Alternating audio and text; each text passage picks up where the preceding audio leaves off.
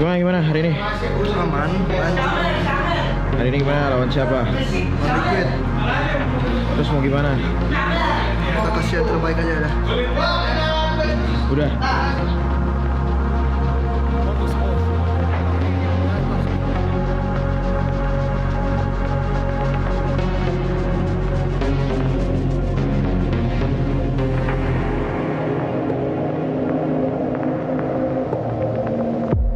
Kita kan harusnya biasa main bareng, ngepres. Masa kita sekarang bisa bikin mistake terus? Gimana kita mau juara kalau kita bikin mistake terus? Strategi dari kita para coach dengerin baik-baik dong. Mungkin menurut gua kalau lagi masa-masa turnamen tuh pasti cukup berat lah. Karena kita semua harus all in lah istilahnya. Karena semua tim tuh ya ada di MPL sangat-sangatlah kuat lah. Semua orang nggak ada yang mau kalah. Terus kita harus perhatiin juga gimana cara mereka buat menangin lawan kita, gimana kita biar mendapatkan kemenangan tuh banyak faktor lah dari hal kecil. Jadi ya kita harus konsisten lah intinya. Terus juga kita sangat-sangat butuh fokus sih. Biasanya gue di jam-jam akhir pertandingan itu gue udah capek banget. Tapi fokus gue nggak boleh turun. Di momen-momen itu gue baru sadar ternyata sepenting itu setup yang udah teruji. Biasanya kalau latihan kita habisin 8 sampai 10 jam sehari. Kalau latihannya udah segitu lama, biasanya device-nya nggak bisa ngimbangin. Kalau delay sedikit aja kita udah pasti bete semua dan bisa kacau gameplay kita.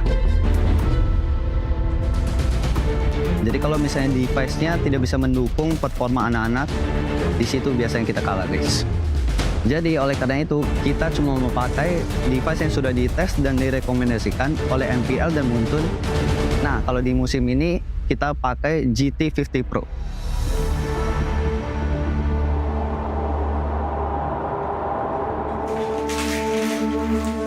Sebelum nentuin official device untuk MPL, kita melewati rangkaian tes selama 1 bulan, dan kita juga mensimulasikan dari turnamen conditions juga. Kita juga melakukan tes game setiap minggunya. Tesnya mencakup several key aspects, mulai dari konsistensi frame rate sendiri, karena kita mau memastikan pada saat turnamen, match-nya bisa berjalan dengan smooth. Lalu ada tingkat stutter untuk melihat adanya gangguan pada saat bermain. Lalu ada penggunaan CPU dan performa thermal untuk memantau kondisi device pada saat game yang sangat panjang. Dan stabilitas device secara keseluruhan saat digunakan terus-menerus. Kemampuan hardware dan software juga dievaluasi untuk memenuhi standar MPL. Salah satu hal yang paling penting sebelum players melakukan turnamen adalah ping test. Di mana ping test itu sendiri kita dilakukan sebanyak 2 fase. Di mana fase pertama itu adalah internal ping test yang dilakukan oleh aku dan timku, dan yang kedua adalah ping test bersama dengan players. Di MPL itu sendiri ada regular season dengan BO3 yang makan waktu 1,5 sampai 2 jam, dan juga pada saat playoff ada BO5 dan BO7.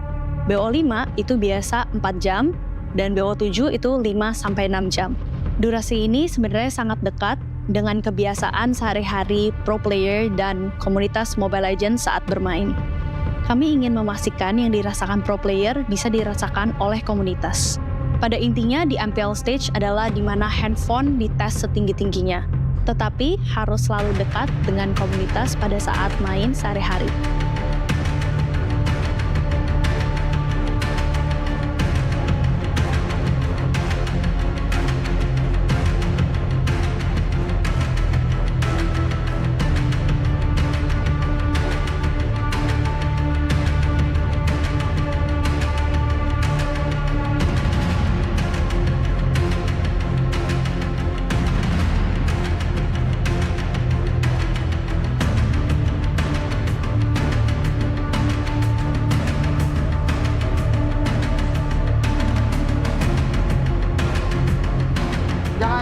Jangan lengah, sama tetap respect. Jangan kayak kasih itulah. Step by step, kita hantam, oke? Yuk. Yuk. 1, 2, 3.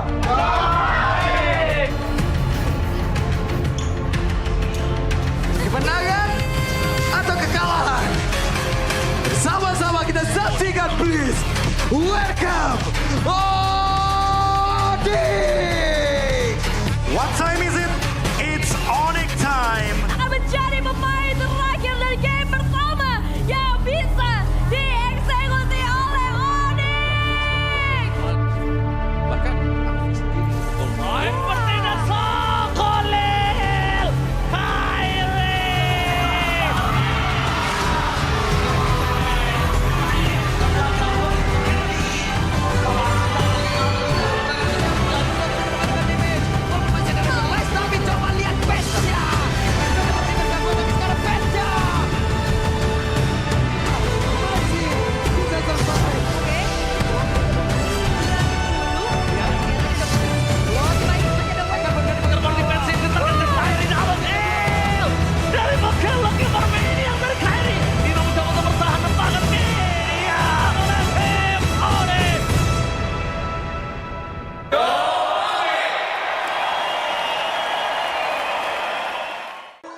di tim yang paling susah itu nyatuin semua di tengah perubahan yang nggak ada habisnya. Kami bukan lemah, kami cuma belum searah. Menang atau kalah itu biasa, tapi ingat satu hal, kita itu keluarga. Waktunya konsisten saling percaya. Sejak kapan Navari jadi CEO? Hah? Lalu diam, Ming. Mending lihat ini. Yang ini murahnya beneran. Bantu kita naik level barengan.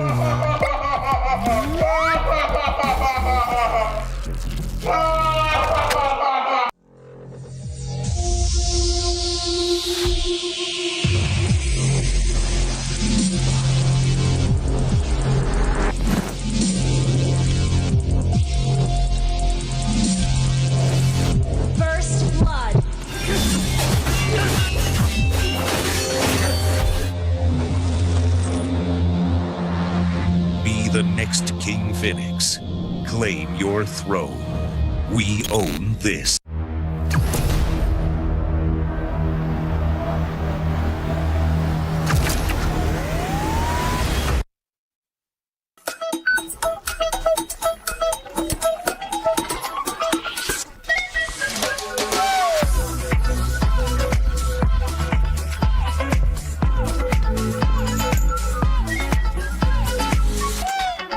Fairy Games. Spend, play, and win.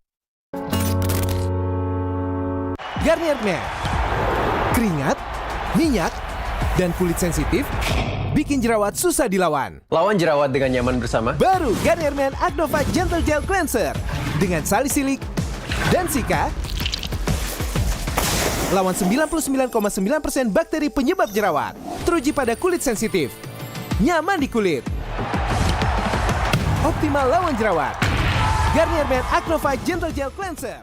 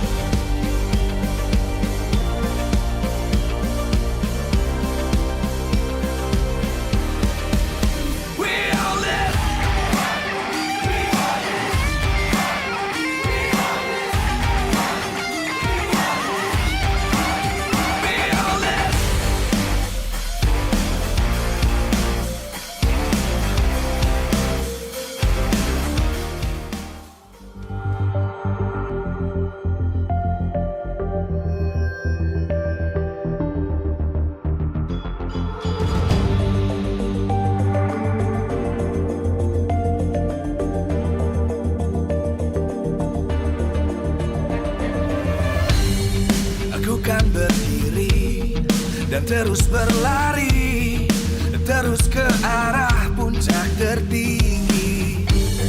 Ku takkan berhenti, hanya sampai di sini. Kemenangan abadi menanti. You know we won't miss if we unite our focus. And if you haven't noticed, we all live. Nyalakan apimu, hadapi semua tantangan, hadang semua serangan, jatuh bukan halangan. Bakar semangatmu, janganlah engkau menyerah.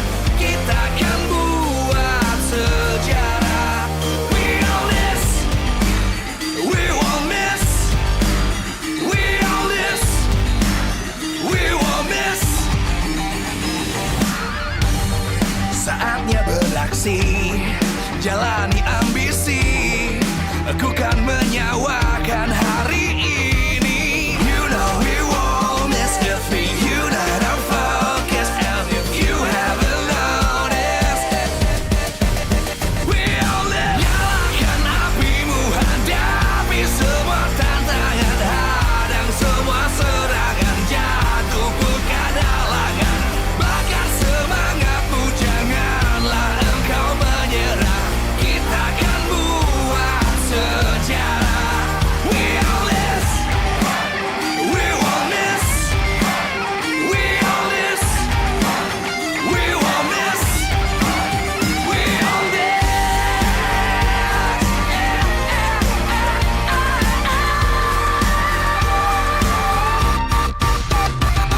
Nyalakan apimu, hadapi semua tantangan, hadang semua serangan, jatuh bukan halangan.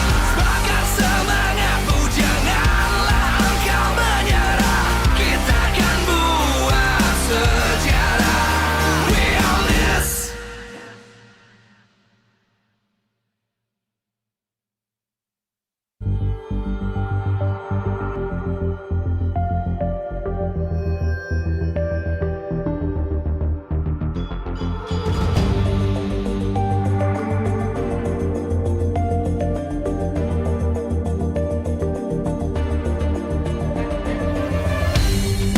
Aku kan berdiri dan terus berlari, terus ke arah puncak tertinggi.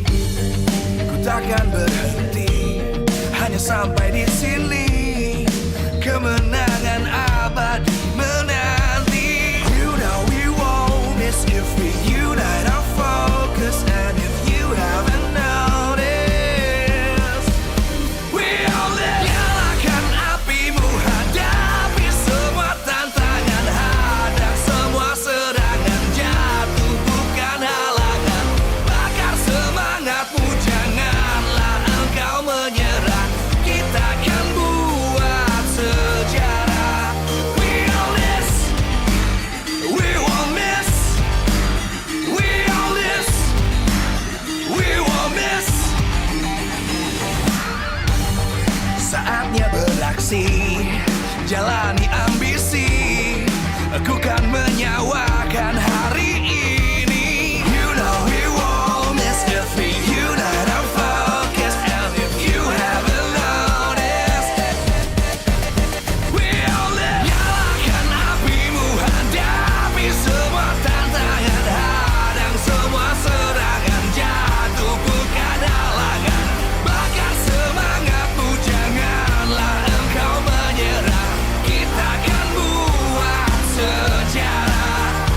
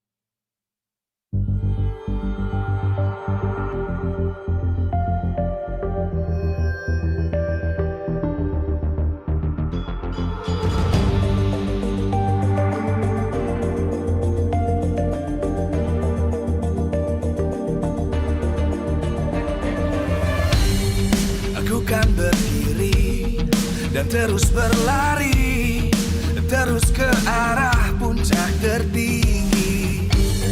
Ku takkan berhenti, hanya sampai di sini. Kemenangan abadi menanti. You know we won't miss if we unite our focus. And if you haven't noticed, we all live. Nyalakan apimu, hadapi semua tantangan, hadang semua serangan, jatuh bukan halangan. Bakar semangatmu, janganlah engkau menyerah. Kita akan buat sejarah. We all this, we won't miss. We all this, we won't miss. Saatnya beraksi, jalani ambisi. Aku kan menyawakan hari ini. You know we won't miss if we unite our focus. And if you haven't noticed, we all live. Nyalakan apimu, hadapi semua tantangan, hadang semua serangan, jatuh bukan halangan. Bakar semangatmu, janganlah engkau menyerah. Kita akan buat sejarah. We all this, we won't miss. We all this, we won't miss. We all this.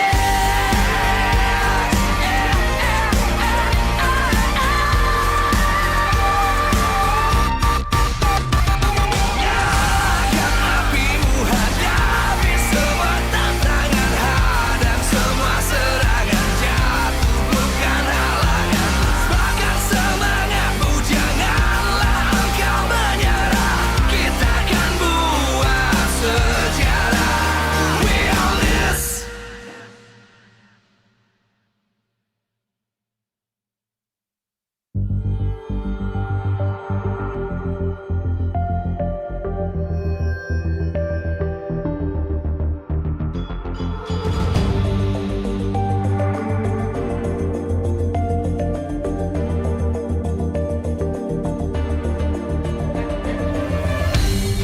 Aku kan berdiri dan terus berlari, terus ke arah puncak tertinggi.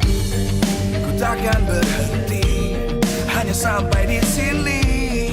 Kemenangan abadi menanti. You know we won't miss if we unite our focus. And if you haven't noticed, we all live. Nyalakan apimu, hadapi semua tantangan, hadang semua serangan, jatuh bukan halangan. Bakar semangatmu, janganlah engkau menyerah. Kita akan buat sejarah. We all this, we won't miss. We all this, we won't miss. Saatnya beraksi, jalani ambisi. Aku kan menyawakan hari ini. You know we won't miss if we unite our focus. And if you haven't noticed, we all live. Nyalakan apimu, hadapi semua tantangan, hadang semua serangan, jatuh bukan halangan. Bakar semangatmu, janganlah engkau menyerah. Kita akan buat sejarah. We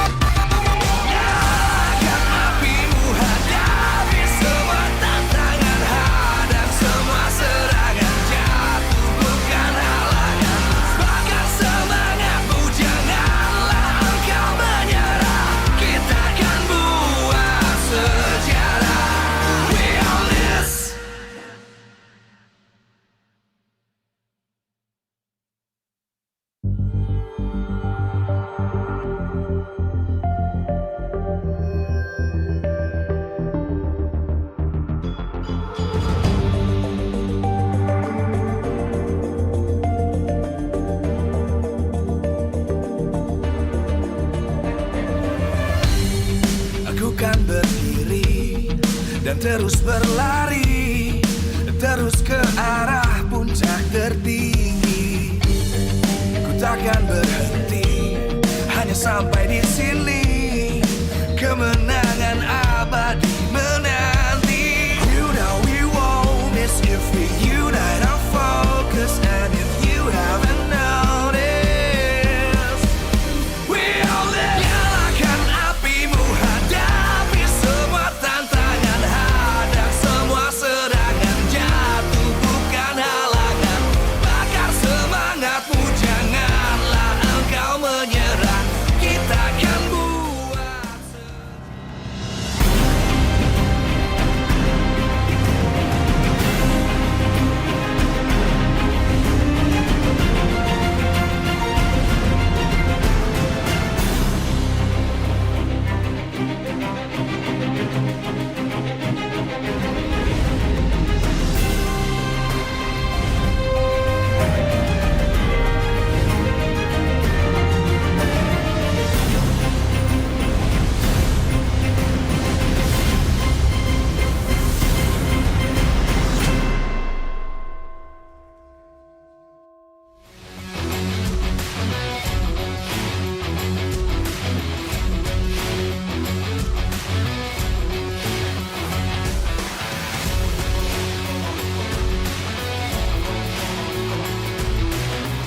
Live from Jakarta International Velodrome, MPL Season 17 Playoffs is powered by Muta.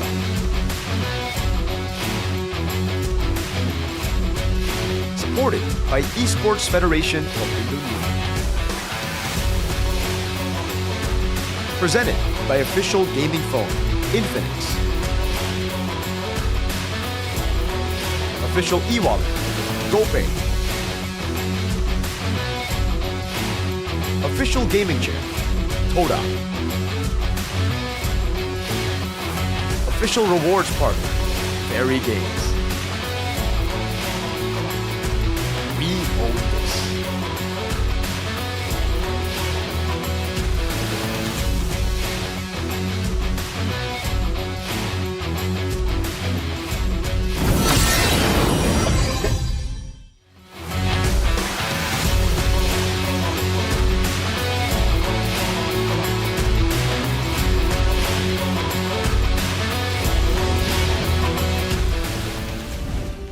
On day one, the MPL Indonesia Season 17 playoff stage heated up immediately. Geek faced Dewa in the opening match, with Geek emerging victorious while Dewa's journey came to an end. The second match featured EVOs against Bigetron by Vitality, and unfortunately for EVOs, their playoff run was cut short as they were eliminated early. As day two began, the upper bracket proved to be no guarantee of a smooth path to the championship. Team Liquid Indonesia was forced down to the lower bracket after falling to Geek. This was followed by a high-stakes clash between ONIC and Bigetron by Vitality. Despite arriving with tremendous momentum, Bigetron by Vitality was brought down by the Sky Kings and sent to the lower bracket. On day three, the tension reached another level. Every match became a do-or-die battle. One small mistake could mean an early exit, and Team Liquid ID saw their campaign come to an end after being defeated by BTR. Meanwhile, in the upper bracket finals, Geek fell to ONIC and was forced down to the lower brackets. And on day four, only 3 teams remained standing. The final ticket to MSC at EWC Paris 2026 was on the line, and the Giant Slayer faced off against the Red Robots in a winner-takes-all showdown. With a dream of Paris at stake, BTR emerged victorious, while Geek's journey came to a heartbreaking end. The reigning kings ONIC have arrived at the Jakarta International Velodrome for the MPL Indonesia Season 17 Grand Finals. And of course, before entering the arena, the ONIC players made their way through the KINGFINIX Festival. A thunderous welcome followed the defending champions as they walked through the crowd, and of course, BTR followed close after. So, before we begin, we're gonna take to this video.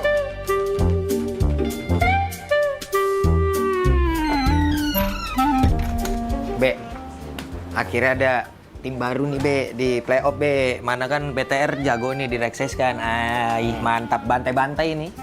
bantai-bantai. Bahaya. Ada keramat. Kenapa? Lu juga lagian masih pagi udah ngimpi aja lu ah. Bukan ngimpi. Pak Pul, ini ONIC udah masuk Grand Final 8 kali. Kalah sekali doang. Itu win rate hampir 100% loh. Iya kan? Ini BTR lagi jago juga sekarang. Itu counter handphone. Apa? Bukan counter ONIC. Counter PH. Iya. Mimpi BTR. aja terus. Apa? Maksudnya kan kita kemarin bilangnya BTR tuh kryptonite-nya ONIC. Buktinya pas playoff kalah juga. Ya. Sama aja endingnya. Moreno 22 kill. 22 kill. 22 kill. Nih, gua kasih fakta ya, biar nggak alergi fakta. Nih, top 1. Oh, Kairi, San, Skelra. Tambah lagi, Lut Picky Boy. Top 1 juga timnya di regular season. Terus apapun yang lu bilang nih, gua counter. Masih nggak percaya kah? Counter. BTR juara. BTR. Nah makanya maksud gue tuh at the end of the day tuh kill tuh nggak begitu penting. Karena kalau kita lagi ngomongin ONIC, itu makronya tuh number 1. Jadi menurut gue endingnya akan sama aja sih.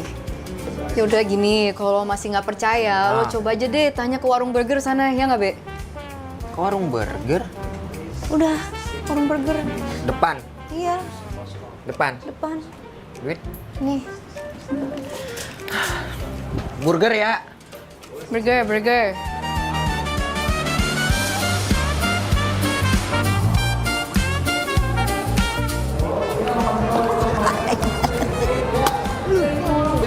Aima, kena nggak tuh ya? Aida, mana kena security lagi.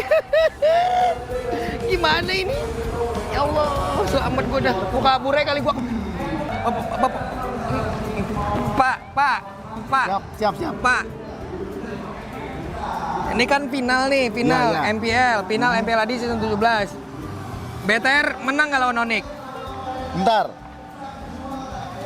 BTR menang nggak lawan ONIC? Bentar. Ini apaan sih Pak? Bentar. Ini BTR menang nggak lawan ONIC? BTR kan? Iya, sebentar.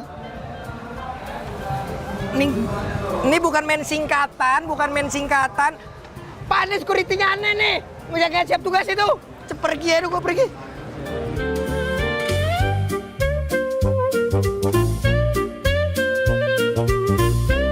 Untung selamat gue dari security tadi, Cok.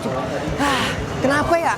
Kenapa setiap orang tidak percaya kalau BTR hari ini bisa menang dan langsung melengsarkan Liga Tani yang udah bikin semua orang pasrah ini.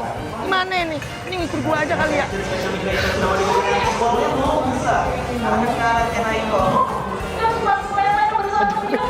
Super fans.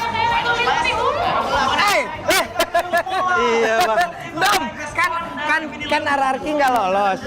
Ada bang, RRQ juara. Hah? Juara apaan RRQ? Super Fans Cup bang. Ini bakal besar kayak MPL. Iya kan ada juga di sini bang, RRQ juara bang. Kan Super Fans MPL dong yang juara MPL. Iya gua mah. Kalau mah nggak lolos playoff pakai segala datang lagi, tapi nggak apa-apa. Datang aja semuanya. Siap. Tapi gua mau nanya sama lu. Oke, nanya apa bang? Gua bisa. BTR fix juara sekarang. Iya. Enggak bang. Enggak apa. Yang bisa ngalahin BTR cuma RRQ bang. Pas season 9. Saya emang nggak bisa lepas dari masa lalu lu ya. Nggak bisa bang. Gua aja nonton itu bang biar bangga. Kenapa BTR nggak bisa ngalahin? Pokoknya RRQ yang bisa ngalahin ONIC bang. Nggak, BTR. Nggak bisa bang. BTR kenapa? Kurang super. Sakit deh. Efeknya gini banget deh. Di area top lane.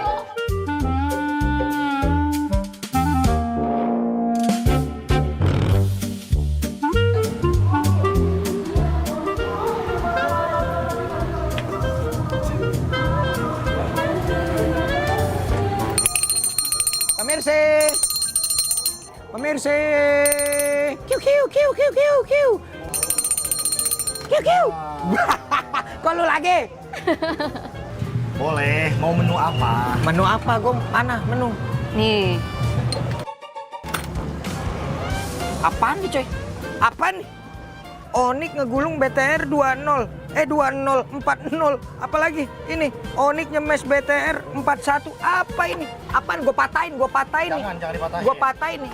Nggak ada ini menu yang BTR juara MPL ID season 17, burger apa kek semuanya gitu. Itu nanti jadi menu viral kalau kejadian. Emang pasti viral. Trust the process, bro. Nggak bisa. Karena ujung-ujungnya, trust us, we will win again. Enggak. Untuk MPL ID season 17 BTR win. Trust the process, koet cair. Ah, capek gue nanya-nanya sama lu pada dah. Mending nih ya, panelis gue kasih kerjaan aja lah. Jadi panelis, kerja lu sekarang. Gawe lu ya. Let's go.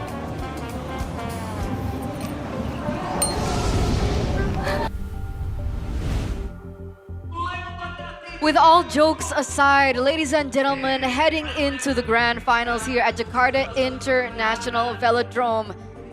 Will today mark the end of ONIC's reign, and will it become the moment the Red Robots rise to etch a new chapter in MPL ID Season 17 history? We'd like to welcome you once again, ladies and gentlemen, to the English broadcast here for the playoffs, the final day of the playoffs, the grand finals of the MPL Indonesia playoffs. Back with me, Eterna, as our guest host, alongside Arashi and Shefin this time around. Welcome, boys. Welcome.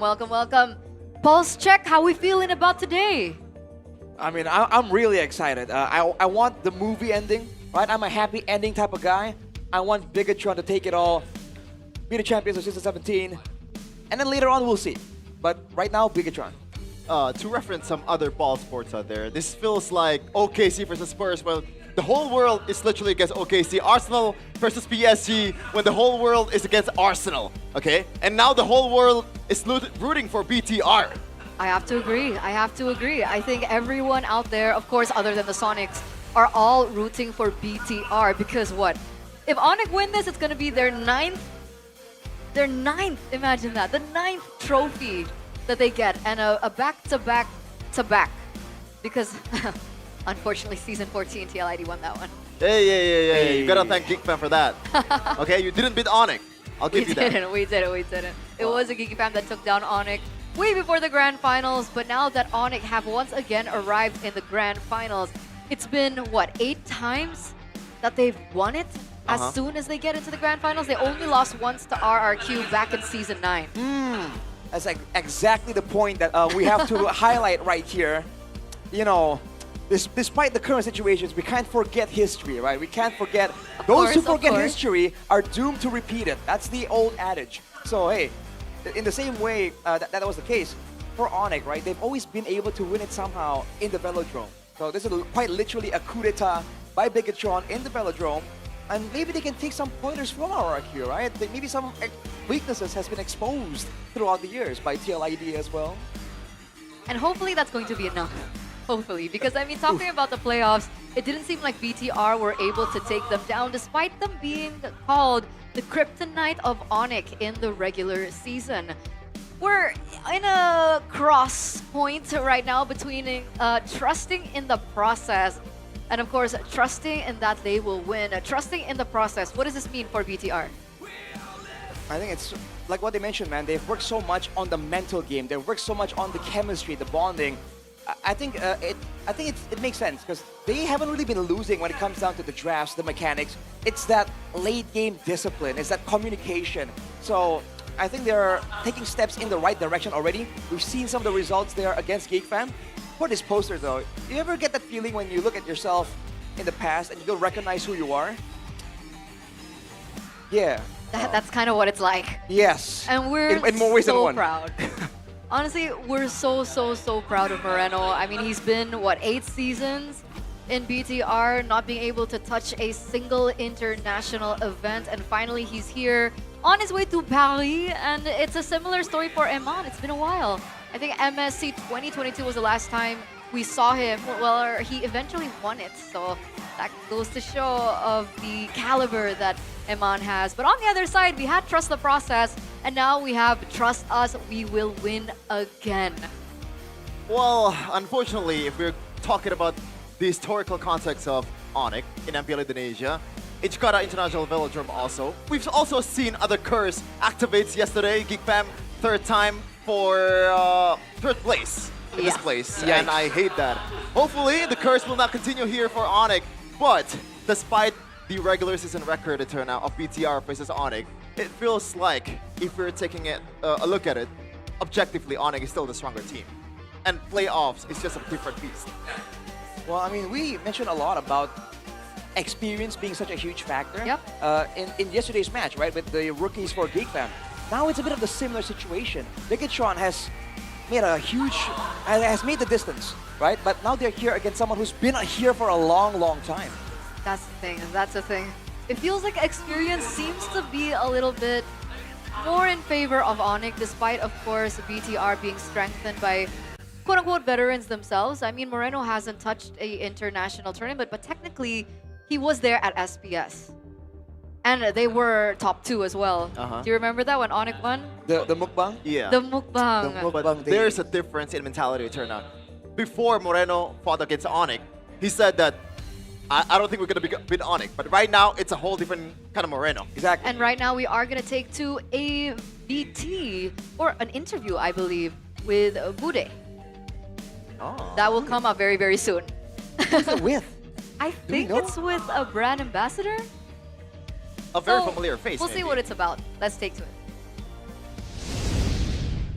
Kita akan segera menyambut season baru, season 41. Menjalankan peran sebagai seasonal ambassador MLBB season 40 kemarin merupakan sebuah kehormatan bagi aku. Selama season 40, aku berkesempatan untuk ikut berbagai campaign dan aktivitas MLBB, seru-seruan bareng teman-teman kreator, melihat langsung antusiasme komunitas di momen-momen besar MLBB, sampai ikut merayakan berbagai update dan konten keren yang hadir sepanjang season ini. Pokoknya season 40 bener-bener seru banget, dan sekarang waktunya aku menyerahkan tugas ini ke ambassador berikutnya. Buat ambassador season 41, selamat ya. Semoga kalian bisa menikmati setiap momennya dan punya perjalanan yang sama serunya seperti yang aku rasakan di season 40. Good luck untuk next season ambassador, dan untuk teman-teman semua, jangan lupa kasih dukungan terbaik kalian. Sampai ketemu di season berikutnya. Halo, gua Kairi, gua seasonal ambassador buat MLBB season 40. I feel lucky karena gua udah pro player dan bisa kepilih jadi seasonal ambassador, dan gua bisa share my knowledge to the community. Sejak gua jadi seasonal ambassador, gua ngerasa lebih dekat sama community. Buat the new seasonal ambassador, dari gua semangat dan ini bakal seru banget. Tips gua buat yang jadi next seasonal ambassador mungkin lebih mature aja karena lu di look up sama banyak orang. Oke guys, videonya itu aja, dan buat next seasonal ambassador, good luck, semangat dan have fun. Bye bye.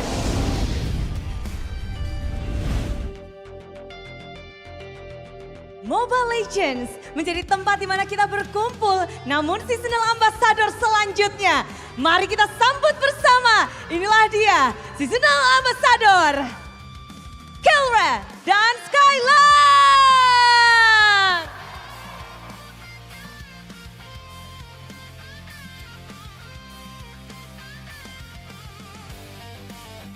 Penyerahan telah dilakukan langsung, dan surprise, dua gold laner legenda dan gold lane standar pun hadir di sini.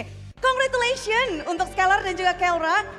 Gimana Skylar menjadi the next seasonal ambassador, diserahkan langsung tadi? Lah, karena gue baru pertama kali juga kan jadi brand ambassador di season ini juga. Senang pastinya. But how about you Kelra? Congratulations. Sebenarnya gue kaget banget tadi, soalnya baru dikasih tahu gue tadi. Gue senang banget. Wah, surprise dari Kairi ternyata ya. Jadi dari Just No Limit dan juga Kairi langsung menyerahkan kepada Skylar dan juga Kelra. Tapi menjadi seasonal ambassador, apa sih yang kira-kira mungkin Kelra harapkan? What is your wish? Semoga kalian semua bisa mau joget sama gue. Berjoget bersama Kelra the Dancing Machine. Dan mabar sama gua and Skylar. Semuanya bisa mabar sama kita. Yeay. Kita main di live stream. Woohoo. Bakal rame banget nih, Land of Dawn akan bergoyang. Tapi gimana dengan Skylar? Yang pertama udah pasti sama kayak Kelra lah. Kemungkinannya kita bisa mabar di live stream bareng, atau nggak bisa mabar juga offline bareng lah sama Kelra gitu. Oke, rame-rame bareng deh. Semuanya akan berteman atau jadi lawan nih? Bisa dua-duanya. Tapi in this season you become the ambassador. Is there any message you want to say? Terima kasih buat udah yang voting gua. Terima kasih buat Monton for this opportunity and masih semuanya. Oke. Senang banget. Makasih. Makasih banyak banget. Tapi Kelra, you have something after this, the grand final. You remember? Best of 7? Yes, Bude. Are you ready? Ready! Ready! Oke, silahkan you can be prepared for your grand final. Thank you. We release you. Tapi Skylar di sini sendirian. Goodbye Kelra. Kasih tepuk tangan untuk Kelra. The Gold Lane Standard yang begitu aktif, periang dan tentu saja sekarang kita akan menghabiskan waktu bersama Skylar. Skylar menjadi seasonal ambassador di season teranyar. Bakal ada apa sih di season ini? Mungkin di season ini bakal ada hero baru, Hirara, Assassin, dan beberapa equipment adjustment dari jungle. Dan yang ketiga mungkin ada perubahan roamer dire hit. Sama yang terakhir bakal ada skin-skin kayak Kimi lah, kolektor dan mungkin ada banyak skin seru lah. Udah di spill sama Skylar, season ini kayaknya bakal dar-der-dor banget. Tapi kalau dari Skylar sini mungkin ada yang mau disampaikan sebagai seasonal ambassador nih untuk kata-kata penutupan dari Skylar. Thank you buat semua yang udah support gua sampai saat ini. Gua nggak expect juga lah gua bisa dapat brand ambassador season 41 ya. Kemungkinan ya season depan ya kita bakal perang lah di Land of Dawn. Nanti kalian bisa mabar gua sama Kekelra lagi. Mabar, tapi bagaimana untuk grand final ini?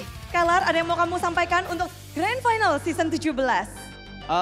Yang pertama udah pasti coaching staff dari ONIC ya, semangat buat cewek, Coach Chef sama Mr. Pedi dan Bang Fatur juga. Sama player juga ya, anak-anak tetap semangat, fokus ya, jangan lupa ya auranya. Aura. Ya. Best of 7 bakal dihabiskan kah 7 game Skylar? Kayaknya 4-1. 4-1. Onik. Tapi bersama-sama semuanya beri tepuk tangan untuk Skylar, the ambassador, seasonal ambassador. Thank you Skylar. Tentu saja begitu meriah, entah di dalam game bersama dengan seasonal ambassador teranyar kita. Mereka meneruskan jalan dari Just No Limit dan juga Kairi. Kita akan sambut bersama-sama mereka di season terbaru bersama Skylar dan juga Kelra.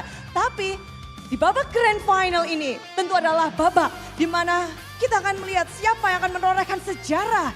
ONIC dan Bigetron akan bertemu kembali. Tapi sebelum itu, sebelum kita menyaksikan bagaimana pertarungan epic ini, izinkan Bude memanggil satu sosok yang tentu saja akan mengisi tempat panggung ini. Kita akan undang Ibu Irene Umar selaku Wakil Menteri Ekonomi Kreatif untuk naik ke atas panggung untuk bisa bersama kami semua di sini. Ibu Irene, dipersilahkan.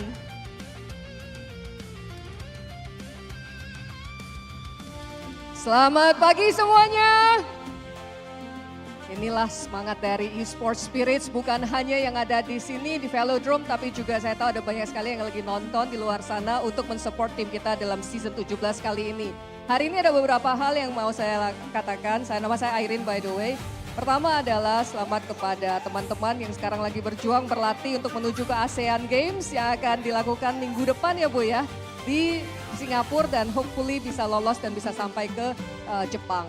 Dan lalu teman-teman pasti ngelihat jaket saya ini jaket apa sih, dan banyak banget teman-teman yang sudah memakai.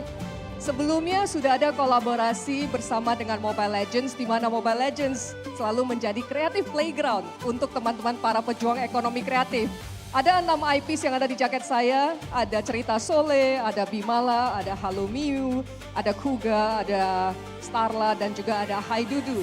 Namun beberapa waktu yang lalu baru saja diumumkan ada juga kolaborasi bernama satu IP yang namanya adalah Suga. Mari kita nyambut, hai Suga. Suga merupakan ikon resmi dari MPL Indonesia. Nah, itulah Suga, dan hari ini juga kita semua berada di sini untuk Grand Finals. Kenapa? Karena di Esports World Championship ada 2 tim dari Indonesia yang akan mewakili Indonesia dan hari ini mereka berkompet di dalam stage ini. Untuk itu kita juga ingin melakukan penyerahan jaket timnas kepada teman-teman yang akan bertanding di Esports World Championship di tahun ini. Siapakah mereka? Langsung saja perwakilan dari Bigetron by Vitality dan juga tim ONIC. Mereka akan secara simbolik diserahkan jaket yang begitu keren kolaborasi dari Indonesia. Banyak sekali tentunya harapan besar bahwa ini akan menjadi simbol persatuan, simbol untuk perjuangan mereka nantinya di IWC Paris. Dan ini bukan saja hanya dengan Suga tapi juga dengan Todak yang representatif sudah dari sini. Terima kasih banget kepada Mobile Legends Indonesia dan terima kasih juga to you guys. All the best. Let's win this ya. Thank you. Itulah dia penyerahan yang begitu simbolik dan kita juga tahu doa harapan. Langsung saja sesaat lagi kita akan saksikan perjuangan mereka untuk merebut the new KINGFINIX untuk MPL Indonesia Season 17.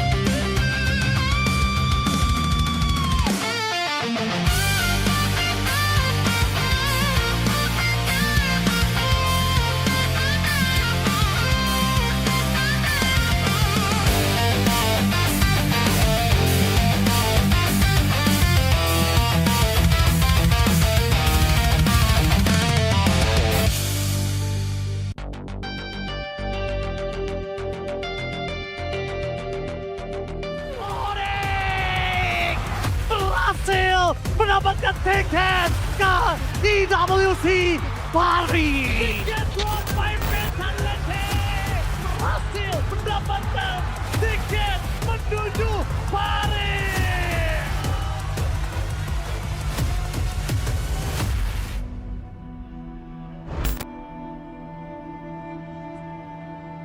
Tebak, kira-kira siapa yang bakal juara MPL kali ini? Serius lo nanya begitu? Siapa tahu ada kejutan. Bentar. Jawaban itu sama kayak sebelumnya. Lu lihat dari hasil, dari konsistensi. Kita semua tahu lah hasilnya kemana. Liga Tani. Yang bikin capek itu bukan MPL-nya. Internasional yang bikin capek. Iya, ujung-ujungnya PH juga yang angkat. Kembali menjadi region nomor 1 tim Liquid Filipina. Membawa pulang piala MSC ke region Filipina. Iya, bukan karena kita nggak percaya diri. Cuman karena kita selalu berharap, tapi setiap kali mereka nyentuh garis akhir, mereka selalu berhenti sebelum finish. Makanya sekarang semua kritikan rasanya valid. Mau lu nyalahin mental, mau nyalahin draft, atau adaptasi, kita semua tuh ada contohnya. Karena hasil akhirnya bakal sama. Tewok kandang.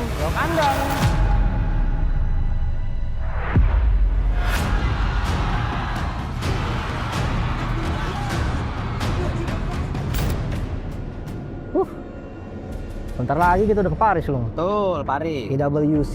Yoi. Panggungnya lebih gede, tekanannya lebih gede. Ya tapi motivasinya juga nih buat tim yang wakilin. Motivasi gede dong, prize pool, IWC juara deh kan, prize pool digabungin duit banyak, cuman mohon maaf nih Lin, bukannya gua ragu ya, belum yakin aja. Mana nasionalisme Indo Pride-nya mana? Enggak, bukan masalah. Gue Indo Pride ya. Gue Indo Pride paling depan, gue Indo Pride. Cuman sebelumnya nih kalau kita lihat ke belakang ya, kita pernah datang dengan pemain terbaik. Kita pernah datang dengan narasi apapun yang kita gaungkan. Rotasi dicoba, adaptasi dicoba, apapun itu kita coba. Hasilnya apa, Lin? Masih belum cukup. Iya sih. Cuman sekarang gue rasa beda loh. Di season ini tuh timnya kuat.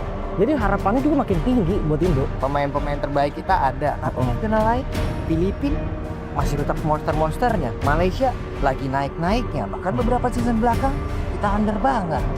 Gue bukannya ragu. Gue bukannya terinopet. Gue mencoba realistis.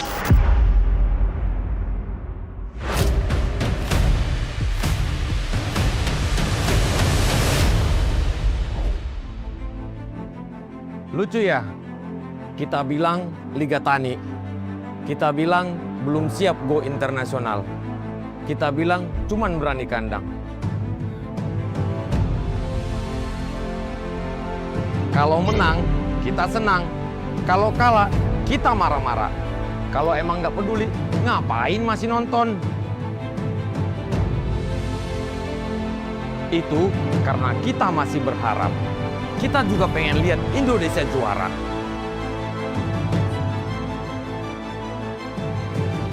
Dan ketika mereka berangkat ke MSC X EWC, kita dukung lagi. Woi, sini kalian semua! Masih percaya nggak kita juara? Percaya! Siap nggak dukung mereka? Ayo kita buktikan!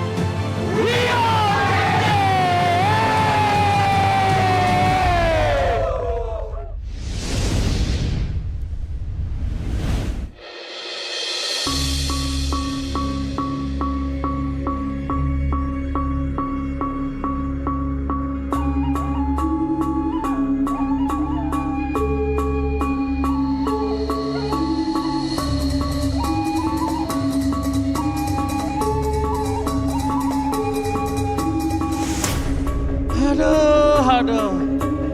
Kenapa gue harus narasi-narasi kayak gini lagi? Ekspektasi yang tinggi, tapi kemungkinan bisa kandas lagi. Kali. Tapi ya mau gimana lagi? Tiap musim, mimpi kita tuh semua sama. Pengen kan juara internasional lagi? Ya juara.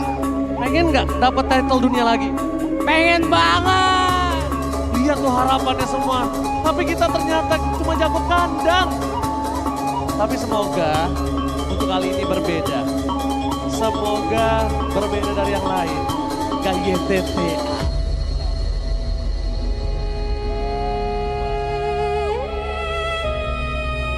Berapa kali lagi kisah ini harus terulang? Harapan dibangun setinggi langit. Hanya untuk runtuh di panggung dunia. Musim demi musim, kita datang membawa mimpi, hanya untuk pulang dengan tangan kosong. Api yang dulu berkobar, perlahan semangat redup, melihat region lain semakin kuat dan jumawa. Katakan padaku, masihkah kita bisa percaya mereka bisa ditumbangkan? Memang benar, sejarah tidak selalu menyenangkan diungkit. Realita kadang sekali masih sangat pahit. Tapi itulah alasan untuk terus berjuang. Berjuang untuk mencari dua wakil terbaik Indonesia.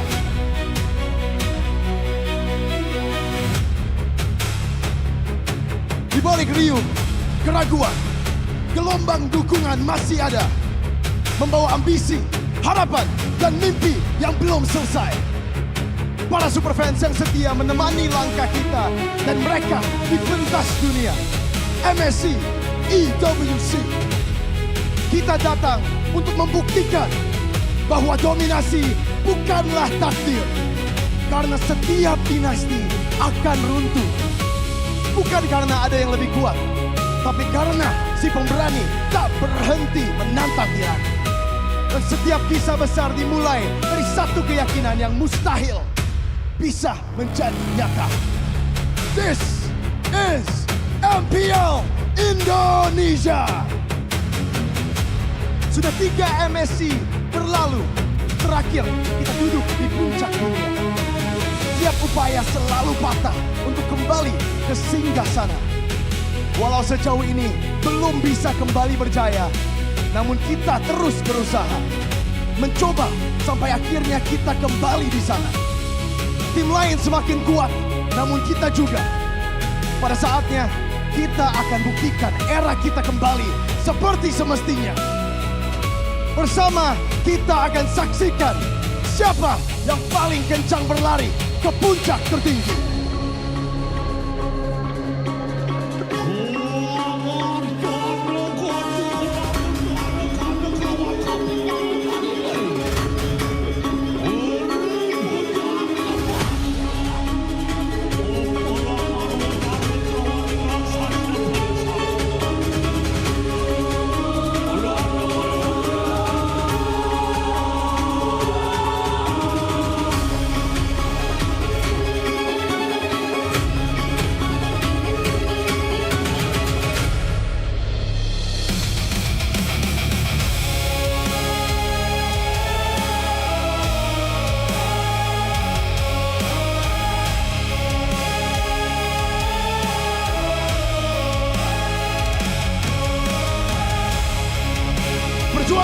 tak berhenti di sini.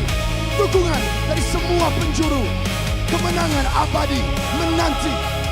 Mari kita sambut kedua grand finalist kita, ONIC and Bigetron by Vitality.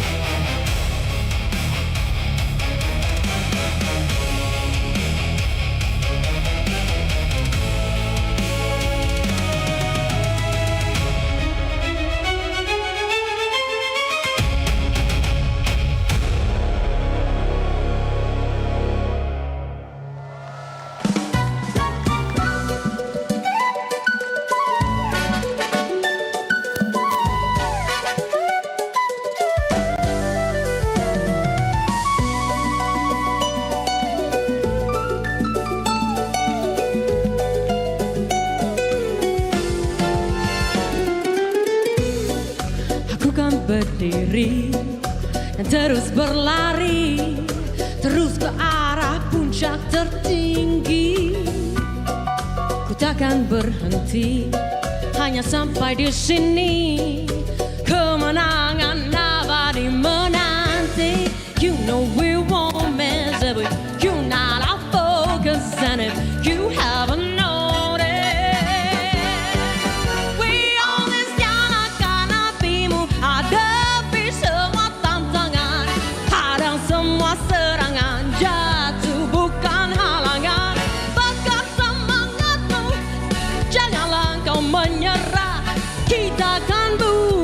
sejarah. We own that.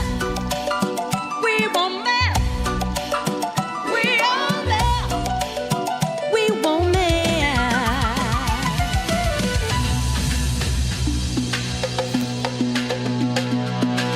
Mengalun perlahan bagaikan dentuman bassline. Merekalah para pemantik kekacauan di Land of Down. Shogun dilawan. Astaga Lutfi.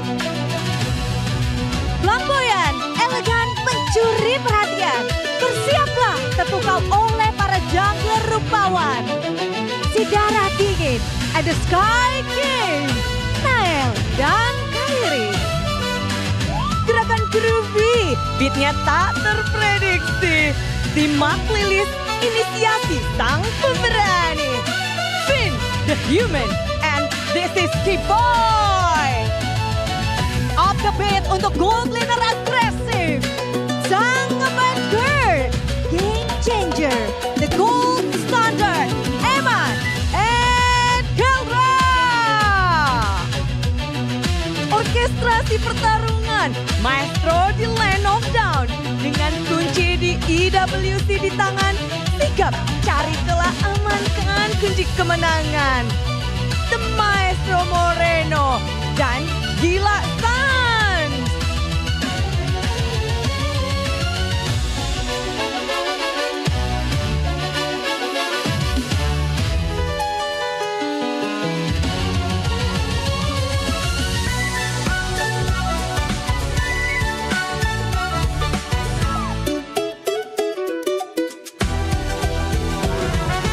You know we won't miss it, but you not our focus, and if you haven't noticed, we always nyalakan apimu. Hadapi semua tantangan, hadang semua serangan, jatuh bukan halangan. Bakar semangatmu, jangan engkau menyerah. Kita akan buat sejarah.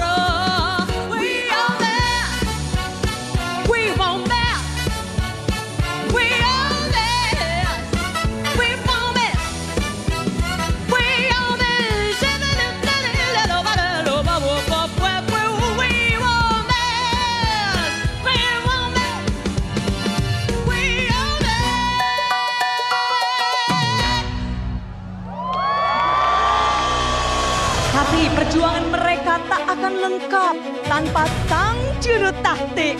Dengan lembar-lembar catatan pelajaran dari kegagalan. Kini mereka sudah siapkan skema untuk kemenangan. Dan Skylar sebagai the next level MLBB Seasonal Ambassador membawa Immortal Cup sebagai simbol perjalanan kedua tim. Di setiap kejayaan ada pengorbanan. Kemenangan harus direbut, mimpi harus dieksekusi. Dan kita semua hadir di sini menjadi saksi dan support sistem terdepan untuk kedua tim. Para super fans di rumah, para restreamer, talent, termasuk coach dan rival-rival yang sudah ditaklukkan sebelumnya menaruh harapan agar kita bisa kembali sejajar dan bersaing menjadi yang terbaik. Sudah terlalu panjang perjalanan kita, sudah terlalu keras kita berusaha. Doa dan dukungan menyertai. Kali ini peluang tak akan terlewati. We own this and we won't miss.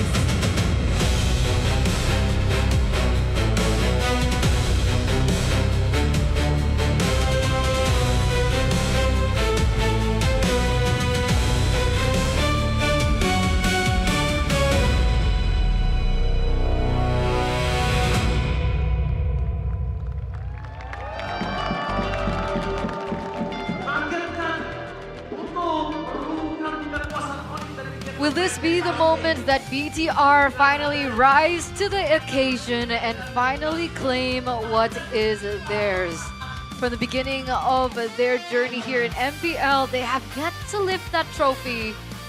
And I'm wondering, could this be the time, the place, despite this venue seeming to always be yellow? Man, that's been the case time and time again. And it's funny how the storyline has been so stagnant, right? You keep knocking them up, you keep lighting them up, and ONIC keeps knocking them down every time it gets to the grand finals.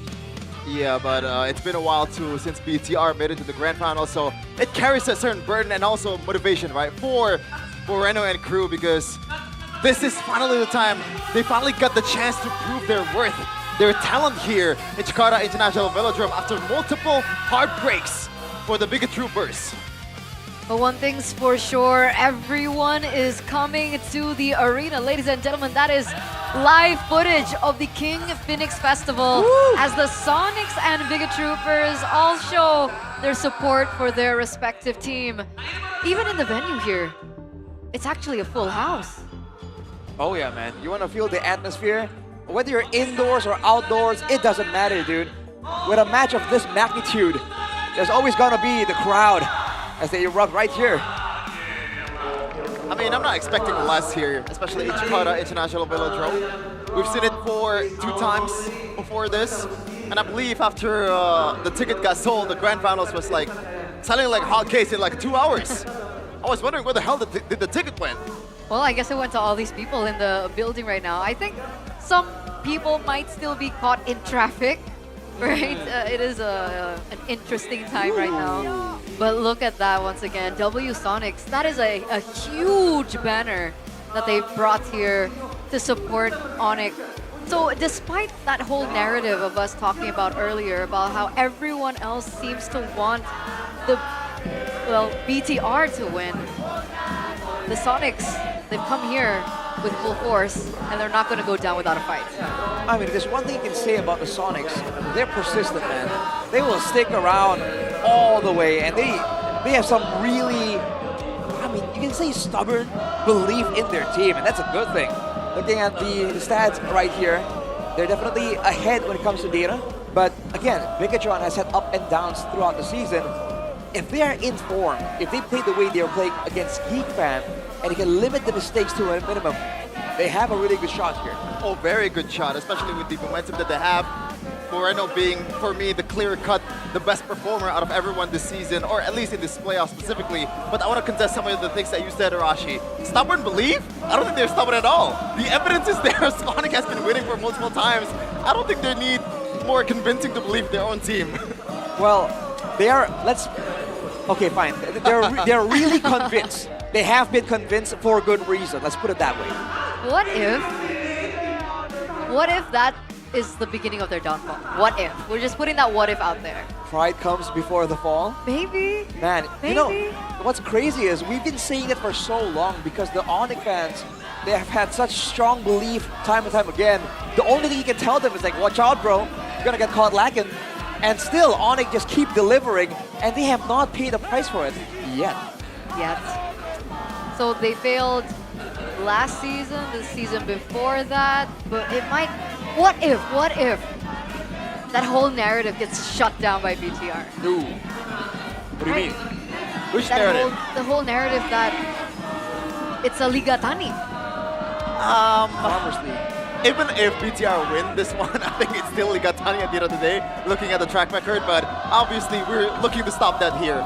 BTR definitely does not want the tyranny to continue, and in terms of talent, I don't think there's any excuse for them to not finish second in the regular season, but it doesn't matter at all, right? Lionel coming in into the season actually said that the objective is obviously not the regular season. We know that we are very strong in the regular season. We're looking to change it in the postseason. There were some roller coaster kind of ride before the playoffs, but now that they're here, I feel like they've got enough experimenting to do. They've got enough team building and also convincing that they can actually do it against the mighty ONIC. Okay, and it's going to start with the spearheads of both teams. Obviously, we have Kyrie on one side and Nile on the other. We heard what Nile was able to say yesterday after that victory against Geek. The fact that if he wins here, and the victory that he was able to get yesterday was, of course, a tribute to his late brother. Now, if we're looking at that storyline and we're looking at his development through the seasons, do you think at this point he has what it takes to go head-to-head against Kyrie? I think mechanically and hero pool-wise, the basics, the textbook things, he's always been up there when it comes to being a jungler. It's that mental game, it's that consistency. And so far, considering that it's been a while since Nile showed up here and exploded onto the scene as a rookie, I feel like his experience should be enough at least to put up a really good fight against Kyrie. Okay, so you're saying skill level, not there yet. Is that what you're saying? I feel like skill level has been like inconsistent in a way? Inconsistent. A lot of times we said that his highs are higher, but his lows are lower. Okay. So with experience, it should flatten out just a little bit. And that's the question. Is the average going to still be higher than Kyrie? And is that going to be enough for them to really pose a threat? Because again, like Sherman mentioned, the belief, the name is such a big factor here, right?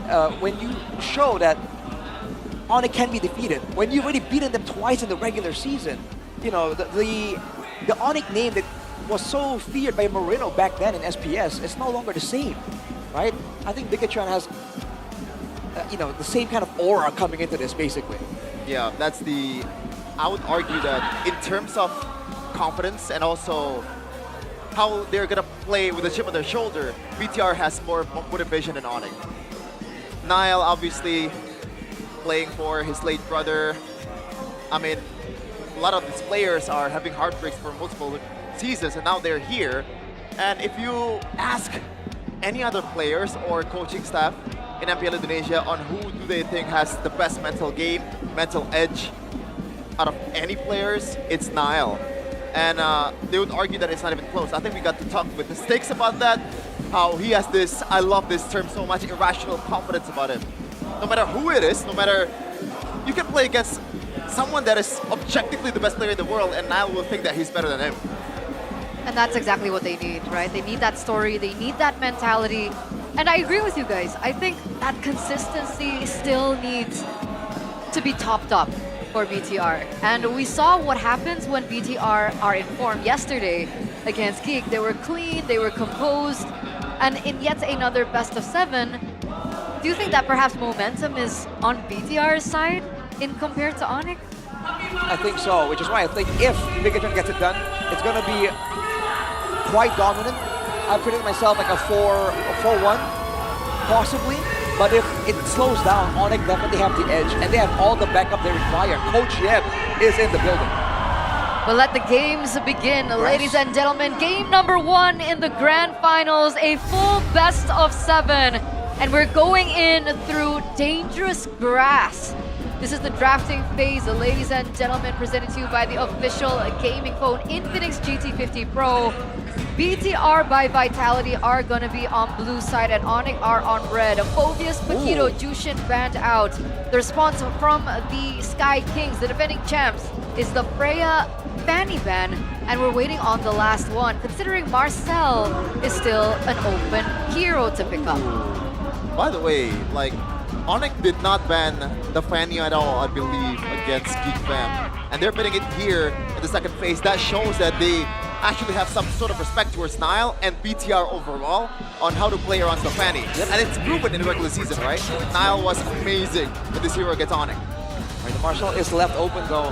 Going to be a Baksha ban from ONIC to slow down the potential early tempo approach that Nile likes to do on that utility jungle. That's one of the advantages they used before, using the Baksha so that Moreno can go for damage items and not go for the glowing wand. Marshall indeed gets picked up. What's the answer here for ONIC, and what are we... Look, what character is this? Robbie! Smurf?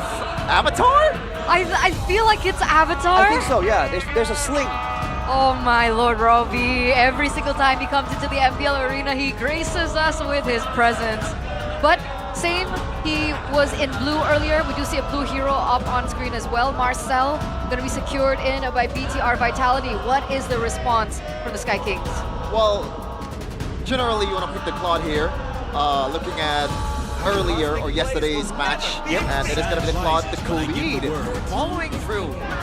Interesting, and going by the track record of Arashi, Keyboard has been more than amazing on this hero. Whether it's used aggressively or for appeal, which doesn't really make sense if you're a Khalid too, he can do it all.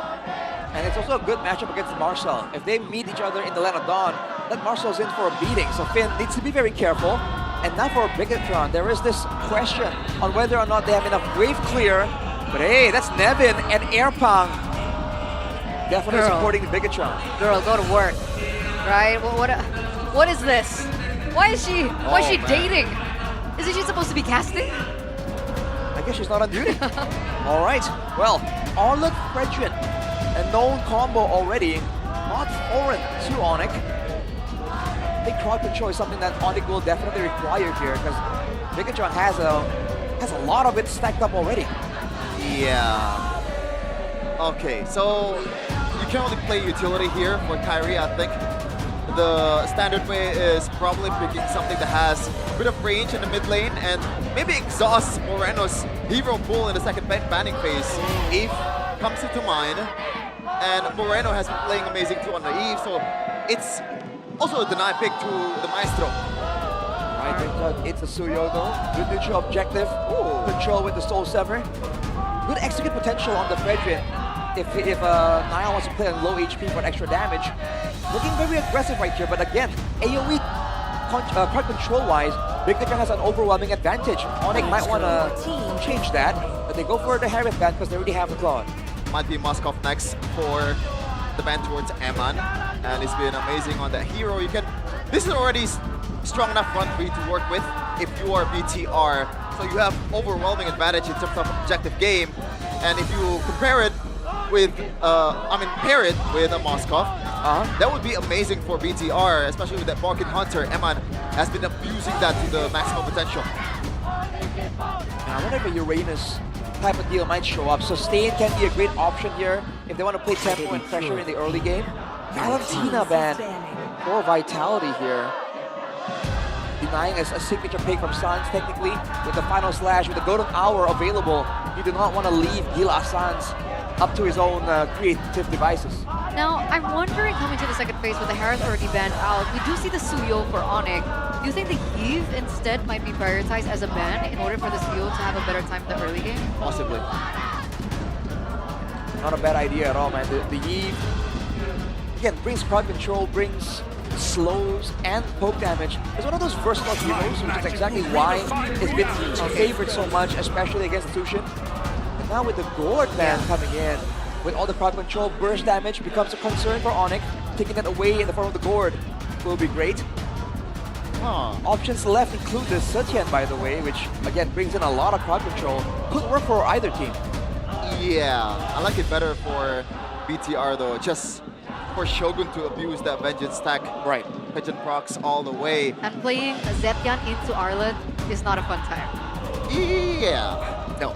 But I'm surprised with the Gord ban though, because if you look at it, Eve and also Gord is right around in the same area.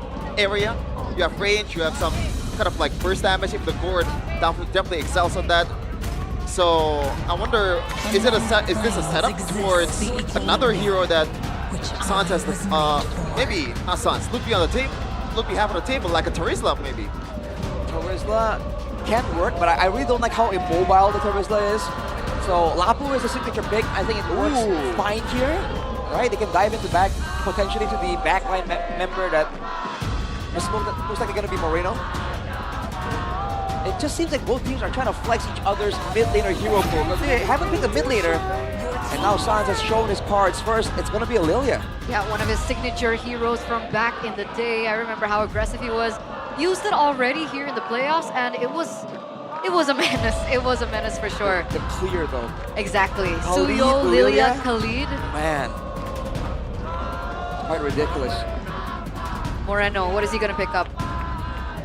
Did he go for Selena, do you think? Against a Khalid that has a bit of a, maybe more tempo. I mean, you mentioned the Zetian earlier. It still could be the Zetian. I think Zetian would make very much more sense here. And also Moscow for Iman. That was good, I think. Oh, it's a Farsa! Oh, no. Juked us. Again, with all the utility already there, having the Kimi to follow up and have an extra bit of front to back potential, now it's on ONIC to try and find ways to get to the back line. But again, that Lapu is available. I think if you're trying to deny the Moskov, the Kimi, not a bad pick at all. Yeah. What if they go Yuzong? Does Yuzong lose it's against either Arlen? of those two, I think. Yeah. Especially if you're thinking about the Arlen matchup, Exactly. Yuzhong fares better on that one. But Then Yuzong can go straight into the back line?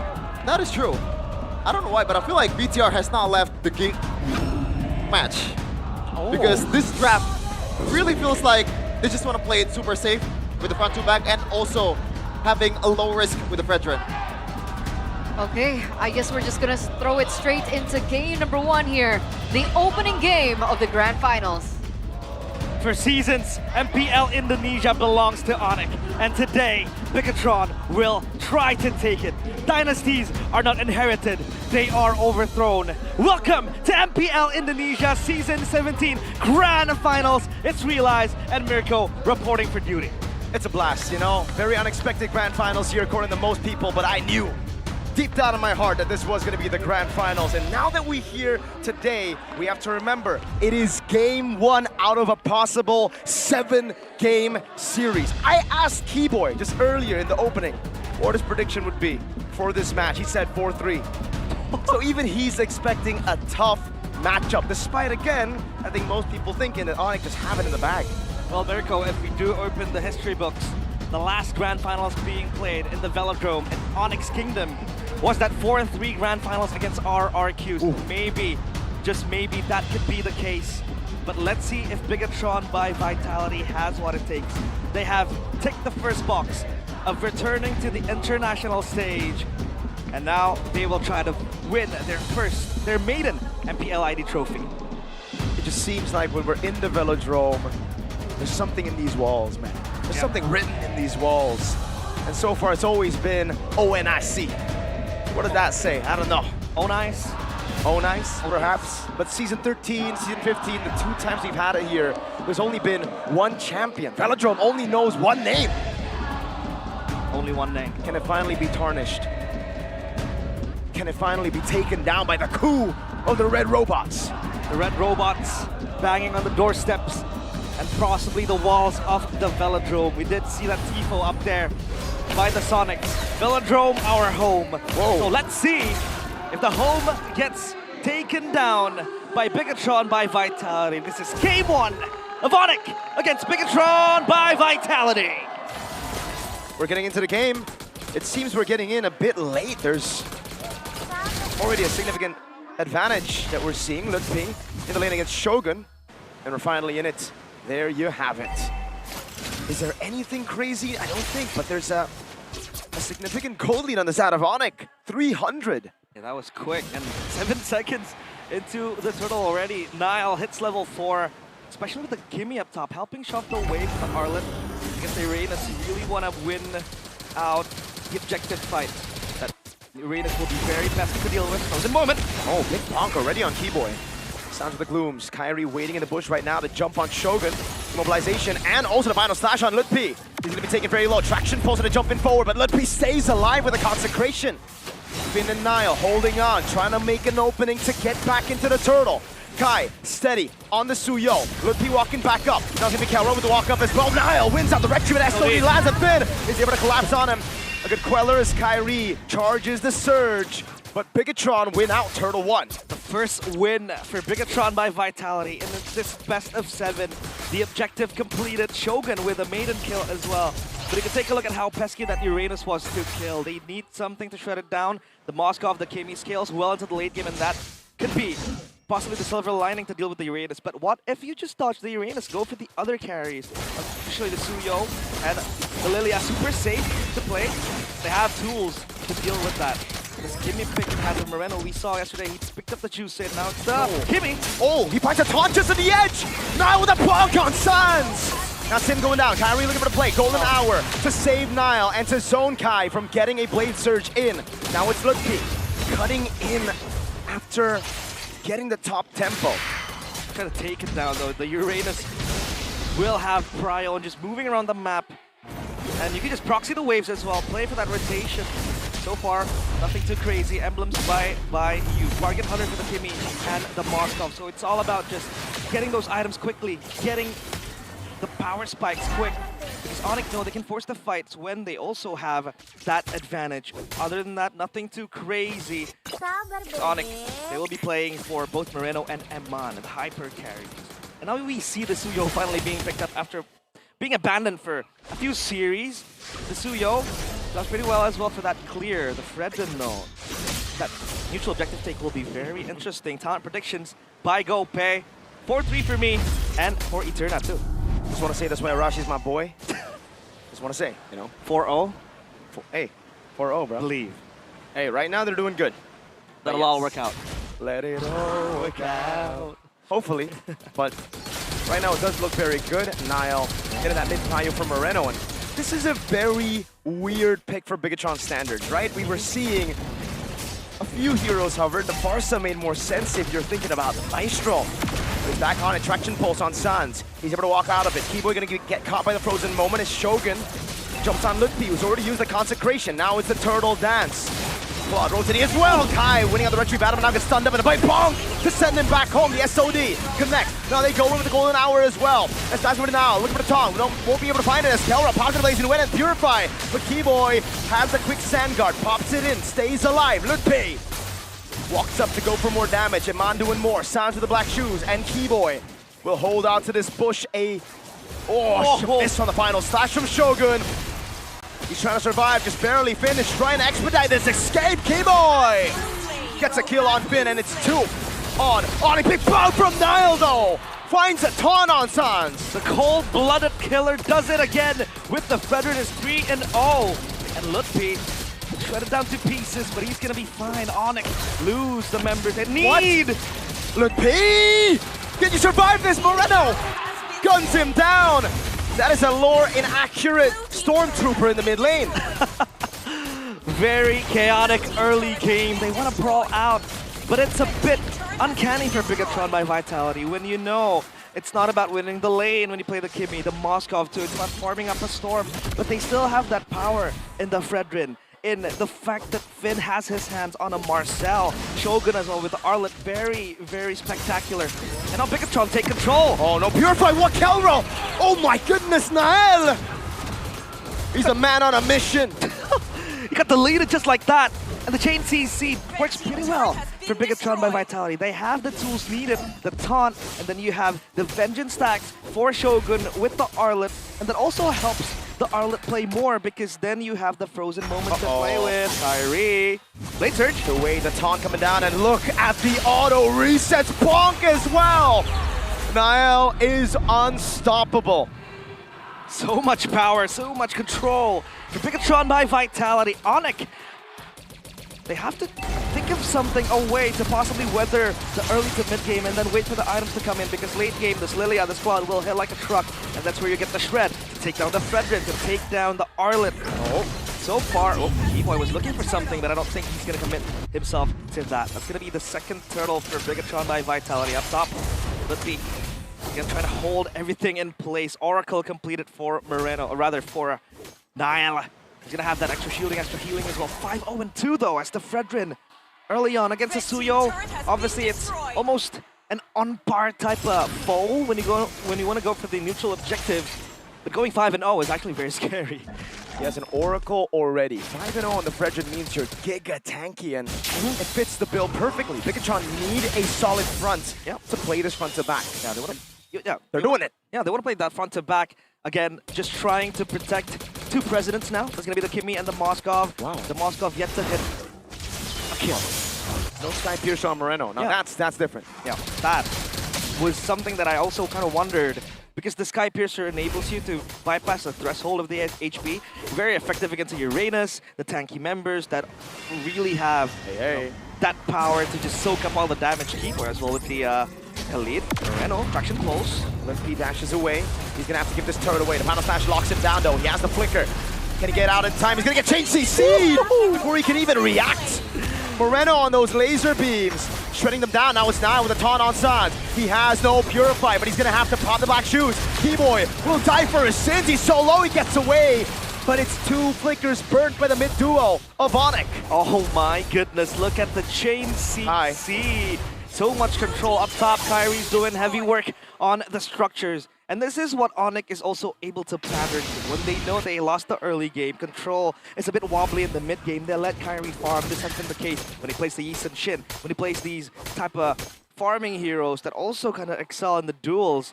But this time around, 0-2 as a Suyo. He goes for the Hunter Strike, going next on the War Axe completed too. At least he has that sustainability in the War Axe, and the Hunter Strike kind of helps that as well. But let's see if he's able to bypass Bigetron, because look at how tanky Niall is. Who really kills him at this stage of the game? Maybe if you talk about it 10 minutes from now, 5 minutes from now, they have the power. But as of now, Niall is going to be unstoppable, especially in the Lord take. This is why you don't give Finn to Marcel. He's just being an absolute menace as Niall picks up a kill for free. A monster kill for the cold-blooded jungler. Bigetron going to go for the chase. Immobilization lands on Litpi, but they know what they want. Sights on the Lord. Swift Trinity achieved that 9 minutes for Iman. Wow.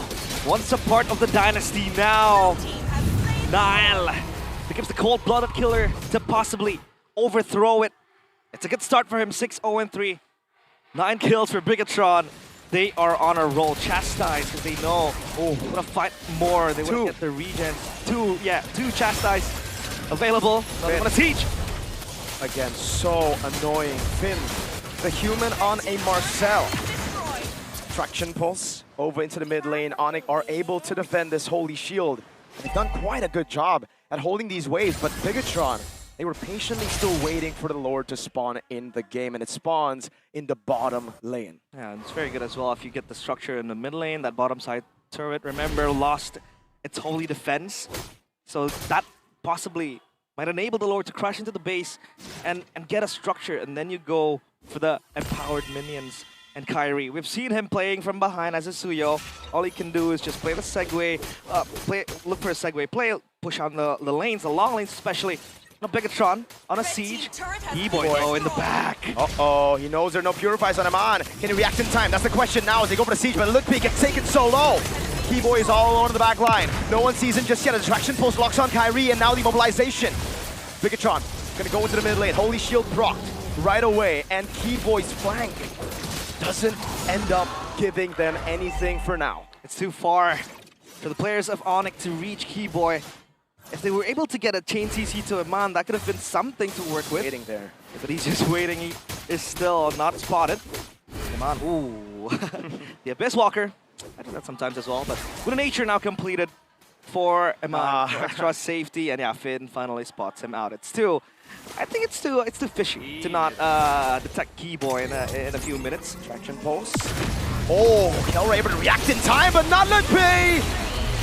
He gets caught. That's a Uranus. That is the tankiest member on the team, melted like he's nothing. Yep. like hot knives through butter. And now ONIC, all they can do is just wait in the base, turtle up, and possibly try to clear the waves. I mean, Lilia is one of the best heroes you can have when you want to do that high ground defense. Golden hour. Oh, catches Sans right in it. Now he's going to be waiting for the timing right now as he jumps in, and he finds it. Perfect. Godlike is Anile. A man on a mission to show, perhaps, that he might be the best in Indonesia right now. Kyrie with the Keller, over to the wave. Now final slash from Shogun. Kyrie locked down by Nile. Big Bong sends him home. It's Nile, legendary. It's Moreno the Maestro on a double. And it's Bigetron who claims game 1 in the grand final. They storm the gates of the Velodrome, and that is one door barged down. Bigetron by Vitality, leaving ONIC speechless in game 1. ONIC unable to move, unable to play the game. A statement game, a good start. And is this the sign of things for Bigetron by Vitality? They're heated, they're warmed up. Might be a case of ONIC. They had a whole day off. They need to warm up back again as they make their way on stage. Last time they played was 2 days ago in the upper bracket finals. Bigetron though, they have to go through that grueling lower bracket. Yes, they might be tired, but it's a double-edged sword. It might be that extra boost in morale, in confidence. And we talk about the match fitness too. They're warmed up. They played a game yesterday. Beautiful ending as well against GeekFan. And that gameplay might stick for them, at least carrying it into today. But ONIC, man, that is not the ONIC we know. But because of how clean Bigetron by Vitality played that game, the Fredrin, Nael, 6 kills, and the way they layered the CC in every single team fight, this Lilia becomes so invaluable because you know you want to pop the black shoes to be able to escape the ordeals, but look at the way they ration the CC, the taunt, the vengeance reset, and then you have a frozen moment, traction pulse, everything. Heavy CC comp for Bigetron, and they do it perfectly. I'll be honest with you, the moment I saw the Marcel get left open, I told the boys right in front of the stage is GG. You don't give in to human Marcel, brother. Yep. Might as well change his name to Marcel the Human, but we already have that guy. We already have Marcel. We do. Different lane, different team too. Bigetron, beautiful start. Let's see if ONIC can answer. But for now, panelists, please break the game down for us.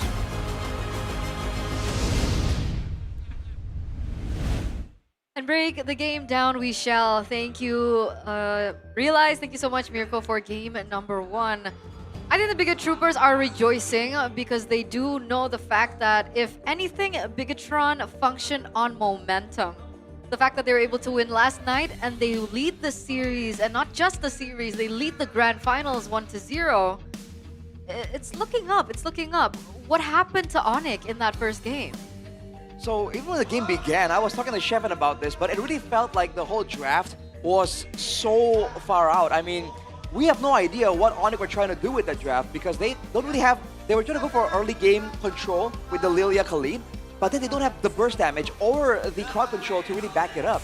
So we're looking at Bigetron with the golden hour, with all the crowd control of Fredrin provides, this final slash even, and even in the early game, okay, in the mid game, ONIC doesn't really win either. In the late game, Bigetron wins it still. So there was no point in the game where ONIC were supposed to win, which is unusual.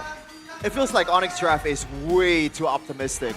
And that is a very, I guess, greedy. like, very greedy indeed. Because in the early game, I feel like in the draft, I mentioned it earlier, right? The first 3 for ONIC was, I believe, a Marcel, a Fredrin, and also an Arlod. You can function on neutral objective based on those 3 heroes alone. You don't even need the mid laner. Okay, maybe I'm a bit exaggerating, but you know what I mean. Yes, yes. But you guys get the even point. if, you know, obviously BTR wins the early game, how the hell does ONIC come back with that kind of draft? Right? Exactly. There's no playmaking. It's tough. It's the Uranus on the EXP lane. It's a Khalid on the roam. I was thinking that the Khalid was going to make it difficult for Finn on the Marcel to do much, right? He was being traded time and time again. But it didn't even come down to that, right? Finn was just avoiding him, and there was no benefit that Khalid aggression can bring towards ONIC. Now, That's why I was wondering, what was the reasoning behind the Uranus pick?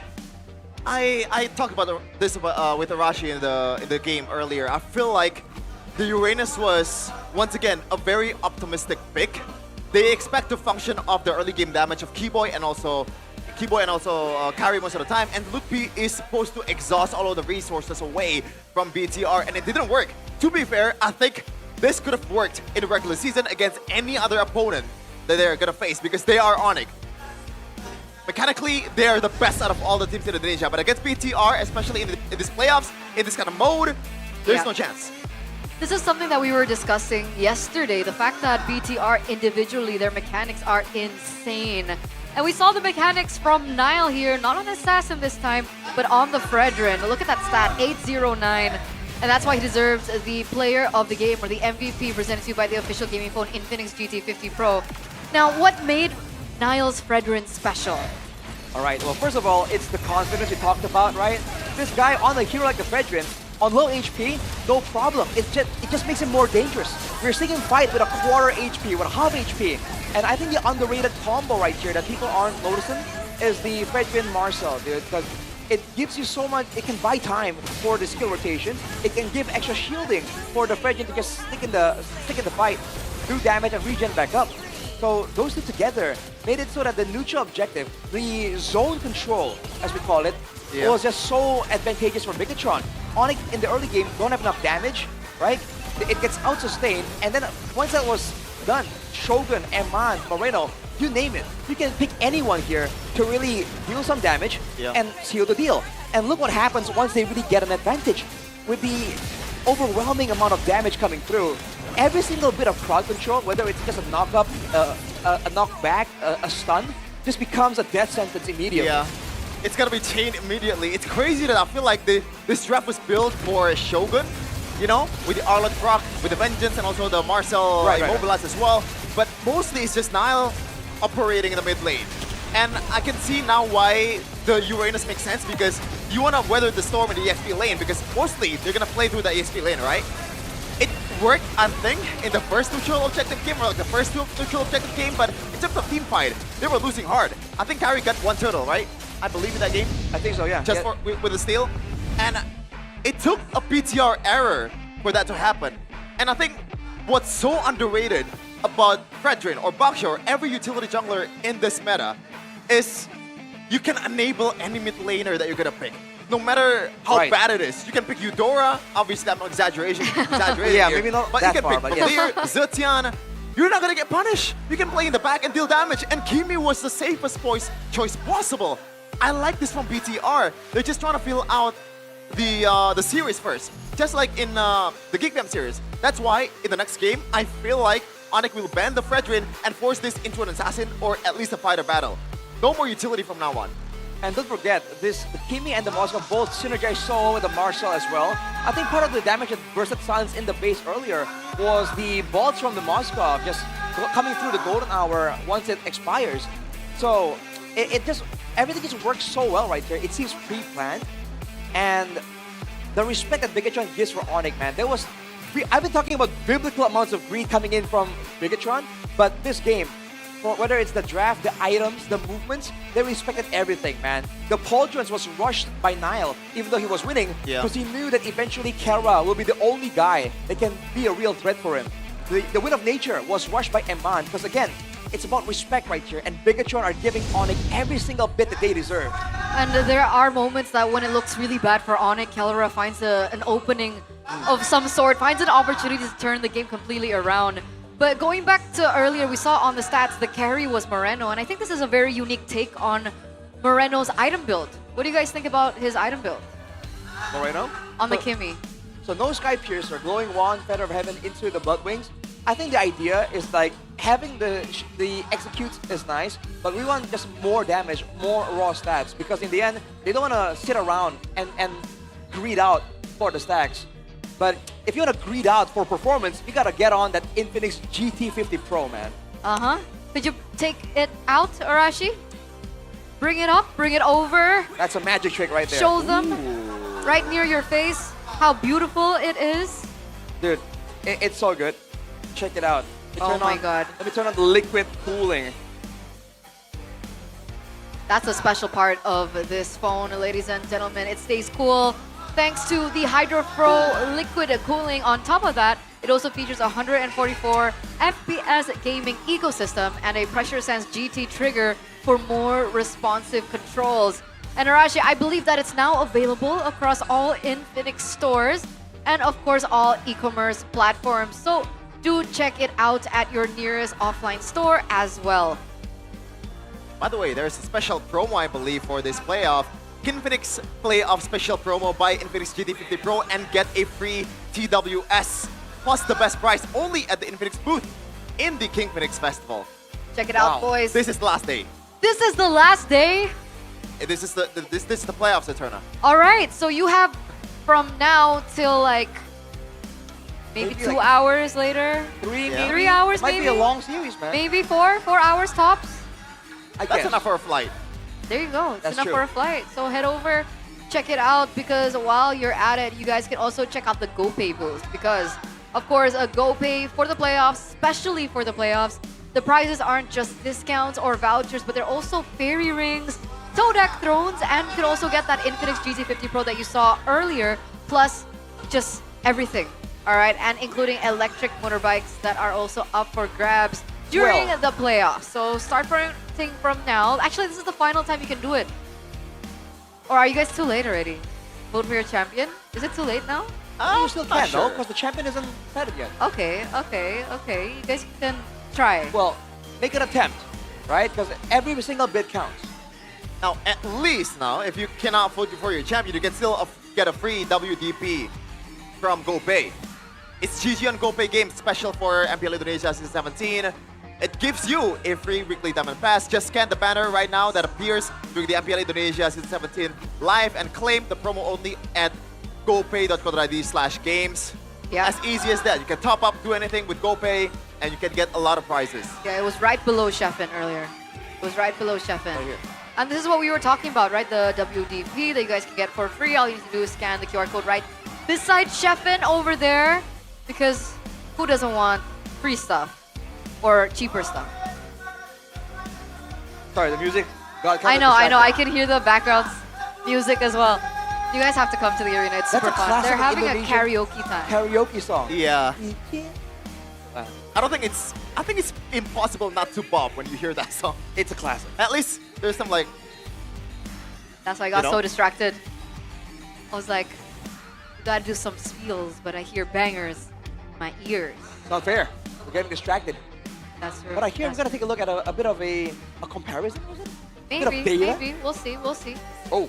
The cool thing about, obviously, this current matchup, which was something that we did mention earlier on before, was seeing two amazing junglers in action. And unfortunately, we haven't seen that, assassin duo just yet here in the grand finals, but we might be seeing it. And the variation of statistics for these two players have been quite interesting. If you take a look at total objectives secured, it's actually Kyrie at number 1 and Nile at number 2. Why is this? On it, I mean, if you're winning, you get totals. As simple as that, I think. I think I would prefer it to be much more just how dominant ONIC was in the regular season. But ONIC does not play by that rule. Sometimes they won the fight, sometimes they just try to make a trade on the other side of the court, and also getting the opposing purple buff maybe. Right. And there was a bit of a slump that Bigetron had in the regular season. A lot of slumps. Well, you can say a bit, but there were slumps. They were almost out of the playoffs, bro. That's true. They underestimated the most consistent team in the league right now, RRQ, and they paid the price for it. And because of that, the stats, it skews the stats a little bit, but make no mistake, in the neutral objective game, Bigetron definitely still up there. Yeah, we do see that Nile is still at number 2, but what makes Nile so unique is the fact that he's leading in his own particular stat, which is the Hunter. So Nile is actually number 1 in most first bloods. Ooh. And that is something that we saw in game number 1. Yeah, I mean, it falls in line with this other moniker, which is the cold-blooded jungler. Usually predators out in the jungle are cold-blooded. Really? I think so. I think so. I'm just making stuff up. I think tigers aren't cold-blooded. Yeah. What about I lions? think alligators are. It's the reptiles, no? The reptiles. Oh yeah, the reptiles. Snakes. That's why I mentioned the jungle. Alligators are in the jungle. Yes, sure. The Amazon and stuff. This is some weird jungle Shevin is finding himself in. By the way, these stats are not just in MPL ID, but Yeah, I it's was about to actually say. across MPL MY as well. Hazel at number 2. We saw Sakai's at number 3 as well. The black alien. Interesting moniker. Interesting moniker. Hazel, man. So we saw Nile at number 1 in most First Bloods. And do you think that his top 5 most heroes reflect that stat? Especially the Leomord? Absolutely. You see how Alter Ego is able to use this hero to the utmost potential in M7? This is a hero that brings you First Blood. Once you get that ultimate, that Phantom Steed, then it's go time. In the mid lane, in the jungle, does not matter at all. You go with your foe. I'm surprised that the win rates aren't higher. Because we've been seeing some really impressive stats. We saw the 80%, 90% even for Sans on the Valentina, for example. And you can see for Kyrie, right? Oh, 100% on the Fanny. 5 times picked up. That's why it's so respected. So the stats shocked me a little bit for Nile, but again, Does it really shock you? I mean, they're up and down. Sheffin literally mentioned like Yeah. the win rates for ONIC will look really great because Yeah, I'm they sorry. barely lost. The BTR fan himself said in the regular season that at one point, BTR is literally a C-tier team. You know? Yeah. the 1 week where they lost to RQ. Oh boy. Again, ONIC though needs to be very careful that they don't underestimate the potential of Bigetron just from the stats, right? Especially after game number 1, they definitely have some idea on how they want a draft to go. And I think they should settle with the idea that they are not going to get a fully winning draft. Whatever they get for themselves in the drafting phase will be paid for elsewhere. Because remember, that was a 12-minute and 32-second game. Like, that is one of our faster games that we've seen during the playoffs compared to games that have gone, what, 20 minutes? Yeah. 30 minutes as well at some point. It was Don't broken. mention I'm that. sorry, I have to. Because your team was the one who broke the fastest game against my team. Oh, So- you know what?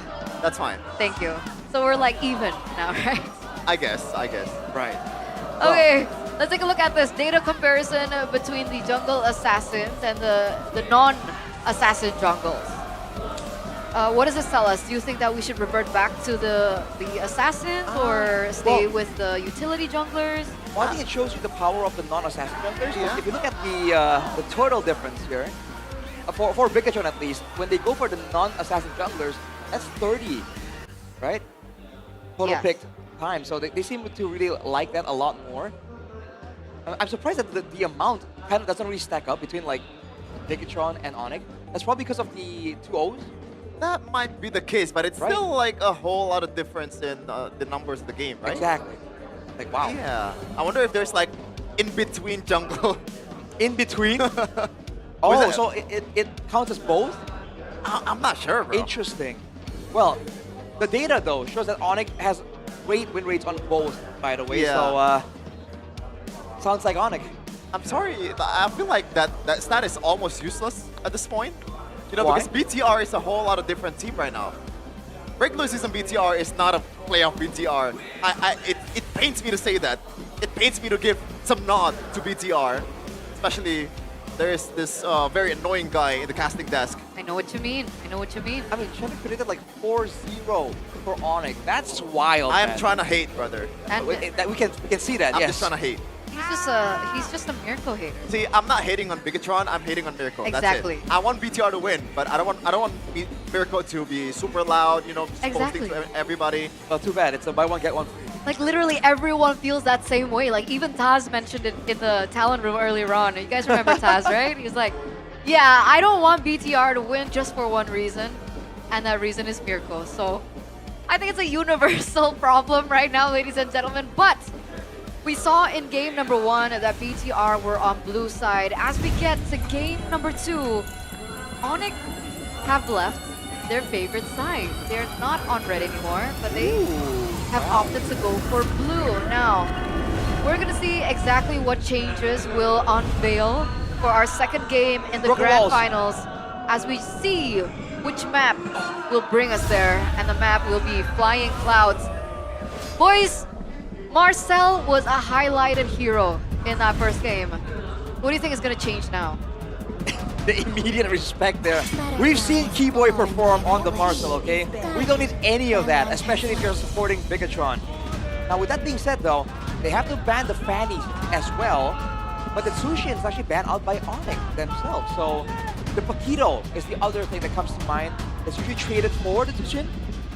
So I think Bigetron will have all their hands completely full. Just respect banning here, along with the go-to must-ban hero. It's just Fanny and Freya, I think, for BTR. It's not going to change anything, but the fact that Marcel got banned on BTR side means that the utility junglers, the Baksha and the Fredrin, will most likely be open for both sides. So now I think BTR, they got a chance. No, ONIC does not have that, in a way, for me at least, from my very biased perspective on the utility junglers, the almost auto-win card in the Fredrin / Baksha. The almost auto-win card, Fredrin against the Baksha? No, Fredrin or just the Baksha against a non-utility jungler. Right, so you're saying that fighters, almost like a cheat code in the current meta, Bigetron, I was gonna say much prefers the Baksha for the tempo, but if they play the Fredrin like that, if you get the comp that can work with the Fredrin, either works. I get a feeling ONIC might be eyed with some Cheeto.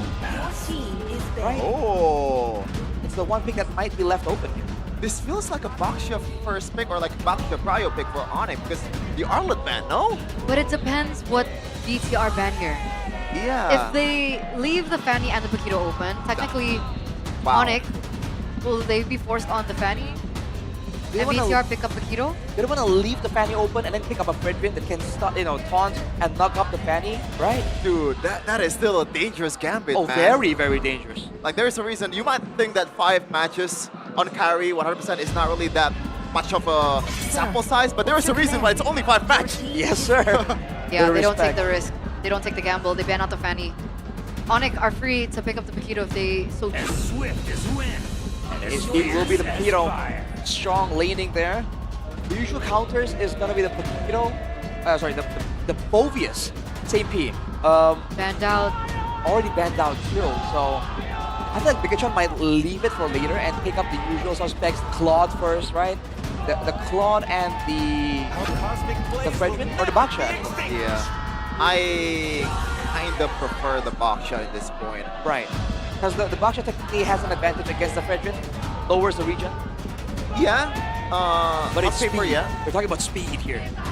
I think it really depends on which team are using it. I think both of these teams, or maybe I think BTR likes the Fredrin a bit more. ONIC definitely likes the Baksha more. Kyrie literally said that that is his favorite pick, but Take it away.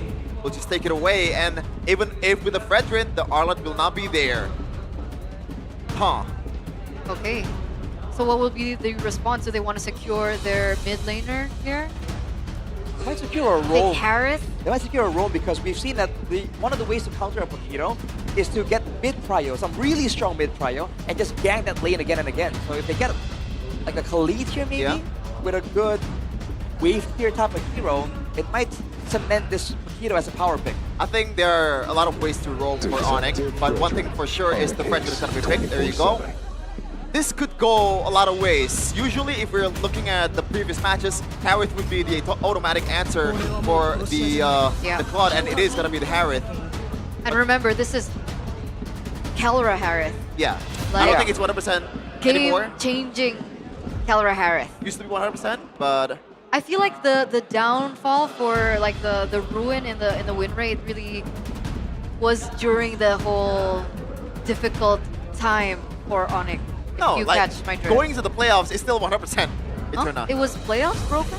I think so, no? I'm not sure if I'm really correct now that you're not sure because you're paying more attention to the stats than I do. Stats are difficult, man. Harith right now, well, according to the stats we have on desk right here, 92%. So it broke once. Okay. So they have the chance to ban out the Valentina, the second phase. I mean, Paquito is already there. There is some chance of the Valentina still getting picked, but generally against this kind of tankiness in the front line, you don't want to pick a Valentina, and Harith is not really a shard either. Well, Sora is actually a great pick as a Paquito as well, because level 4, I think you beat anyone 1v1 if you don't misplay it.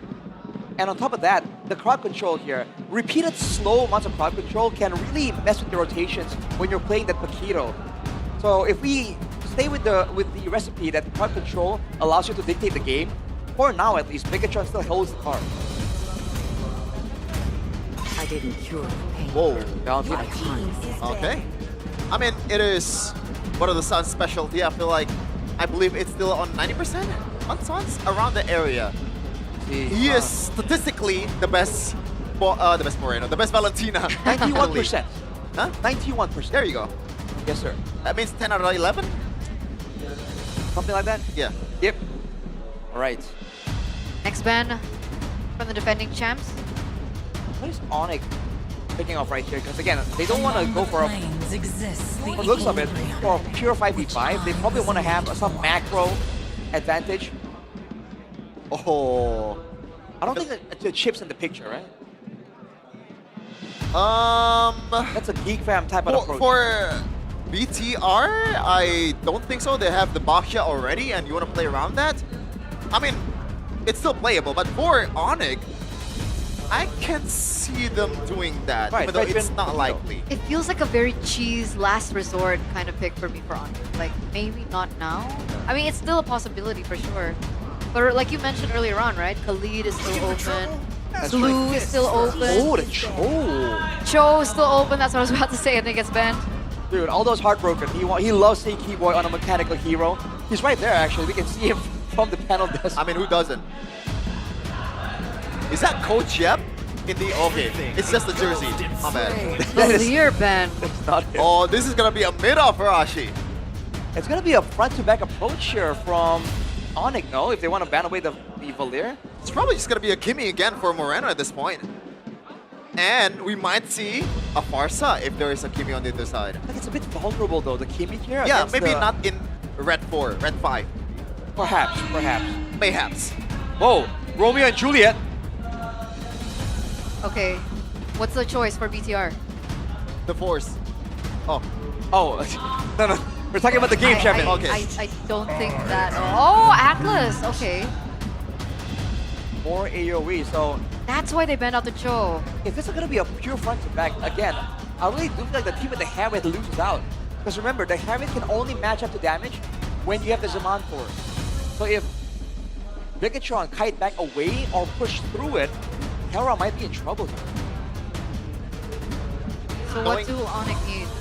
Keyboy, this is just gonna be a Khalid. There are some options here. What, do they go Khalid Lilia again? Probably not Lilia. I'm thinking something different. No. They can go Kimi, no? Oh, Valeria's banned, my bad. Not like a weird Kadita pick, right? There Oh! you go. I was scared of a weird pick. It's not a chip, but it is gonna be a Lo Yi. It's taking a page out of their brothers in Philippines book. It's the Super Friends Fresh Special. This is scary, dude. With the Yin Yang effect can mess up so many combos from Bigetron because their comp needs to fight together. I wonder... Nah, they need some form of more damage, right? Do they not need burst? I feel like crowd control, so all three of us have a different... I think Farsa They already should be have up crowd there. control, no? They have Sora and Atlas. Don't It's they a need someone to Farsa. follow up? Like something like the Farsa, I think, yeah. Yeah, the usual answer to the Harith is usually the Farsa, and you outrage the Luoyi once you get level 4. Moreno Carita. I'm not sure about that. No way. Nah. That's a nah for me, Chief. Okay. That's a bit of damage, a bit of crowd control, and... Burst. And burst, kind of. Late game burst. Nah. Depending on items. I wouldn't put it that way. Full stack Sky Piercer. Exactly. Burst. Maybe. That's burst. Sure, but that's kind of a boring answer, man. Agree to disagree. I prefer Farsa, bro. Me too. I prefer Farsa. I prefer Guardian. I think it would be difficult because you're up against like Harith and Paquito, so it's not as safe, I think. Oh, for sure, man. The Paquito will one-shot you. That's a terrifying for to face as a squishy backline character. Quick predictions before we head into game number 2 in the grand finals. I'm scared of Onyx, man. Honestly. I already forgot the draft. Okay, thank you so much, Chef. And what do you guys think? Mirko, Realize, take it over. Well, Jeffy forgot the draft, but my man right here, Mirko, he's on a roll. He read through all of it. The Atlas pick, the Cho band, the Valier band. But ONIC goes for the Luo Yi, a pick that we haven't seen for quite some time. I think they were just backed onto the ropes early. That's what happened, right? They went through their 3 picks, and I think the 3 picks from Bigetron were just a tad bit better. Then we saw those bans, man. Those forced errors coming in from Bigetron from the bans itself. It was already tough for ONIC to pull it off at the end. But these are picks that have won them championships, so we cannot take it away from them. We cannot, especially with the crowd behind their back in their own backyard. Game 2, ONIC against Bigetron by Vitality. Yep. Here we go. Land of Dawn. Okay. Well, at least with the Paquito, with the Fredrin, and the Loi, to a certain extent, you have tempo in the early game. You have a way to kind of win out.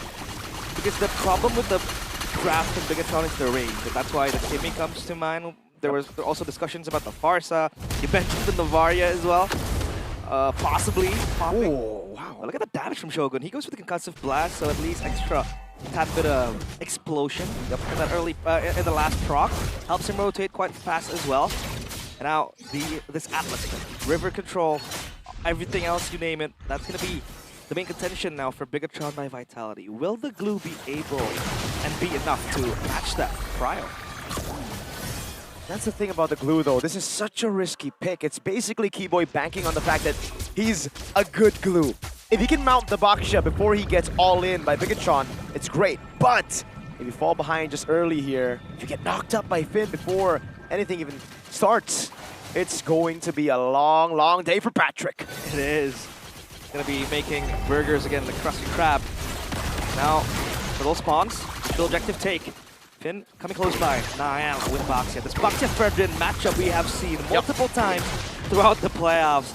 But mostly, it's with the Baksha. There you go. Traction pulse. Now it's going to be Shogun walking up, going to go for the shifting skies, able to find it. Niall wins out the retreat battle as that's Lutpi. Chain CC'd. Kyrie in the midst of it all. Getting the big bump, but it's not going to do enough damage as Shogun walks up again and stuns Keyboy. And it's Shogun who claims first blood. Bigetron strike first in game number 2, and moving in unison is this squad of red robots. Look at Iman just rotating down bottom as Lutpi wants to try to win something out. Moreno is close by, lingering presence for Bigetron. Look at Kyrie in the bush. Oh, he's not. He doesn't want the smoke. Not with Niall around. He was thinking about it. Maybe get a quick shank on Moreno, but it's him who gets the XP crab. The level gap as well, Mirko. Level 6 to level 4. Niall has so much tempo in his hands. Emblems by Bayou. Get that vitality for the Fred, and he knows he has to tank a lot of damage, especially when the Cloud and the Kimi goes online.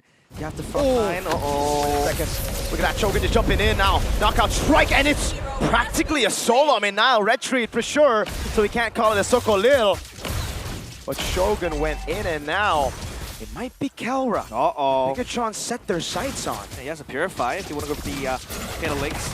Kelra will be privy of that. Yeah, that Golden Crab too. At least acquired now. ONIC. Obviously, we have to play with the tools and the cards that they're dealt with. You have the Luo Yi ultimate, possibly to look for a pick off, potentially, but you don't have the hard lockdown, Kelra. I think it will be A-okay for now. A tad bit of damage from the passive of that Synchro Fission. Item build, the Paquito obviously wants to go full damage, or rather, mostly damage, because you want to have that physical damage going. ONIC lacked that, and that's going to be the Paquito as the tailgate. Meanwhile, a Black Ice Shield for the app. So Dominance Ice will be the name of the game, and everything else is still being built towards. Niall already with the Curse Helmet, and Shogun too with the War Axe. Survivability is going to be key for this Sora. Look at the awareness of Shogun. He knows something is up. They haven't seen the Luo Yi in a bit, and this is the thing about the new Luo Yi, right? When you ult, you actually get seen on the map. So Shogun uses that to his own advantage. He just sees that Sans hasn't been anywhere on the map, and no ult procs, so something fishy is going on. And now Bigetron are the ones holding the second neutral objective. Oh! Finn getting the fatal links. Now it's an all-in over on Moreno. Now with the shield unity onto Sans. He gets the diversion, but he's gonna get taken out before he can even get through the teleport. Moreno on Keyboy already. Shogun holding the neutral objective. Kyrie right there. Keyboy, no mount to play with. Now it's gonna be the all-in onto Finn, but he has a perfect match to get away just in time. It's Kelra who takes him out. Now pops in his Ronforge as he walks back up with the chrono dashes. So fighting for the neutral objective here. Kyrie is close by, and Aman still yet to use his Blazing Duet. Maybe they can go for round 2. Shogun is close by, but the cycle is still not enough for Bigetron. No Finn as well. They're gonna take the pit control. This is great by ONIC, maximizing the neutral objective advantage they've got and the resource advantage they've got. Now it's Shogun with a jump in 2! Sans gets pulled back straight into Moreno's laser beam. And now it's Kelra, who's already used the Purify. Now wants to go in. He's trying to go for the shield unity, but it's going to be under turret as Kyrie's able to peel for a bit. Now it's a big knockout from Lutpi in the back on Iman. And they have to be wary of this Paquito, because in moments like that, he could be an assassin. Kai's got to be careful now, but look at the Patrick coming around. Big bomb coming down as the Fatal Links is able to land, but Moreno is going to get targeted by Lutpi with a knockout strike. Now it's the whole team trying to run them down. It's going to be Finn walking away. He will surely die to the hands of Lutpi. Momentary respite for ONIC. Being able to get a few kills on the board. That kill towards Iman was so clean and so important as well for Lutpi to get. He was able to smuggle his way around in the back. And that's what Bigetron needs to remember, because they want to keep on frontlining for the carries to be able to hit the damage. 5 kills for the Sora. I wonder if, like, okay, the Sora gets the kills, you can get the items, but I wonder if you want to funnel those kills to the Sora, right? Because you have a few other carries. Sure, they scale, you know, better late than never. So now ONIC, Hunter Strike completed for Lutpi. Longsword, he's going to look for possibly a Malefic Roar if he wants to go that quick.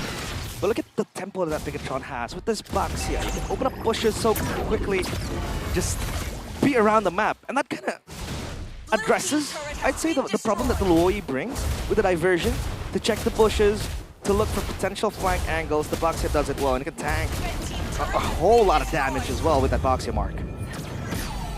So now it's back to the waiting game. What's so eerie and scary was the gold rankings earlier. Did you see it? Yeah, Kelra up top. Kelra is, I think, 1,000 gold ahead of Iman. And when you give the god in the gold lane that much of a lead, it's just always something that you have to have in the back of your mind. And we've seen his heroic play with the Harith against Bigetron too, when Bigetron bit off more than they could chew. Oh, good poke. Poke coming in from ONIC. Meanwhile, Finn pops the perfect match. Fatal Link to the perfect match. Iman gonna be able to get out. Whoa! He actually dodges away, blazing away and flicker around, but now he goes for the BMI. A big ball! Kai wins the retry, gets a buy one, get one as he gets the kill on Iman, and it's a shutdown for Sans. A massive shutdown for the Luoi. Shogun was carrying a bounty on his head all along. And now ONIC want to advance into the deeper territories of Bigetron by Vitality. What a diversion to send Kelra and himself down below into that bush. Iman, he had no idea what hit him. By the time he realized, it was a big boy swinging a big sword on him. And that's how you use the diversion. Because now it shows in the midst of the chaos of the team fight, you can always look for that flank play with a mini diversion when the team fight ensues, when the chaos is at an all-time high. And that's how Kelra was also able to be sent in the back and get that kill, get the damage going towards Iman. 5-6, Bigetron lost their gold lead that they built. Finn, it's okay. He has the match. That's one of the privileges of the Atlas. So open up bushes going for river controls. You can always have that safety net. Golden Staff for Iman. But I do want to circle back to a point where Moreno actually went for the Blood Wings first item. So all he really wants is just to move fast, have that extra shield, play it safe, and then he is going to go for the Feather of Heaven, which he has completed. So extra spell vamp right there to survive for himself. Item build by Dunia Games. So glowing one for Sun, still stuck on that item. So the Sea Halberd for the Paquito. The Paquito is able to bypass all the shielding, the heals, and potentially get extra damage. Radiant armor as well. So Harith and Luoi hits like a truck already. Yeah, and that gold is the reason for it. Yeah. They know the Harith is spiraling out of control. Obviously after what happened, having a Harith that's still well farmed, with items to go, a Holy Crystal as well. He wants to scale quickly and be prepared for a potential fight, because Bigetron are always going to look for it when they know they have a massive, strong hero to look for the sets with the Fatal Links. You have to be very wary to pull yourself into the team fight. The wave building down bottom, the Lord will be neglected as of now because they have to clear the waves. And let's see if ONIC can carry this momentum, diversion play, just to rotate themselves faster into the mid lane. They're going to go for the Lord right now. They have the tempo and they have the advantage. They want to utilize Kelra's big lead before Eman gets to his item power spikes. And hey, Lord's already half HP. ONIC know what to commit to. Niall still hasn't shown, but now he gets spotted in the back though. Finn!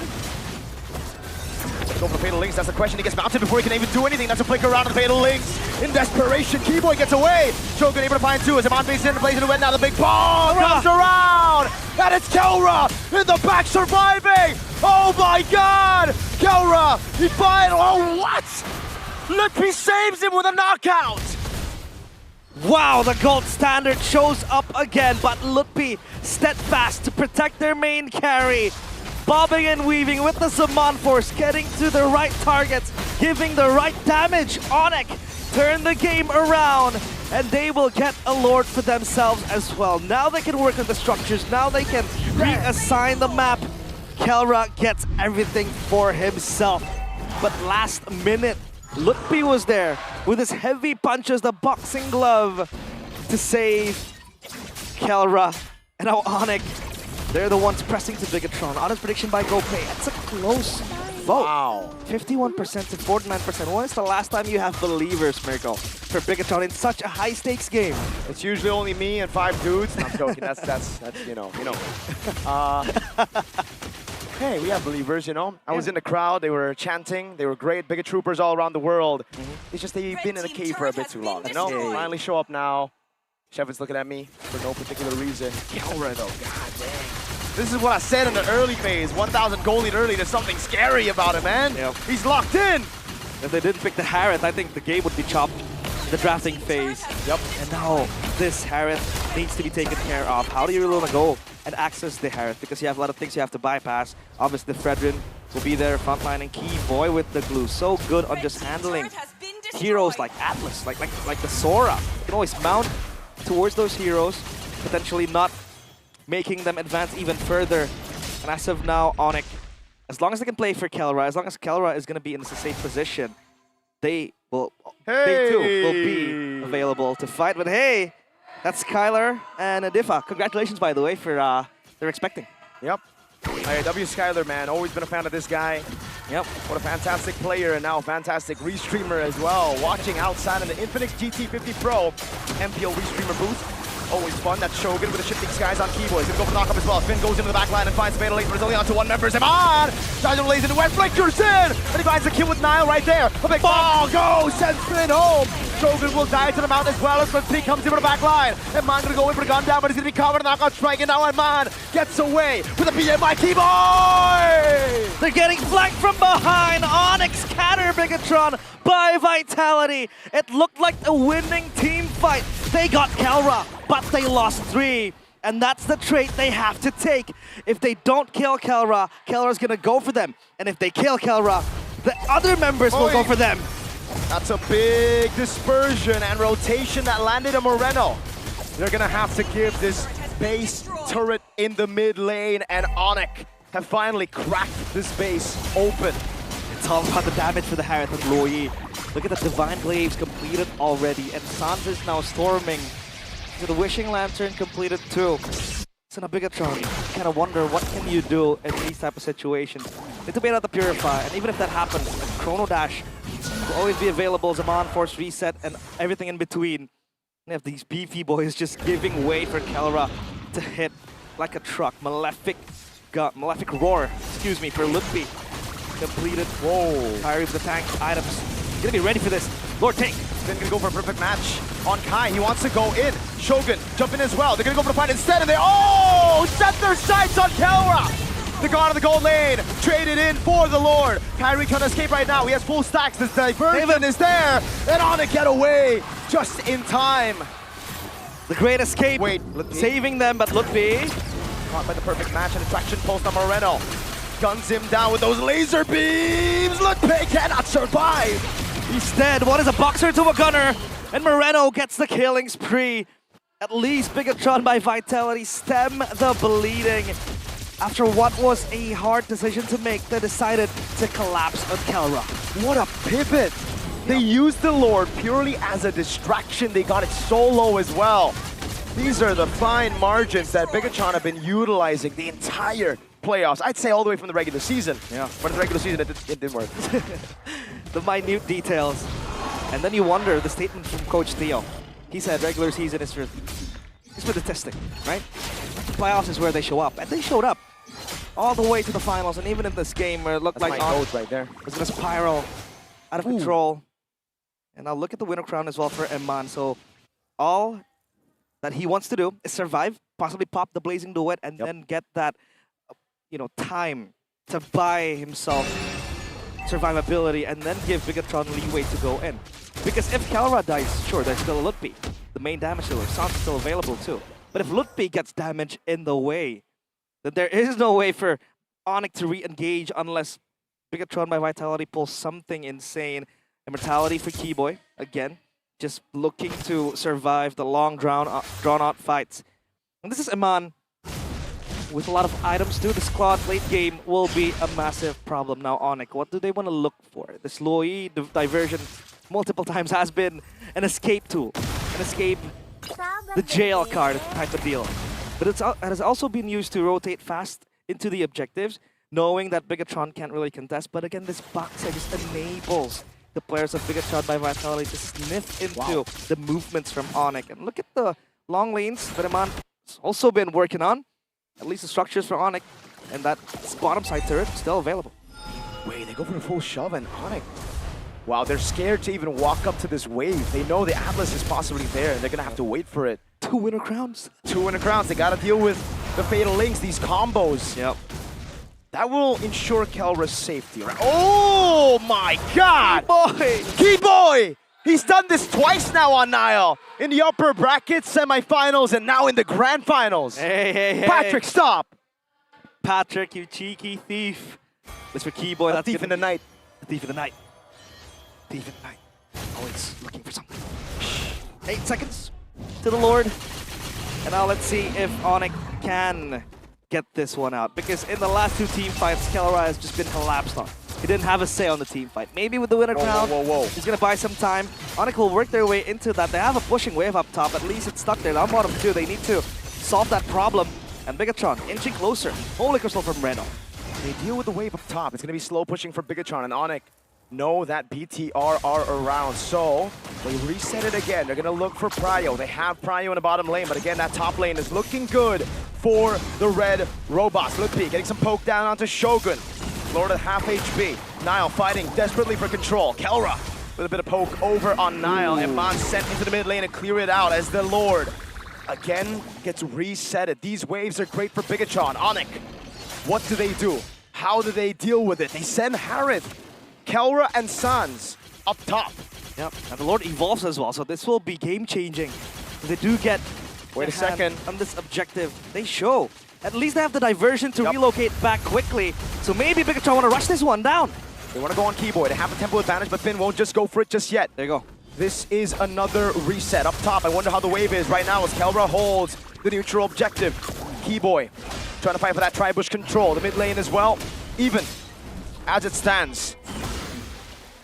Lord, still solo, concealed player. They're looking for potential Fatal Links. They want to go for the red tree right now with the Fatal Links. Fly! Still wins it out, Fatal Links, no! In the back line, locks on down as Kelra's going to go for the Savant now, and Mon flickers out of safety now. It's going to be him taken out by Kelra. Shogun in the air, going on, but it's Kelra with the crowd. He's going to be able to go for the Chrono Dash again, and Shogun goes for the chase. Kelra with the Chrono Dash. Lutfi jumping in, Shogun getting rid of Kelra. And now it's Lutfi and Keyboy versus the world. Now taken low, taken down already by Lutfi Ray as Keyboy stays alive, and ONIC got the evolve forward. Lutfi keeps the hopes alive. At least they have the evolved Lord Kyrie. Does not miss under Retribution. And Kelra bought so much time surviving for the longest possible minute And now the Lord will march into the base. I don't think they can do anything about it. Shogun's trying to save this base turret in bottom lane. Can he do it? Shogun walks up again. He's going to be able to get the shifting skies now onto Keyboy, and that's going to be the jump to take his immortality down. Keyboy, can you survive? I think he might go for the mount. Oh God, Moreno just takes him out as the Lord gets dealt with. And the wave up top, and the game keeps on going. And Bigetron deal with that easily, because that's a Kimmy. That's always going to be able to shred fast, especially when you have the passive available. But they tried to do something. ONIC didn't even get a single structure out of it. Wow. And bottom side still intact. So that mixed feelings on that one for ONIC, the Lord. Blood Wings this time. And the winner crown, for Moreno. So winner crown galore in the Land of Dawn. Are they forcing something here, Niall? What the hell? Niall jumps in on Suns. Dang. Oh, that's a tanky box here, so maybe he's just impatient for the vision to go in. Oh my God. What is this? Bigetron with their awkward initiations again, the fatal links. Kyrie can't get away right now. Oh, with a blazing into what? And a winner crown. Shogun in the back now, jumping on Calra as he goes into the air. But it is going to be Calra cutting away as Limpy jumps in, but Keyboy is isolated against everybody. The Maestro gets a double. Get Kyrie and Keyboy in that process. It looked like a botch engage. It looked like it was rushed and too aggressive. But they knew they were going for the carries. At least they were able to get the tanks. What the heck? Frontliners, 14 seconds. And this time ONIC has to fight unprotected. They do not have the front line. If they can buy some time, maybe, just maybe, they can wait for Kyrie, Keyboy to respawn. But for now, they can't do anything about this Lord. I think Bigetron want to try and rush this, just blitz it quickly. Especially when you have a wave down bottom. There's no way for ONIC to react to it. There isn't. I mean, they can send a diversion, but it's 3 members against 5. That's practically suicide unless Kelra can do the things he's been able to do. Anile with the retry, evolved, Lord secured for the red robots. Don't forget the empowered minions as well you get from the evolved Lord. It's gonna hurt a little bit for ONIC. And the wave clear, I'd say not the best. I mean, sure, you have a Harriet, the low E can always play with a dispersion, but it's not as good as a Kimmy per se, or like a Moskov. So they need to deal with this pushing Lord. Evolved 1-2, item build. Again, wishing lantern for the Harith. Sold his boots with a CE2 sustainability plus extra bit of damage with the projectile and to eat up the tank. But so far, Eman a bit struggling when he wants to engage, but that all he needs is just a decoy. Something to distract ONIC, and he can come in with the Blazing Duet. And the rest of it will be on Bigetron's hands. Evolved Lord up top. That mid-wave also worked on, down bottom too. And then it'll be a tri-lane, but it'll crash the turret, so at least they're gonna buy some time.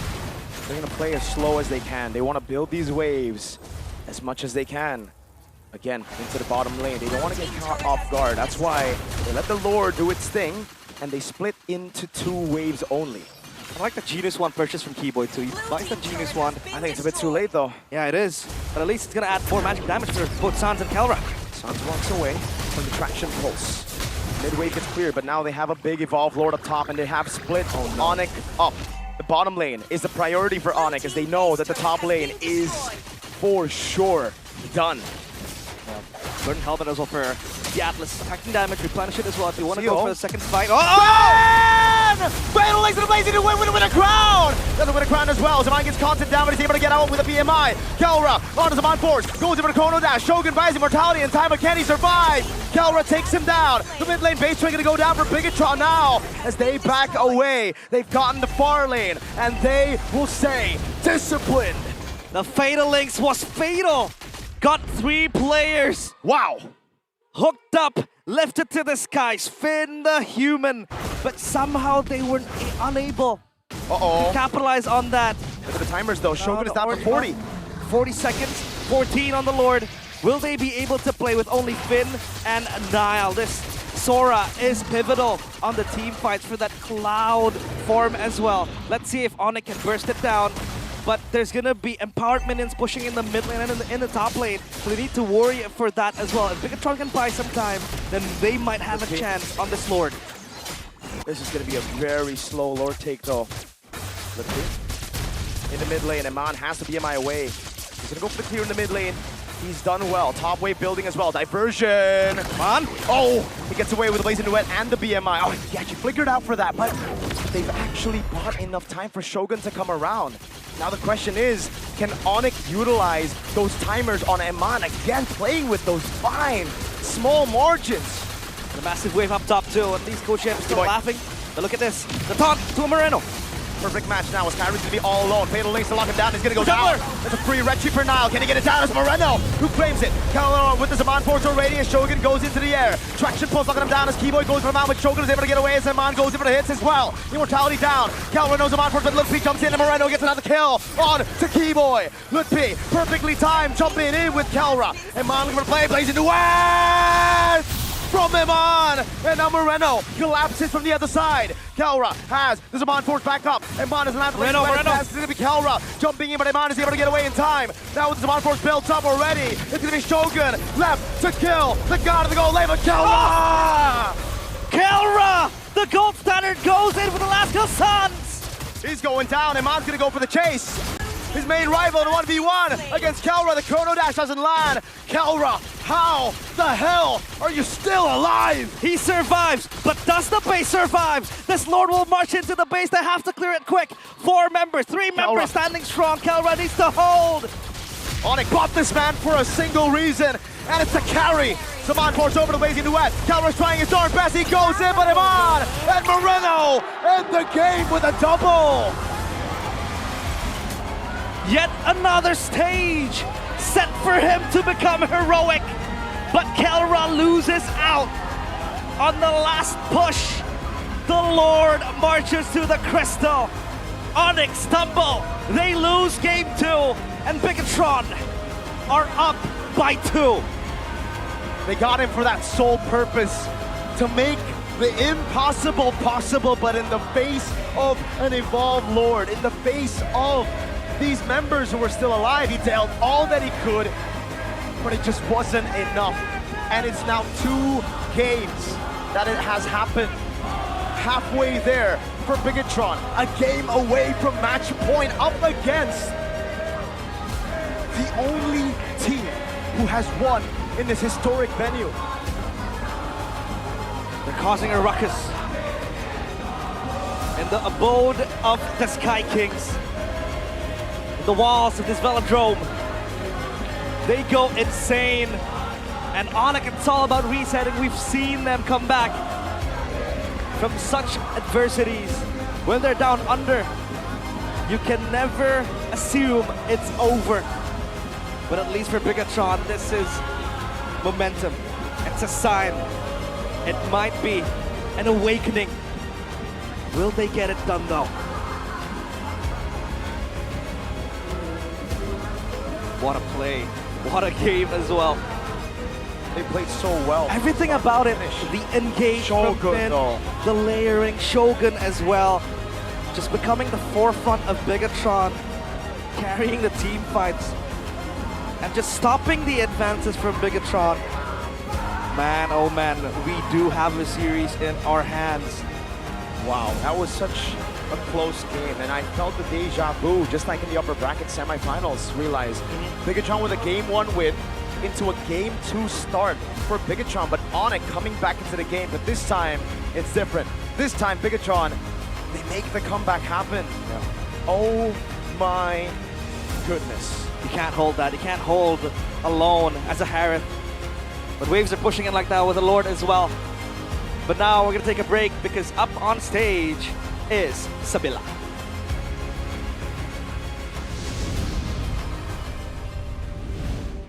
Pertandingan yang luar biasa sekali kita saksikan di Grand Final Match untuk hari ini. Tapi sebelum itu sekarang di samping Sabila sudah ada Brevi. Halo. Boleh hawo-hawo dulu dong. Kita Brevi. Boleh. Hah?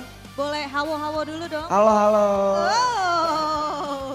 Tapi Brevi, melihat game 1 dan juga game 2, gimana ini Brevi? Lumayan sedih sih, karena kemarin mau nonton ONIC, mau dukung ONIC. Udah 0-2 nih, tapi aku yakin bisa comeback ONIC stronger.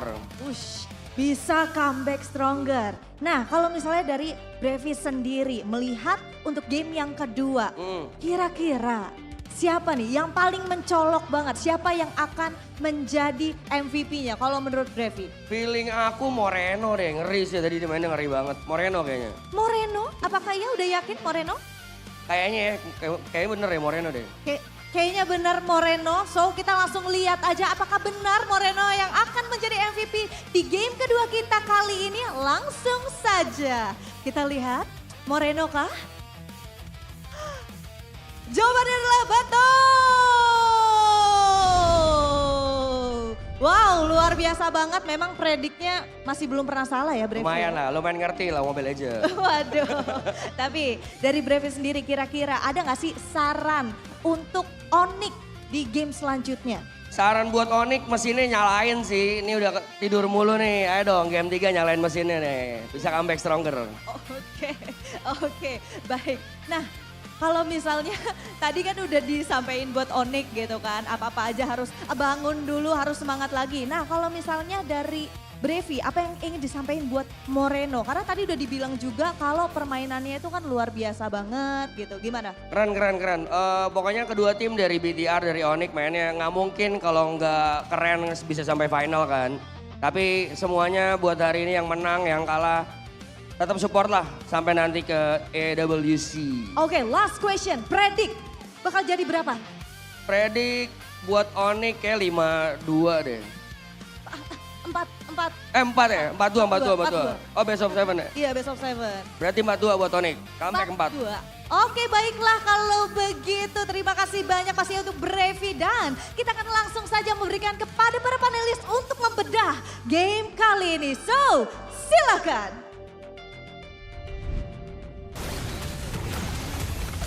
Moreno, the maestro, once again shows us peak MLBB here in game number 2 on his back-to-back Kimmy performances. But here he shined the most, deserving of the MVP of the game. Now, boys, talk us through, break it down for us. What happened? I mean, initially, again, it's the draft seems to favor ONIC tool-wise. They have macro advantage, they have a split push threat. But they are trying to match Bigetron in a team fight situation time and time again. And the AoE just makes it so difficult for them to really get the better out of Bigetron.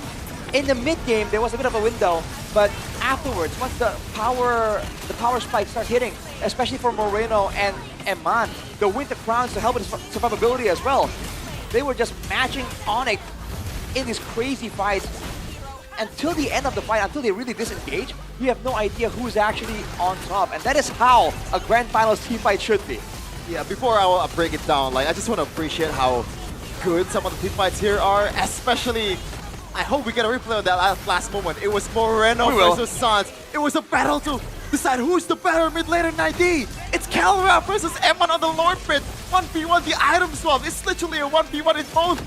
Right here, right here. Moment, like, oh my god, this is so big, dude. Dude, it's the whole gang's fighting, and then there's the main characters are having 1v1s elsewhere. It is indeed a truly anime moment. The item swaps come in, the clutch comes in. They were low in HP, they all bought Sky Guardian helmets just to regen back before the final fight, and they got it done.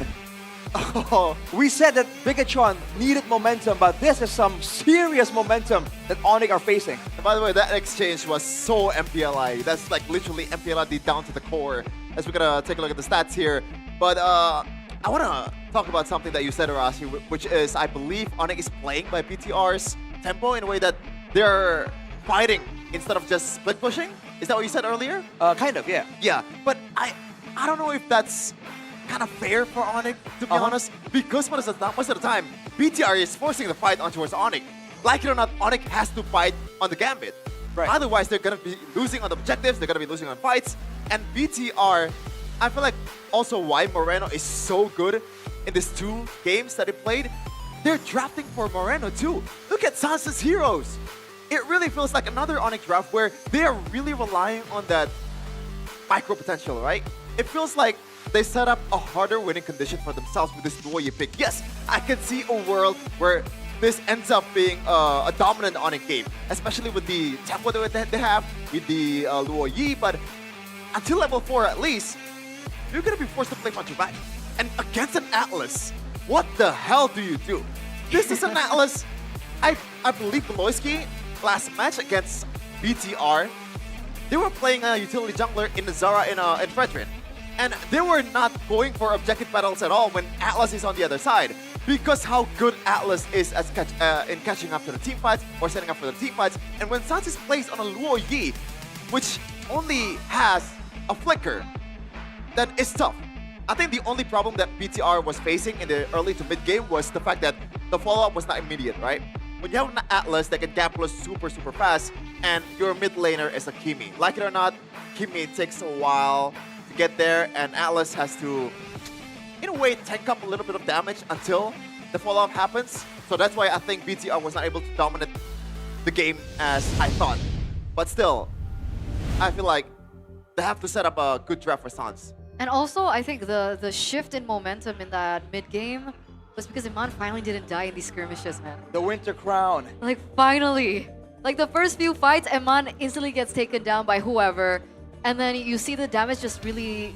It's just really not there for BTR. And finally, he survives, and then we finally see BTR winning out those team fights. So the adjustments from each and every single player, including Iman, I also do want to applaud Iman for that performance as well. He realized that, okay, maybe if I position in this certain way, if I blazing do it in this certain way, maybe it's not going to work out for me. Like, once, okay, he learned. Twice, okay, this is really not happening. This is really not it for me. Winter Crown hit, and then finally he was able to sustain through these team fights and finally dish out that damage. But my, oh my, that was such a good game number 2. We're finally seeing two teams with, I would say, almost equal mechanics in every single respective lane. Even macro. Go at it. It's just, it's so beautiful. But I do agree with you. I think there's a big emphasis on the drafts, right? For sure, the drafts for sure. for ONIC. Yeah. I'm wondering what will change as we get to game number 3. I think ONIC might simplify their win conditions because, like Shevin mentioned, they have the more complex, they have the more higher ceiling, I guess. Varied. It's a higher ceiling, but again, when both teams are so equally matched, as we saw in the final game, the simpler one really has an advantage. Okay. I think we need a breather after that, don't you think? A little bit. This is gonna be a long best of 7. I don't know who game number 3 is gonna be for, but before that, we do have something exciting for you guys. It's something that we saw yesterday as well. So other than, of course, the activities in the KINGFINIX Festival, we do have activities that take place here at the venue as well. And they actually go home with amazing stuff. So if you guys are curious as to what that is, we're going to throw it over straight to Sabila to show you what they got. Nih, para super fans yang jago untuk main carry, soalnya kali ini Sabila pengen mencari satu yang terbaik di carry one-on-one. Langsung aja kita cari di sini, mana user carry, boleh angkat tangannya. Mana user carry, langsung satu, boleh maju ke depan sini. Udah dapat satu, satu lagi ada di mana? Satu lagi di belakang, oke lanjut. Ayo cepat, kita ke depan. Nah, sebelum kita mulai untuk kali ini dan sambil menunggu lawanmu. Halo, siapa namanya? Dava. Dava dari mana? Dari Depok. Dari Depok, cukup jauh, boleh sedikit mendekat ke arah Sabila. Kalau kakak namanya siapa? Namanya Fatan. Fatan, dari mana Fatan? Kalau asal dari Makassar, Sulawesi Selatan. Wow, jauh banget. Datang ke sini Ya. sama siapa? Sendiri. Sendiri, emang spesial untuk nonton Grand Final? Ya, untuk spesial dulu. Dan kebetulan kerja di sini. Oh wow, oke baiklah. Jadi udah siap untuk kali ini karena kalian akan abaywan satu sama lain. Gimana, ready? Fatan dan juga Dava? Ready. Kalau ready. Karena dua-duanya udah ready, kita akan langsung saja melihat untuk rules-nya kira-kira seperti apa sih. Nah, ini dia rules-nya. Nantinya kalian harus mengeliminasi lawannya sebanyak 3 kali. Jadi siapa yang tercepat mengeliminasi lawan sebanyak 3 kali ataupun yang berhasil mendapatkan 1 buah turret, dialah pemenangnya. Dan nantinya untuk pemenang yang berhasil akan mendapatkan hadiah handphone Infinix GT50 Pro. Tapi yang kalah tenang aja, karena dapat hadiah juga. Hadiahnya akan ada Infinix GT Watch 5 Pro. Ya, gimana? Udah siap semuanya? Siap. Udah jelas untuk rules-nya? Sudah jelas. Udah jelas. Baik, Kalau begitu langsung saja kita akan melihat bagaimana untuk buy one kita kali ini di carry one on one. Apakah nih mereka berdua sudah beneran siap seperti yang mereka bilang? Karena di sini balik lagi, saya akan ingetin kembali untuk rulesnya. Rulesnya adalah siapapun player yang mendapatkan 3 poin kill terlebih dahulu ataupun mendapatkan 1 buah turret, dialah pemenangnya. Dan ada satu lagi ya, jadi ini untuk buy one kita itu ada maksimal waktunya. Jadi kalau misalnya waktunya udah habis, kita akan melihat dari banyaknya poin kill. So let's go, kita akan langsung melihat di carry one on one kita kali ini. Dimana kita sudah melihat masih di awal-awal bagaimana berjalannya untuk bisa dibilang fun match yang luar biasa. Karena hadiahnya benar-benar luar biasa banget. Kalau menang dapat hadiah. Ingat, mainnya santai aja, waktunya masih ada, baru mulai juga. Jangan terlalu terburu-buru karena ingat hadiahnya udah ada di depan mata. Dan kita masih melihat dari liquid cooling di sini yang masih dingin, belum panas sepertinya. But gak masalah, kita akan melihat bagaimana berjalannya untuk carry one on one kali ini. Belum ada serangan satu sama lain kah di menit-menit awal ini? Atau mungkin bakal langsung mengarah ke arah turretnya aja, tapi sabar. Sabar, ini Sabila pengen nanya, yang hydro flow yang mana? Hydro flow? Yang hydro flow, oke. Hydro flow sebelah sini, berarti untuk yang liquid cooling di sebelah sini. Oke, baik. Tapi PD bakal menang kali ini? Insya Allah bakal menang. Insya Allah bakal menang. Gimana kalau misalnya dari kamu, bakal PD akan menang? Diusahakan. Diusahakan, berarti akan PD untuk membawa pulang hadiah yang luar biasa dari Infinix ya? Iya. Iya, oke. Kita masih menanti, masih aman-aman aja di sini. Sabila ingetin lagi bahwa kita juga ada tenggang waktunya, jadi manfaatkan waktu ini sebaik-baiknya ya. Karena masih santai satu sama lain dan kita lihat di sini dari Hydro Flow masih bermain dengan cukup aman. Dan belum ada mencicil satu sama lain serangan yang diberikan dari kedua player di sini.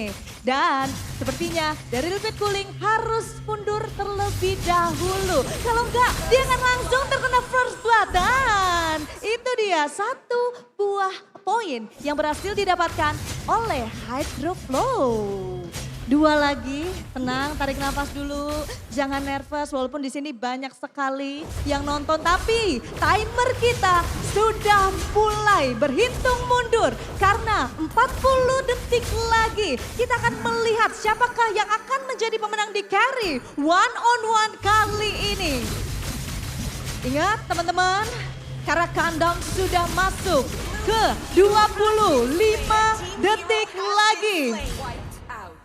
Apakah akan langsung ke arah turret? Wow, udah sama-sama nge-kill. Tapi kalau misalnya dari Hydro Flow ini tinggal 1 lagi. Cuman mengingat countdown kita 10 detik lagi. 8, 7, 6, 5, 4, 3, 2, 1.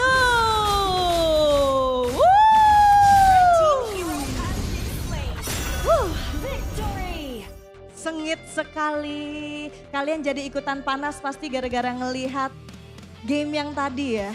Ngelihat game antara ONIC melawan BTR by Vitality jadi ikutan panas kah? Panas banget. Jadi panas banget. Gimana?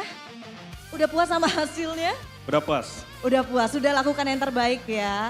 Baik, kalau begitu langsung saja kita berikan hadiahnya. Ini dia hadiah yang luar biasa sekali, di mana boleh diambil untuk hadiahnya yang atas. Yes, terima kasih banyak. Dan ini boleh ditunjukin dong ke kamera. Ini untuk yang kalah bahkan tetap dapat hadiah. Ini untuk hadiah yang menangnya. Luar biasa sekali, kita sudah melihat adanya kedua super fans yang mendapatkan hadiah dengan bermain di carry one on one kali ini. Makanya Sabila juga pengen ingetin buat teman-teman yang udah punya tiket langsung buruan ke sini untuk menyaksikan match yang luar biasa panasnya, match yang amat sangat sengit. Tapi Sepertinya kita akan melanjutkan permainan yang sengit dan juga panas. So, langsung saja Sabila kembalikan kepada panelis di sana. Take it away.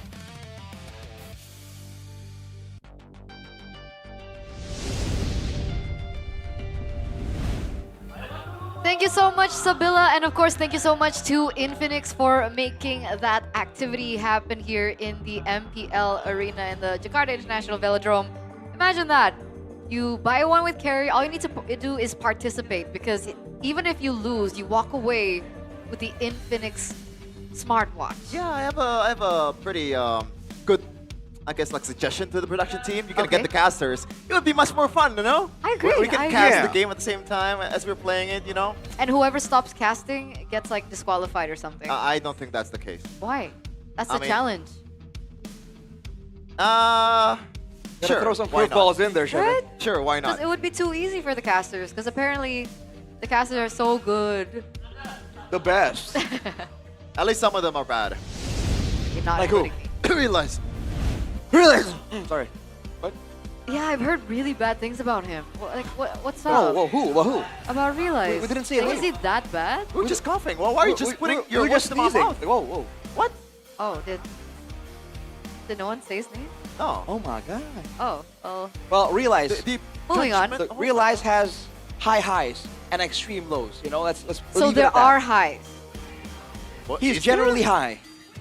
I think it's something that a lot of people agree on. If you know what I mean. Moving on. Moving on. Moving on. Oh boy. Huh. How will they adjust? We were on that topic, right? I think for ONIC, they have to streamline their win condition because it's good to have flexibility, right? And they've always been known to be able to do a lot of things, even though the draft is meant to be doing something else. But when they're at a similar level of macro and micro, like we saw in the last fight, man, they have to like make things a lot more streamlined, you know? I mean, you can see it in internationals, right? Every time they're faced against the S-tier teams, the LPH, the PH teams, pretty much all of them, it's harder than in MPL Indonesia. Let's put it that way. And it seemed a little hard for Sans in that particular game. And I think it was a really good highlight by Sheffin, right? The fact that he was given the Luo Yi, he was forced on a hero that would be unable, or it would be really disadvantageous for him to pick up the Purify. And he was up against Sora, Baxia, and the Atlas. So I'm considering maybe prioritizing Sans' hero in the early stages, or maybe choosing something different for him altogether. But of course, the stats are still stats. Sans is still Sans. And he is at #1 when it comes down to KDA compared to all the other mid laners that we have here in MPL ID, compared to Moreno, who is at #2. Octa as well, who is at #3, which is actually quite impressive. Octa at #3. He Very cool. left very quickly in the playoffs. Why are you taking a shot at Octa like that? I mean, hey. I'm not. I'm saying it's impressive. I'm taking a shot at Dewa in general. It's impressive how fast it was? No, is that it's how impressive that he's #3 on the stats, Okay. despite not going so far in the playoffs. Because he's early he- exit. Weirdly enough, he plays a bit of the same role as Moreno in a sense that he plays the Kimmies, he plays the Lunoxes, and he takes kills, right? He doesn't really funnel it away.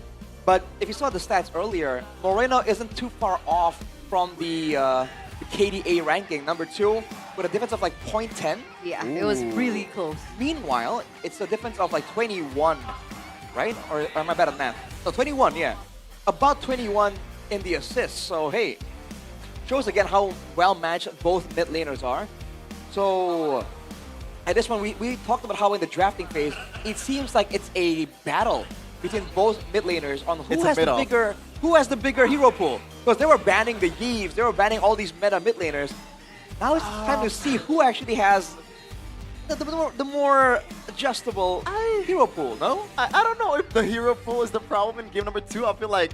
I'm not saying it is. Oh. Didn't you say... It was like in the drafting phase, it was like a battle on like who has the better hero pool, because they were banning both mid laners. Yeah, at the same time, I feel like Moreno has a head start in the second phase. No? How so? Because Sans is forced to play a Luo Yi against those dive heroes, man. Meanwhile, Moreno can just turtle around the backline. Let's count their hero pool right now. Sans is 1, 2, 3, 4, 5, 6, 7, 8, 9, 10, 11.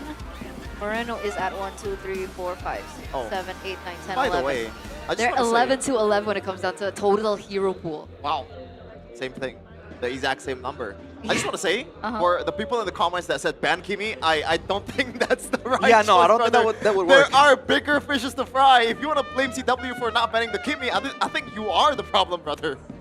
It's just not that simple, man. These are not... This is the issue when you're at a high level in the drafting phase. There's not like a single pick or ban that you can just like cross off and it would change the entire game. If you want to have an adjustment in the mid lane, for instance, you have to start from the first phase to figure out what kind of mind game, what kind of flex pick you want to use to really throw off your opponent. So simply saying ban Kimi, yeah, I don't think that's going to work at all. That is true. That is true. We are in a catch-22 situation, but things are going to be a little bit similar for ONIC now that we get into game number 3 because they are on blue side now. Earlier on, we saw the Phobius Jushin Arlet banned out by ONIC. Do you think that might change the third game? Phobius Jushin Arlet. I feel like maybe they might let go of the Arlet, right? Knowing that there might be a trade-off in the jungle picks between the Fredrin and the Baksha. If they assume they're gonna get the Fredrin again, then the Arlet could be something that they can use more efficiently compared to Bigetron that might go for the Baksha again. So they let go the Arlet? Might be, and it depends on how they want to... There's so many what-ifs here. We can only assume, ladies and gentlemen, as we head over into the drafts for game number 3, presented to you by the official gaming phone Infinix GT50 Pro. And we're going through Flying Clouds once again. All right, let's see the differences in the first phase. Will there be changes to the bans? Will there be changes to the prio in the first pick? And Paquito and Fredrin are the bans here in game number 3. I think this is what ONIC should have done in the second game, banning one of the utility heroes, the 2 utility heroes in the meta currently that is very prominent. The Baksha and also the Fredrin. Now, they can prio more towards the Baksha. I feel like this is going to be a Baksha first before anything else. Before the Jushin, before the Paquito, or before anything else. There you go. There you go. And to a degree, it is still flexible, even though it's not preferable right now. For Bigetron, Claude, Jushin. The relentless flow of time. No, Arlen, wow. I like that more, no? Because there's nothing. Wait. The Fredrin is banned. I just realized. Yeah, so now my bad. ONIC can get the Jushin. Do they want to though, right? If this comes down to a damage face-off between Moreno and Sans, the Jushin can carry, but what's up, Shevin? It's a Kyret 3, no? Against a Baksha, you win the objective game. With Arlen, that's pretty much anti-dash, anti-vengeance for Niall, and he played it. That's true. And I believe ONIC's already reading that. Does Gwyn not work for BTR? You know what? That's actually true. It's been a while since Gwyn ever getting picked, so it's because it's on always my banned. radar. It's always banned from BTR. That's why we don't see it anymore. Yeah, I guess that's the more optimal route or normal route for BTR. We'll see. Moscow's Jushin, though, again, it's just like fast rotations across the board for ONIC. Trying to outmaneuver Bigetron, because in the first 2 games, Bigetron definitely got places faster compared to ONIC, even with the low Yi diversion. Look at the top 5 cross-region total kills right here. Moreno? Like 60, almost like 70 kills above the next person. I mean, technically we have more games. Matches, yeah. So unless it's like average kill, then yeah. That is still pretty crazy stats. Really impressive though, wow. All right.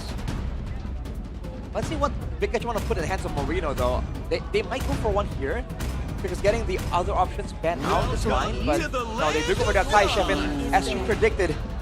They usually do this. They want to keep the final pick for Moreno because of his adaptability. Yeah. But I think say goodbye to Yi for Moreno. Yeah. Yi as well as... Do you think Valir? Will they actually ban the They Kimi? need to think about? I think Valir is better than the Lilia. I like that. Yeah, if it's going to be a pure front to back, if they're dealing with a Baksha, man, against a Valir, it's really hard to really move forward in any way. What do BTR ban though? A good EXP was brought up maybe in the first game, that is the Uranus. Let them play the hero. Well, in the same line, it wins out the lane at least before level 4 and there's no ganks.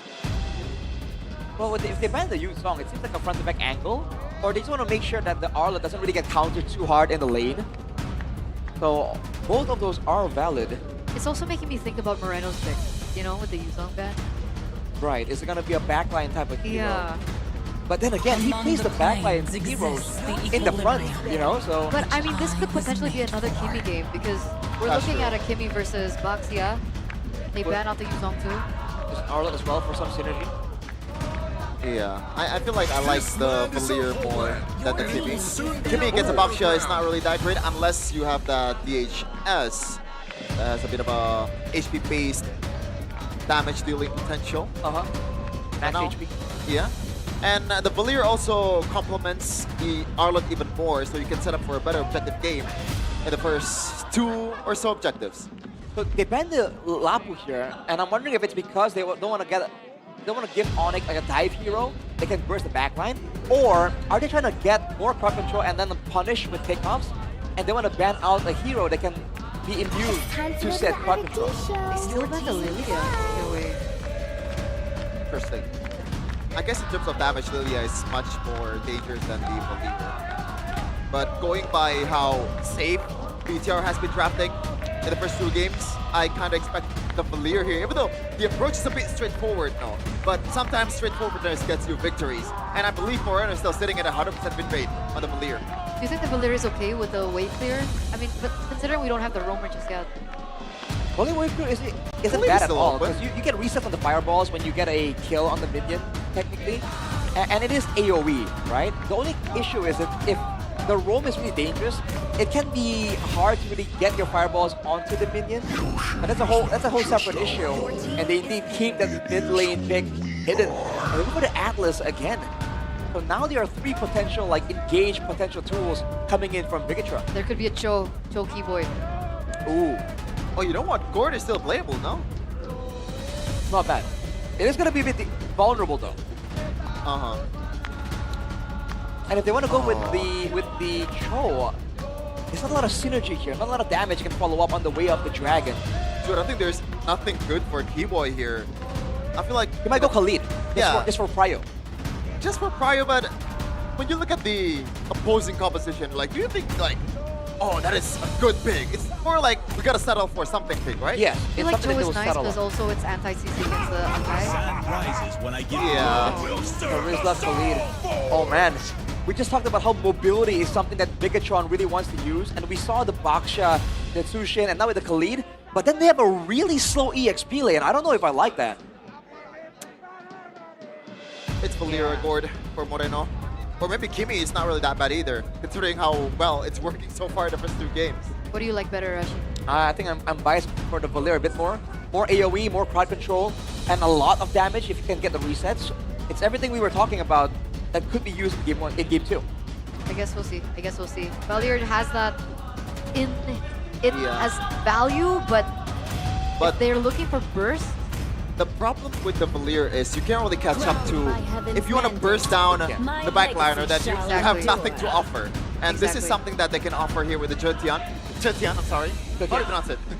Zetian. Zetian? Yeah. Okay, there you go. You know more than me. Whoa, that's true. I like it, man. I was saying I wanted more crowd control, and they really quadrupled down. Everyone except for Eman can quote-unquote engage or disengage for Bigetron. I like that. I think ONIC are going to struggle to really pick and choose the fights that they want, and Bigetron can pick and choose whenever they feel like it. So it sounds like your BTR for the 3rd game, just from drafts. I think so. What about you, Sheffin? At least Sans gets his heroes right now. Okay, and with that being said, we're gonna throw it over to the casters to walk you through game number 3 in the grand finals. Bigetron have their troops surrounding the Velodrome, and the coup d'etat is still underway. A revolt by the red robots.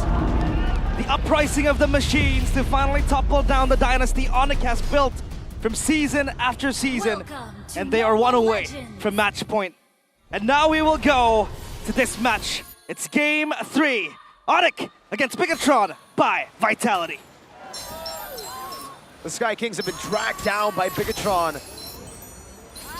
And now it's ONIC who are down in the dumps. They're the ones pushed onto a wall inside of the castle walls here in the Velodrome. And let's see from the draft, there was a blue. Oh, the damage. Yep, this is why I was a bit on the fence. On the Zetian pick, I thought oh, wait a second, Pass! San's taking a bit too many turret shots there. That is horrible.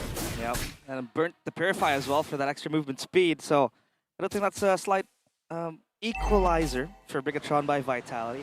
But we did talk about the draft alongside Coach Aldo in the stands. Oh, this is a great reset on the recall. Yeah, very, very nice. Emblems by you, agility for the Terizla. Pull yourself together for the Chutian, so you have extra Purify. Lutpi. Frozen. Yep. Just a bit more poke onto Lutpi. Shogun. Whoa, I don't think so, brother. He wants to go in, but he knows better than to go in. Keyboy's gonna go up. Can't risk getting a few hits on Shogun though, because the whole team will show up. But the audacity to pick up the Arlet. Oh, nice take by Keyboy. Yep. Took it away.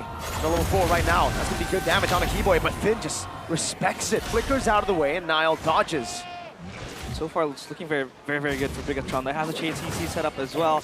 Extra stacks for the Arlet to play when you have an Akai. And you have good disengage when ONIC wants to clump up like this. Uh-oh, Sans no Purify. He's gonna get poked down. Fury of the Phoenix, and that's the final slash on Lutpi. Bigetron winning all in. Keyboy gonna be taken very low. Shogun's still there. Penalty zone, but Kyrie is able to get the neutral objective, but that's Lutpi having the flicker route. It's a kill for a neutral objective in the end. They were looking for a re-engage because Kyrie was close by. Oh, good take by Kelra. SOD for that extra bit of gold. The gold crowd goes for him, but Kaman will be okay with that. He's gonna re-farm again as the waves do collide. But the problem now for ONIC is obviously gonna be the range. If they can look for a good set, either from Terizla, either from a Keyboy Raging Sandstorm, then that's gonna be very good. And that is why, part of it, I think, why Bigetron picked up the Chutian, so that they have some sort of, I'd say, disturbance when ONIC wants to go all in. Because of the lack of the range, then they have to bank on the team fight. And that's why the Akai is super good too. The reason, like, mind you, they picked this up in the first phase, knowing full well how ONIC really wants to approach the game. You have a disengage somehow with the heavy spin, a pin down two. Oh, turn on the zone. Yep, quick around from Moreno. Just a clean little getaway. But that is a great resource. Shogun, though. Into those big hits onto the turret. Keyboy might be going for the 1v1. Your Raging Sandstorm blocks him down. Moreno Sokolil. Actually, a bit of an assist there by the Baksha, so never mind. Yeah, Keyboy so confident. And he knows the damage the lead can deal. Take a look at the audience prediction here. A slight shift of 1%. Uh-oh. Mondo in the back, ganked. Yep. Oh, great read by Kyrie! Onto the BMI. The Purify out, though, with the Blazing Duet. Another resource spent. Another resource baited out. He timed the crash to the BMI. He's able to get the crash. However, a Purify burnt with the Blazing Duet is enough for Aman to stay safe. Bigetron by Vitality. They can force these fights if they want to, especially with the early game damage that they have. The Chutian stings very much so. 7 seconds to the turtle. We haven't really seen a neutral objective contest, but if Bigetron want to play the long game, if they really want to disengage, then I think that heavy spin will play a huge part, scampering ONIC and just disintegrating their formation. Kyrie completes the Curse Helmet, and Keyboy up top is battling it out with Finn and Shogun. Mind you, he has the Fatal Links, and Shogun will come close. Good poke by Shogun. Penalty zone, flicker out from Shogun. Now the heavy spin onto Lutpi. That's a big resource spent already, and I don't think that's the right move for Bigetron. They were baited into that skirmish. Yep. A flicker for a heavy spin, one of the most important ults you can have so far in the neutral objective, and Kyrie will try to take this. And it is free, but maybe Bigetron say something. He tries to go in, Fear the Phoenix locks him down now. Shogun goes in, into Sans, Crimson Beacon already down as Niles there, gonna be taken out as the SOD doesn't land, but now it's gonna crash onto Shogun. No flicker already, gets the stuns, gets the resets. Moreno coming in, but Shogun, oh god, disintegrating in the face of ONIC's trio. Terizla damage coming in from Lutpi there, 2 kills for him. That was a gamble. And he carried that fight. Yeah, a gamble indeed for Bigetron. If they can get something out of that neutral objective take from ONIC, maybe they can get a trade, but they did not. And they had to pay that price. Turtle goes for ONIC, a structure up top too, before that cannon minion gets taken down. So at least no farm for Shogun. The cannon minion so far, Iman. Oh, eating up damage there. And Keyboy can just stand there menacingly, especially when you have the healing. Oh, God. Kyrie gets it, right? Yeah, Kyrie's just been gapping Nile on these red trees. Uh-oh. This is not a good place to be in. He's able to dodge from the first few shots. The penalty zone locked in with the shield unity, but Shogun now has the resets. It's going to be the constant reset onto Lippy with Nile on the heavy spin, but is it enough to take him down? Moreno rotating as well. Kelra with the SOD inside! Is right there with Kelra. Oh my goodness, ONIC. They're angry. Beautiful set there coming in with the penalty zone. It looked like Bigetron had a chance to flip the script, especially when you have constant resets. Oh, Finn gets the orange buff. So that's going to be a slight win. You can see Shogun just bobbing and weaving his way with the vengeance in and out. And he tried to buy some time, but that SOD landing, I think, is one of the main points as well. And Kelra gets himself a kill. And Aman has to TP back. Item build, War Axe for the Terizla, survivability. And Corrosion Side for item build for Kelra. You would see sometimes he goes DHS. Notice the tanky lineup. I think it's manageable now for Bigetron by Vitality. Sans almost gets himself pinned down. And Bigetron has the damage to outright kill members that get pinned down with the heavy spin. Now though, how will Nile use that heavy spin? How will they use the combos, man? Because right now we've seen, I think, a glimpse of the combo, but they haven't utilized it in the neutral objective pin. With a jump on Lutfi. He's going to go for the perfect match as Keyboy goes on Aman, getting up a good few more poke. Fatal Links coming down as they go all in, even with the heavy spin. God dang. Have to go back. That's going to be a death to Lutfi. ONIC, will they stay right here and contest? No recourse. Perfect match, and the Raging Sandstorm baited out as now gets in the knockup. Shogun gets the kill, carry with the shield unity. A man advantage for Bigetron as they go in as the SOD lands in the back line, but I don't think Kelra will take it just now. Kyrie, help away. Nile gets out. Fury the Phoenix, coming out as Iman is going to go over the damage again as Kyrie is going to get chain CC for Iman. He gets a free hit. Shogun with the final slash. The Spear of Misery doesn't pin Iman down onto Moreno, but it certainly picks Iman back up. It's a Purify though, baited out, and now Bigetron decide to disengage. And it's a Flying Clouds too. Lutfi was close to rotating and maybe assisting the remaining members of ONIC. They were looking for a re-engage, but Bigetron, discipline is the name of the game for them throughout the playoffs. Super clean disengage coming in. Oracle for Shogun, survivability, extra healing, golden stock completed too. And now they have to be privy where Finn is. Look at Nile. Kelra has to be careful. He's going to go for the pin. Oh no! Wow. What a read by Nile, straight into the god in the gold lane. Kelra gets taken down. Wow. Yeah, you'll pay for your sins, Nile. Or maybe you won't. Wait a second, the whole team's right here. Nile gets away with the jump in. Kyrie, shield unity body blocked by Shogun, and he has the vengeance still. The final slash lands onto us now. The whole team comes crashing down on him. Keyboy all alone, thrown back again. The fatal links by Finn drags him into the shots from Iman, sending him to his demise. And ONIC, they're still trying to bait something out of this. Other resources are a big time of Vitality. Kelra, will he take it? The god is back, but he doesn't have a Purify. There's no way he takes that. Yeah, and Moreno still has the Fury of the Phoenix as well. So that is wise from him. Queen's Wings for Lutfi. And Bigetron by Vitality. So far, so clean. But they're not out of the woods just yet. They still take a look at the Moskov that really waits to scale to the late game. Looking for the Golden Staff after a completed DHS and Corrosion side. He's going to play the far lanes. Bigetron needs to answer this when it comes a pesky entity late game later on. But still, ONIC, they cannot clump up. There's going to be two ultimates waiting for them if they stick together. That's how they kind of want to play too. That Fury of the Phoenix will be very, very scary, and then you have the Fatal Links. So now look, Bigetron, let's see what they can do. The way they're playing, you'd think that Bigetron are the ones with a lead. They're the ones controlling the map, pushing the tempo, and making proactive moves on the map. Yep. It's a 2K gold lead down to a 1.9K. But it's Bigetron looking for these flank angles. Look at where Finn is. He holds that tri-bush. And Keyboy too, trying to open up the map. They are yet to take a structure up top. And so far, ONIC are the ones to pull the trigger. Now will always have that escape button. So I think ONIC needs to wait for Bigetron to bait their resources, get those spells, get those big ultimates, and then they can advance forward. Because there's so much Atari can do. He's only there to possibly tank to the team and then catch someone. With the Passants as well, you have that anti-regen, but you still need the Chusin to hit, the Terizla, the Moskov. And this lack of range is a bit worrying for Bigetron, for ONIC, because they can't really commit to a scenario where they're able to make Bigetron expend those resources. In the gold lane, though, I want to see the gold lane rankings, or the gold standings, and it is still Mr. Kelra who's #1, man. Yep. How far ahead is he? 500 gold around. Yeah. So not too much, but okay, there you go. I was about to say, Swift Trinity for both completed. It's almost like a situation we see in game number 3.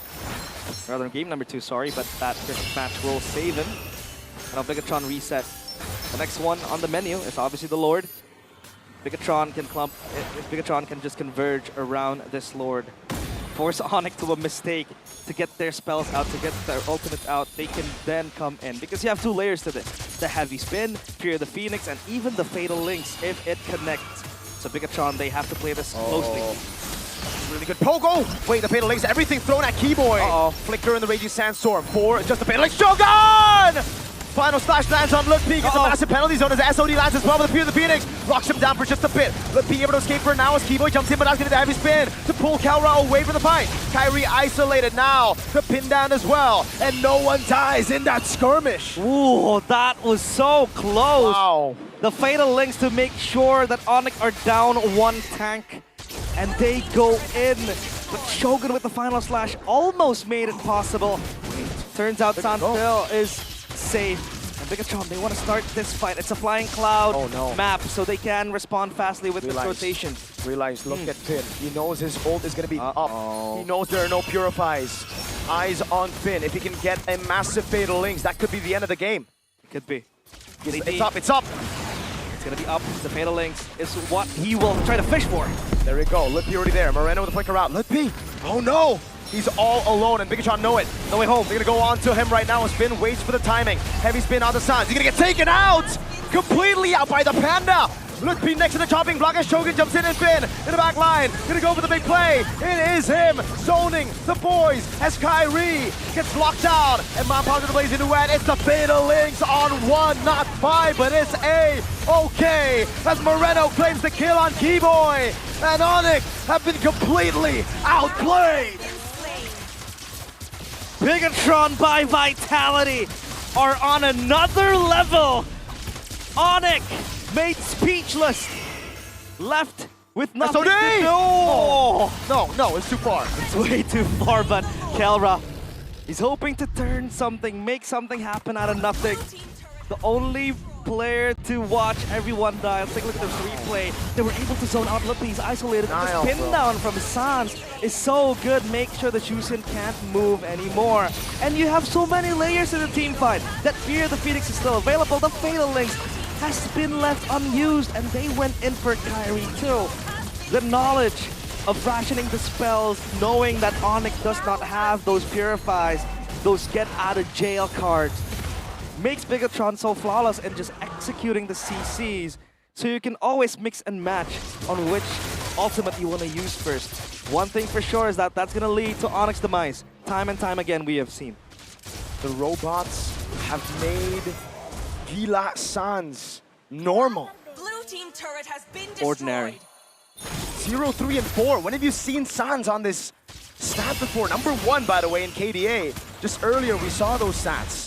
Cloud stings now, and that Malefic gun will not make ONIC do better. Oh my god, I've been down bait up. He's gonna bait out the Purify. He's baited out the Purify. Now eyes on Finn as the blazing away gets used up with the BMI and the Purify out from Iman. Finn's gonna be looking for it. Look with the penalty zone is now the Fear of the Phoenix lands onto 2. It's Iman going for the gun down with a melted gun, threading Ludwig down. He's trying to survive right now, but the base turret at the top lane is gonna get taken down, and Iman gets a killing spree and a turret in the mid lane. Finn! Oh! Fatal Legs by Finn! Gets Kelra down! Bigetron on the verge of match point. Now it's Keyboy in the back, looking for the Clouds to send something to fight back. Oh my god, Keyboy next to the menu, probably Shogun.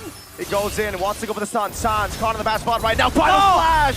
The Purify out by Sans, but it's broken in the back. Heavy spin and the reset's already. Amon stays targeted on the base, and ONIC fall again. The red robots secure match point.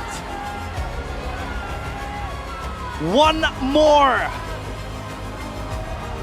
Just one more game from rewriting history. Answering the call of destiny. The Velodrome silence, at least for its residents, at least for the ONIC fans. And suddenly the Sky Kings does not look that immortal. Because starting now, the red robots come in for that coup d'etat, for that revolt, for a revolution. Just one more game. Now we know why. Robbie Panchoro is in the building. ONIC, I've never seen them like this before in the final. This is their league. This is a farmers league.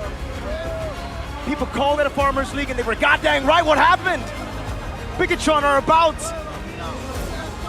to tear the script apart. They will demolish. They barely made it to playoffs. No one believed in them. They were the S word, and I mean subpar. They're about to demolish the Velodrome. Oh my God. And with it, the walls that has been echoing the name of the Sky Kings. Bigetron, one away from their maiden trophy. Just one more, but sometimes distance means nothing. If they fail to deliver, if they cannot capitalize on this, Mirko, a trophy in sight. It's theirs for the taking. And this is usually where you see Bigetron use the C word, the choke. But Niall stayed so composed in fact that he was able to read Kelra. Kelra, the man with the awareness of 5 pro players. Hey Mirko, the C word here stands for composure. They're able to choke, it's to hold it. composed. It's composure, it's composed. Oh, everything is so beautiful. From head to toe, Bigetron. And they played with trust to one another. And that was what was lacking. Said by Coach Theo, they lack trust. And now that trust might bloom into a potential silverware. Look at that, Niall after the game. He did it, calm. The panelists, break it down please. In an interview, Coach Panda said that the one thing that they repaired from the regular season to the playoffs is the fact that they now play for one another and not for themselves. And my, oh my, ladies and gentlemen, here in the Jakarta International Velodrome, bear witness to a changed BTR as they are now at championship point against the defending champions. Man, we said that they would get it done dominantly, if at all, but 3-0 in dominant fashion as well. These games are intense, don't get me wrong.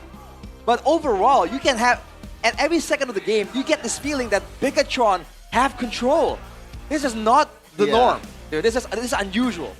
Speaking of something unusual, I feel like ONIC after the 2-0 victory by BTR, this is quite literally a territory that ONIC has never been in ever since the Stone Age, right? The Stone Age. ONIC has never been in this kind of situation, and there's a reason why they play like it's tilting.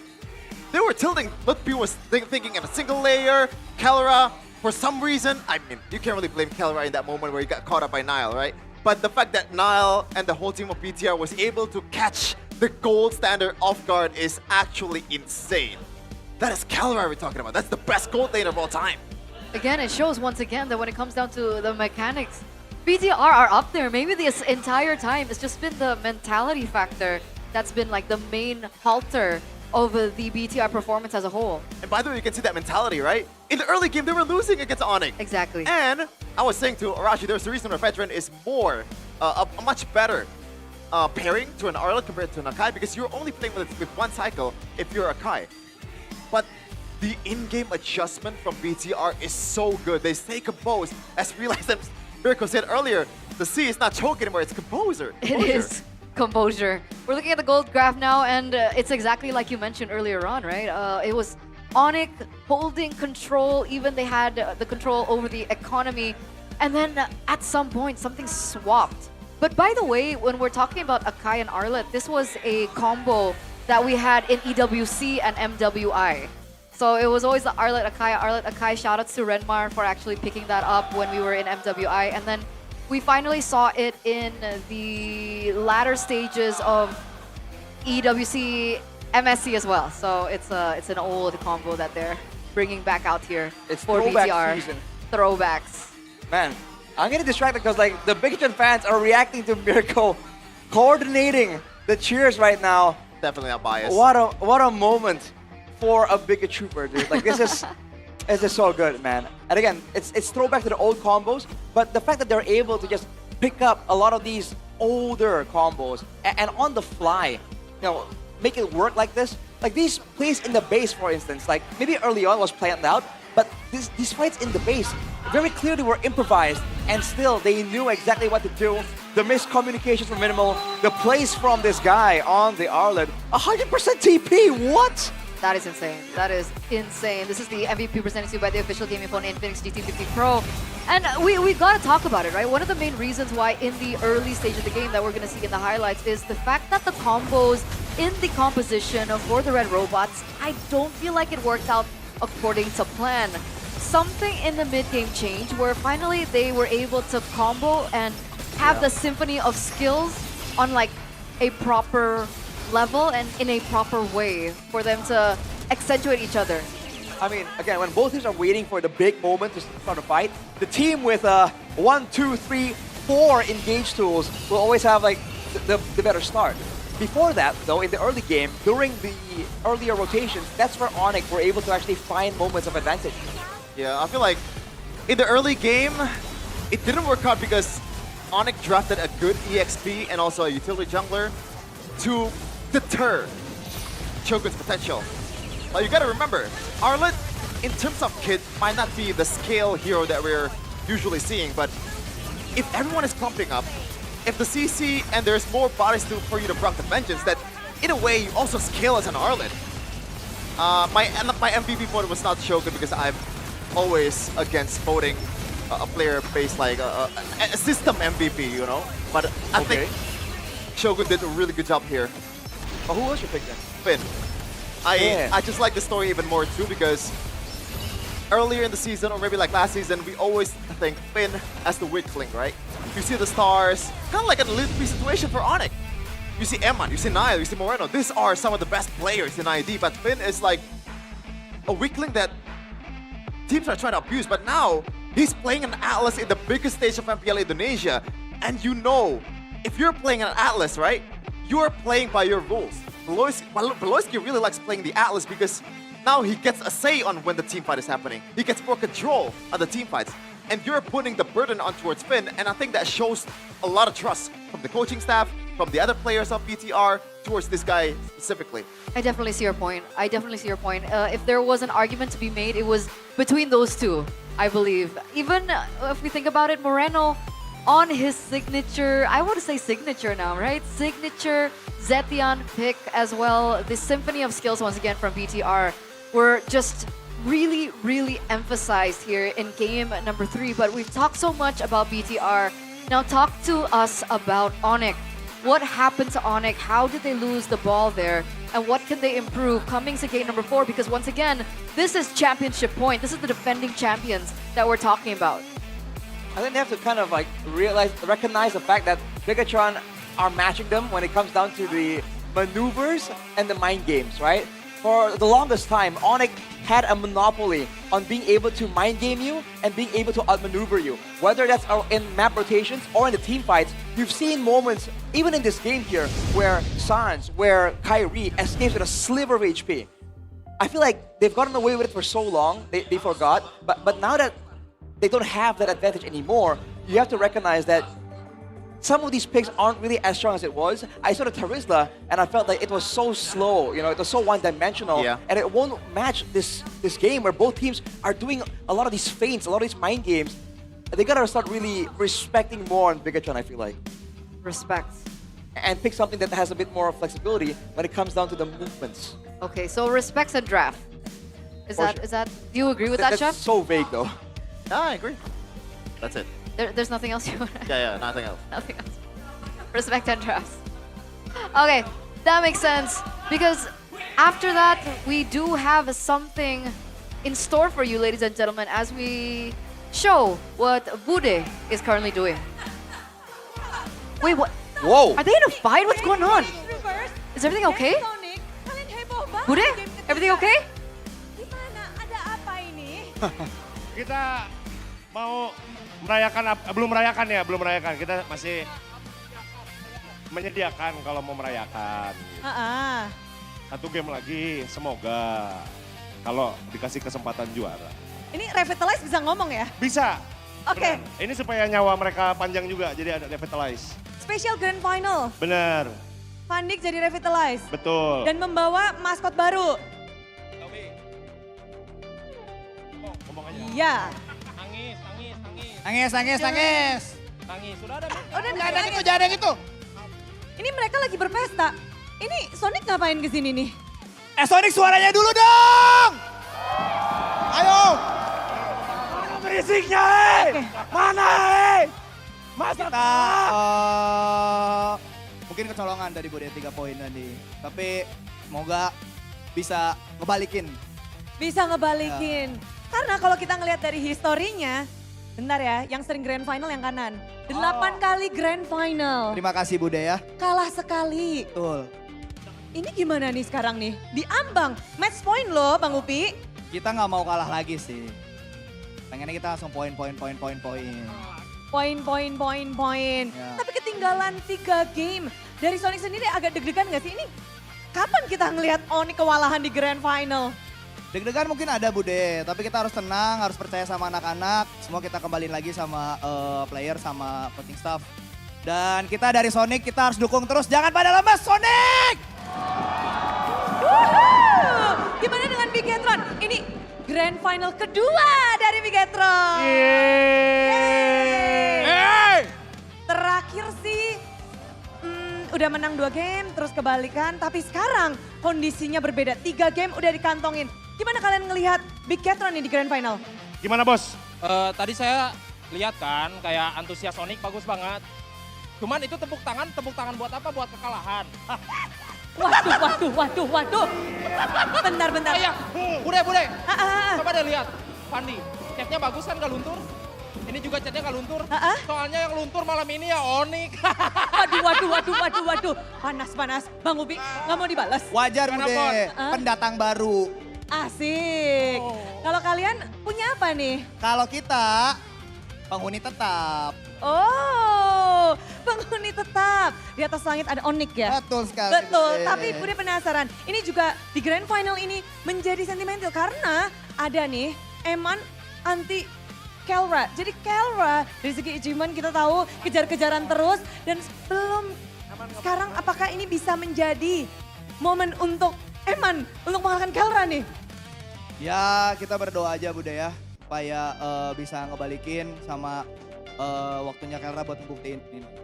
Coba sampaikan sesuatu. Kalau bukan antinya itu Eman. Bukan gitu ya. Iya. Kalau dari kalian gimana? Ini jimatnya harus disuruh pulang dulu nih kayaknya nih. Oh jimat yang paling diseremin? Apa kamu? Apa? Hah? Bude mau nanya apa? Mau Kita kan menang malam ini. Bude, tanya-tanya itu aku dong. boleh manggil orang ya?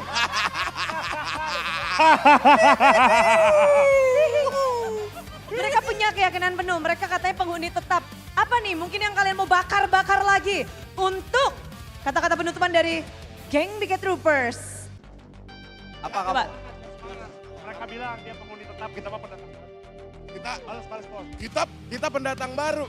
Coba nanti pulang buka buku sejarah karena di situ dicatat malam ini akan terjadi sejarah baru di Indonesia.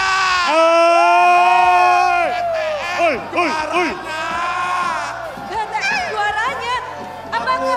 Pak Guru, kebanyakan nulis buku kamu Pak Guru ya. Ngayal terus. Udah bahasa Indonesia aja, ngarang aja udah kamu Pak Guru. Rame banget di sini tapi Jakarta International Velodrome. Siapa yang akan mendapatkan kemenangan? Akankah dari tim ONIC bisa mengejar ketertinggalan atau di sini Bigetron yang bisa menutup match grand final? So, mari kita sambut pertarungan lanjutan grand final.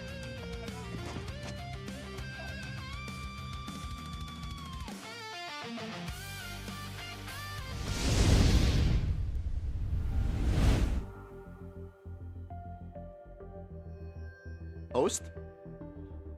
Is everyone okay? I think so. I think so. Are we High spirits, are I we guess. allowed to A little fight bit, like that? Yeah, a little bit of violence here and there is fine. I mean, someone hold Miracle back, cause They're friends. You Miracle would know? have been. I guess they're not friends anymore. Yeah. Hey, 'Cause friends fight Fandi too. grew up from Upi, who was on ONIC side, and so was Dara on BTR side. And on the other side, there was Sandy as well, who's... I'm so confused what's going on. What's Hey. the lore? What's the lore? Friends also fight. You know, it's part of strengthening your bonds as friends. Ah, okay. Hashtag anime. Strengthening What? the bond and also strengthening my wallet. That's Oh. what's important, ladies and gentlemen, because GoPay is, of course, your go-to wallet. And for you guys, if you guys want to strengthen your wallet as well, you guys can do that because we're giving out free GoPay coins. Yay! It's so simple. By this point, I'm pretty sure that you guys have already downloaded the GoPay app. What did the producer say to me?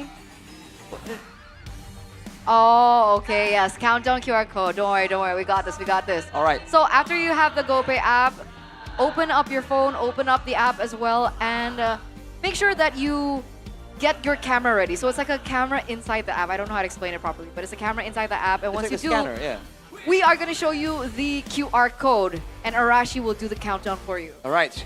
Is everybody ready? Are y'all ready? I can hear you. Aye, aye, Captain. Ooh. 5, 4, 3, 2, 1.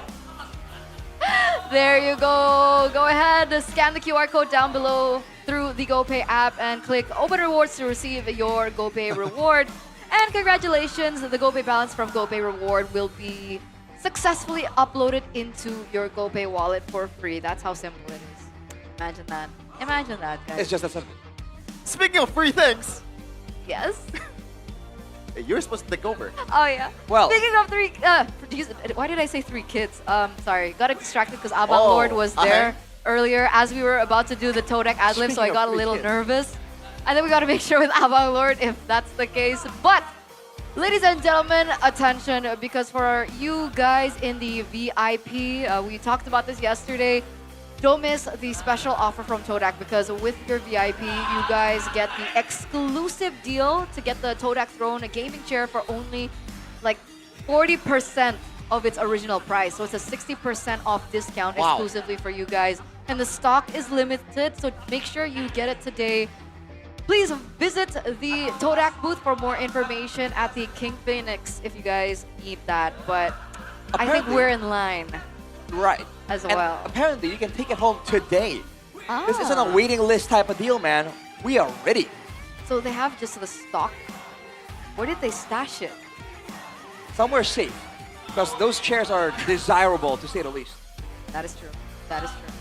And you know what? Speaking of Todak, of course, that reminds us of MPL Talk because not only do they sell amazing chairs, not only do they sell exclusive merch in collaboration with MPL, they also have the MPL Talk as well as the fact that there are collaborations with Ekcraft and MPL as well. And that brings us to the jacket that we've seen the pro players get, especially Bang. Alter Ego and specifically BTR yesterday and ONIC when they first secured their MSC tickets. Check that out, dude. Man. That's how you make a jacket. Got the characters on the side as well. Don't forget. Keep you company during your competitive endeavors. It's so cute. It's so good. Just feel this material, bro. Feel the inside. The insides? Hold it, Chefin. When I say it's comfy, Hold it. you know, I ain't what are you doing? Whoa. Oh. Ah. Anyway, this jacket is designed to represent a generation that is bold, competitive, and of course, always moving forward. And those, you know, the what do you call it? Cartoon figures? It's Starla, it's Dudu, it's... I don't know who that is. Those are like, The mascots, I guess. what do you call it? Easter eggs from the regular season. Is it Easter eggs? If you guys paid attention to the regular season, you guys will know who those characters are. There's a lot of them, so, you know. Yeah. A lot of Indonesian people call this my beanie. Arashi included, I think. Really? Where did you hear that? You said it yourself, backstage. Super cute. Super cute. Must have forgot about it. But yeah, make sure you check out that jacket, man, because I believe it's limited to a degree, right? They didn't make too much of it. Yeah. I can't believe we can buy it. Imagine, you guys can actually... Can we? Yeah. Oh, we can? We can. Oh, okay. Isn't that the point? Are we not telling them? Oh. That was pretty cool. We get to match with the pro players, ONIC. That'd be cool. BTR as well, Alter Ego, they all have the jackets. I want one. I Craft want to go there and support them. with the jackets, Exactly. right? By the way, this is fully embroidered, so it's gonna stay for a long time. It's not like one of those cheap, like, print, you know? Yeah. That just erases immediately after you put it in the washing machine. And there's not a lot of loose, like, stitching. So it won't come off. Because that's the worst, right? You have a good embroidery, and then like there's a one thread loose, you pull it, and you lose half the embroidery. Like, bro, I know that feeling, I know that hate that, man. That's why. Happened like one too many times, honestly. It has. Anyhow, Back to it's business. time to go back to business.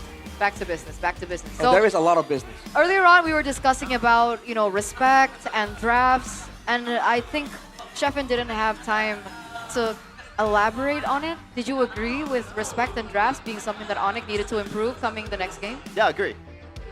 Right. Is there anything else you wanted to talk Hey, about? do you think that maybe getting more crowd control might help? Because in this game, at least, they were completely outmatched crowd control-wise. My personal favorite method, but how about you? Maybe for me, like one thing that I noticed, ONIC has never been in this position, right? I've said it earlier. I can't believe I'm saying this, but ONIC has to reset. It's been a long time since I had to say this. Blasphemy. This is 0-3, by the way, and the only 0-3 comeback that I remember was KINGFINIX ID Junior against RQ Senna in the MPL Season 10 Grand Finals. Yikes. Feels very specific, Sheffin. Yeah. Very specific. Gotta glaze my own team. There's not much choice. And There's not against much chances as well. a certain someone's team on the panel as well. But we are looking at Eman right now up on stage, and looking at the stats, he's #1 when it comes down to total kills. Is that what we've been seeing reflected through the playoffs as well? Interesting. We've always assumed that it's because ONIC overall all do so much better that the kills don't get funneled over to the gold lane. But in these playoffs, it's a whole different story. And I question if these stats are updated because in the past 3 games, Eman has been doing better, technically, right? That's why people are saying, is Eman the anti-Thesis or the anti-Kelra Nope. against the gold standard, who Hold up is there. #1 when it comes down to KDA? Because, man, Eman is #3 below Xeon. Shout out to Xeon, though. They got their gold lane already, Navi. Xeon out of nowhere there. Eman in 3rd. Wow. Not even 2nd. You do better, bro. What are you doing? #3. Here's the thing. Okay, so we've been talking about how ONIC needs to reset and so on and so forth, which is, I agree, something that we haven't spoken about in a very long time. But will this be the moment that BTR get overhyped? Because, I mean, this is, again, championship point. They're 1 game away of bringing it all, making history, by the way. The first trophy to ever be held by Bigetron in MPL ID since Season 1. Rivers. Boom. Damn. Sorry. By the way, to expand on that point, if you look at the trajectory of the 3 games that we played so far, ONIC is closer and closer to actually getting a W. Would you agree? So if there's a time for them to actually get a W, it's this time, no? At least in the draft, it was a mess in the first game. I don't see them winning that game. Second game, BTR I think had the better answer. Third game, I feel like they could have find a loophole or work around that combo from Kai and all of that. And they did for a few minutes in the early game. They just lost track. They lost the plot. That's where it gets scary here, because for Bigetron, they have to make sure that they don't get the pressure of like being so close to achieving their goal, get to them. And they also have to be careful not to be read out by ONIC, right? Because ONIC is constantly adapting. As we take a look at the class right here, Atlas. They've taken heavy measures. They might take Arlott here.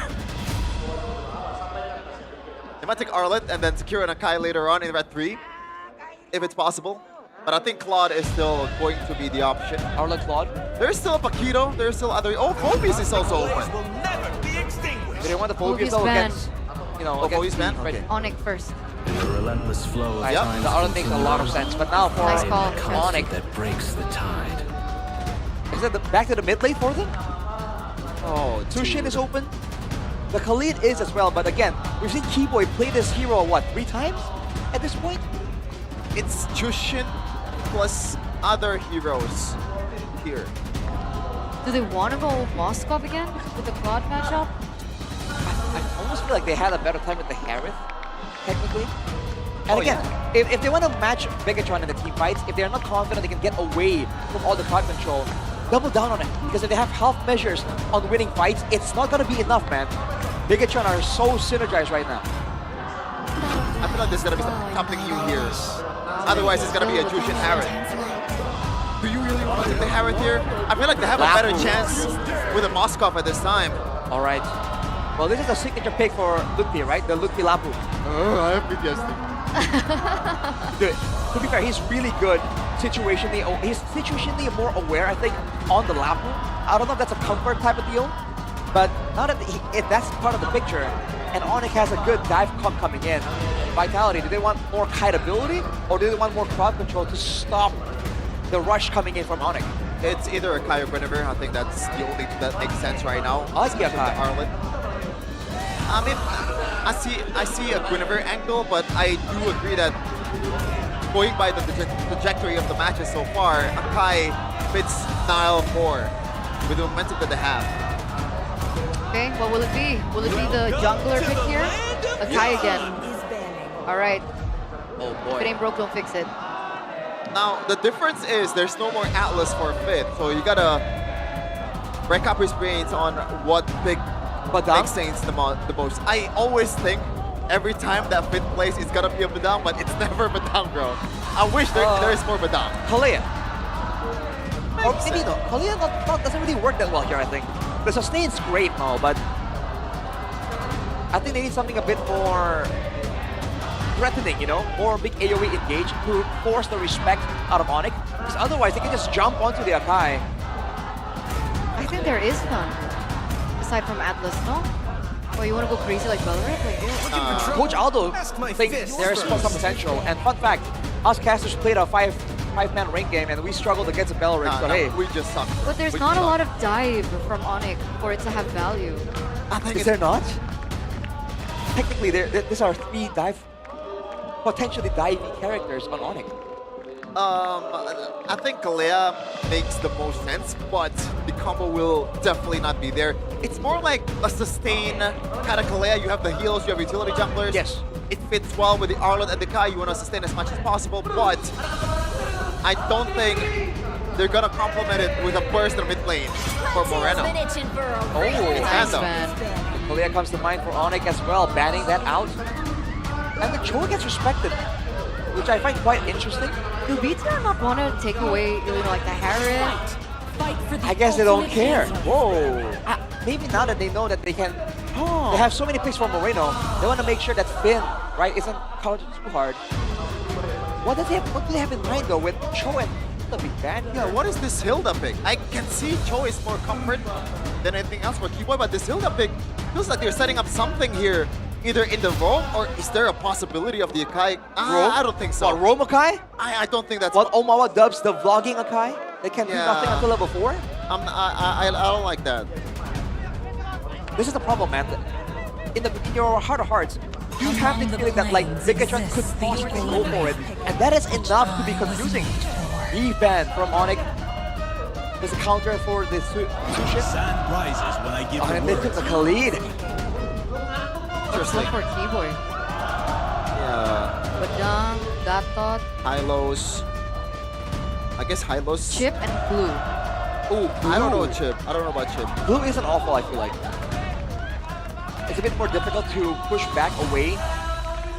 Can wreak havoc in the midst of a chaos, right? It can't be like a crazy pick, right, for Keyboy? What? But what could... I don't think there's any set heroes because Kai is on the other side. it's really tough for you to play that kind of game. It should be called like zoning heroes, control heroes. That's why the Cho and the Hilda is banned out potentially. So what, like Hylos? Yeah, I think Hylos makes the most sense. You can't go wrong with the Hylos. Is this something more aggressive though? I feel like ONIC might want to have something more aggressive. Oh, Brody! What? Nah, I don't like this. You're fishing out on a Kai spin. What the heck? Championship point. Are they by planning the way. on just like going in the gold lane? Going for the dives? Dude, this is so risky. This is not how ONIC plays. Wait, can Brody purify? Nah, absolutely not. What? If it's a purify, he's killing himself. That is such a risky pick. Oh, do they go to is the Valir open? Valir is open, yes. Against Hylos and Frigid, I'm gonna say the Valir shuts everything down. But the Lapu is the concern. But the Lapu can still get to you. The Lapu is the concern, and you don't have any damage to complement bursting on the Brody. And I think that's a big thing. I feel like this is gonna be something like a Ziltia. No, never mind. Yeah, they played safe. They go for Lilia. DPS approach though. I hate the Brody pick. I'm sorry. You hate it with a vengeance? Is this it? Yeah, with the vengeance of Shogun. Is this it? Might be. Mirko is waving the Bigetron jersey. He is convinced. He's signaling 4-0. Let me tell you that.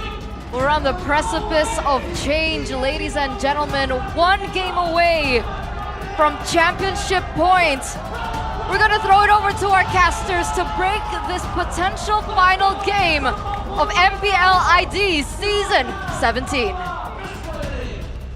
One final step remains. For years, the Velodrome has only known one ruler. Championship after championship, every road led back to ONIC. But tonight, for the first time, that reign trembles. Bigetron stand one victory away from their first trophy in forever. One victory away from completing the coup. One victory away from defying the dynasty.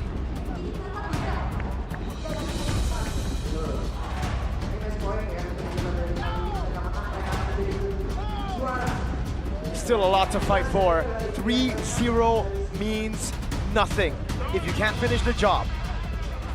It's a best of 7, not a best of 5. The 3-0 lead is great. The advantage is on them. They have no pressure compared to ONIC, who have to climb back from this mountain of a lead. But it is not over yet. They gotta stay calm, composed. And right now we are waiting for that final game. For Bigetron, that's definitely what they want to think, the final game. For ONIC, they're thinking 4 more games. They're thinking, we're locking in. That Brody pick though, we have to talk about that. The analysts didn't get to talk to it about it too much because, you know, obviously it's so sudden. It was last pick. I personally am not a fan of it. It's a lane bully. But hey, up against an Akai, against a Khalid, so fragile, so susceptible. But the land of Dawn is calling. Can Bigetron rewrite history? It is now or never. This time, it is potentially the last game of ONIC against Bigetron by Vitality. Everything on the line. Can the robots finish the coup? The coup of the greatest empire known in Indonesia, the dynasty that lasted for so long. They must go for the throat if they want to do it here. Kelra already burning the flicker early with an early gank from Finn on the Khalid. That's the lead. Obviously happening with the mid prio. It doesn't really help that they also have a Lilia to play with it. And Sun, so you're gonna talk about him particularly in this grand finals. Hasn't been the best performance out of him, especially when he is put in picks that are not comfortable. Look at Kelra, receiving a lot of heat. Under third, he will go. And he will go for the Master Assassin. He knows he wants to win out the lane, that Brody is going to bully the Cloud to eternity. And even Iman running the Vitality to have extra bit of health. Yeah. Respecting that matchup against the Brody.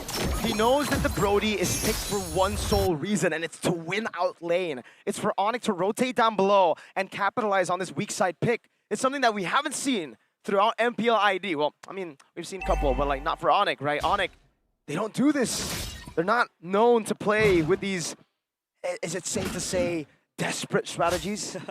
Niche picks. And maybe, just maybe, it screams desperation. Look at Niall. Look at this. He's gonna fish for a reaction from Kelra. The flicker burnt. There's just no chance. No chance to react. Niall! Oh, he pulls Kelra all the way. He's gonna go for the kill. And that's KCC. Kelra taken out already on the Brody. The strong side Brody. Bigetron. They don't care about the turtle. They don't care about the neutral objective. They instead look towards Kelra. Finn, all in. Great shove by Shogun to disengage for Finn. Very great usage of the final flash, but they want to go for more, it seems like. They're going to get hunted down here. Finn, you can't lock them down. Niall gets the green camp. That green camp, at least, stabilizes everything as well for Niall. Kelra down bottom. A level down against him, and now he hits level 4. But you can take a look at how susceptible the Brody is. That Akai was just walking to the turret, and there's nothing Kelra can do about it. Sans will rotate down bottom. Can they get this kill on Finn? I don't think they can. That's a Khalid that has sustainability. Now we ask the question, what is this Brody going to go for in terms of the build? Is it going to be all out damage? Which I think that's what he wants to go for, especially when you know it bullies you in the lane, but that death seems like it has stopped a potential catastrophe up against Eman. So Bigetron, they know they can keep things stable for Eman and not let himself be bullied to eternity. I think there's still a chance. No way. But for now, look at the gold crab. Kelra will be the one to take it. That would have been really demoralizing had Eman gotten it, and he already has the lead right now. It's a very small lead, but it's a lead nonetheless. Niall looking for the play, retreat in as well. Oh, he's just gonna walk past. What? Lutpi thrown back again. He's gonna get a lot of those turret shots, and now, oh, bravest fighter. Lutpi, no flicker.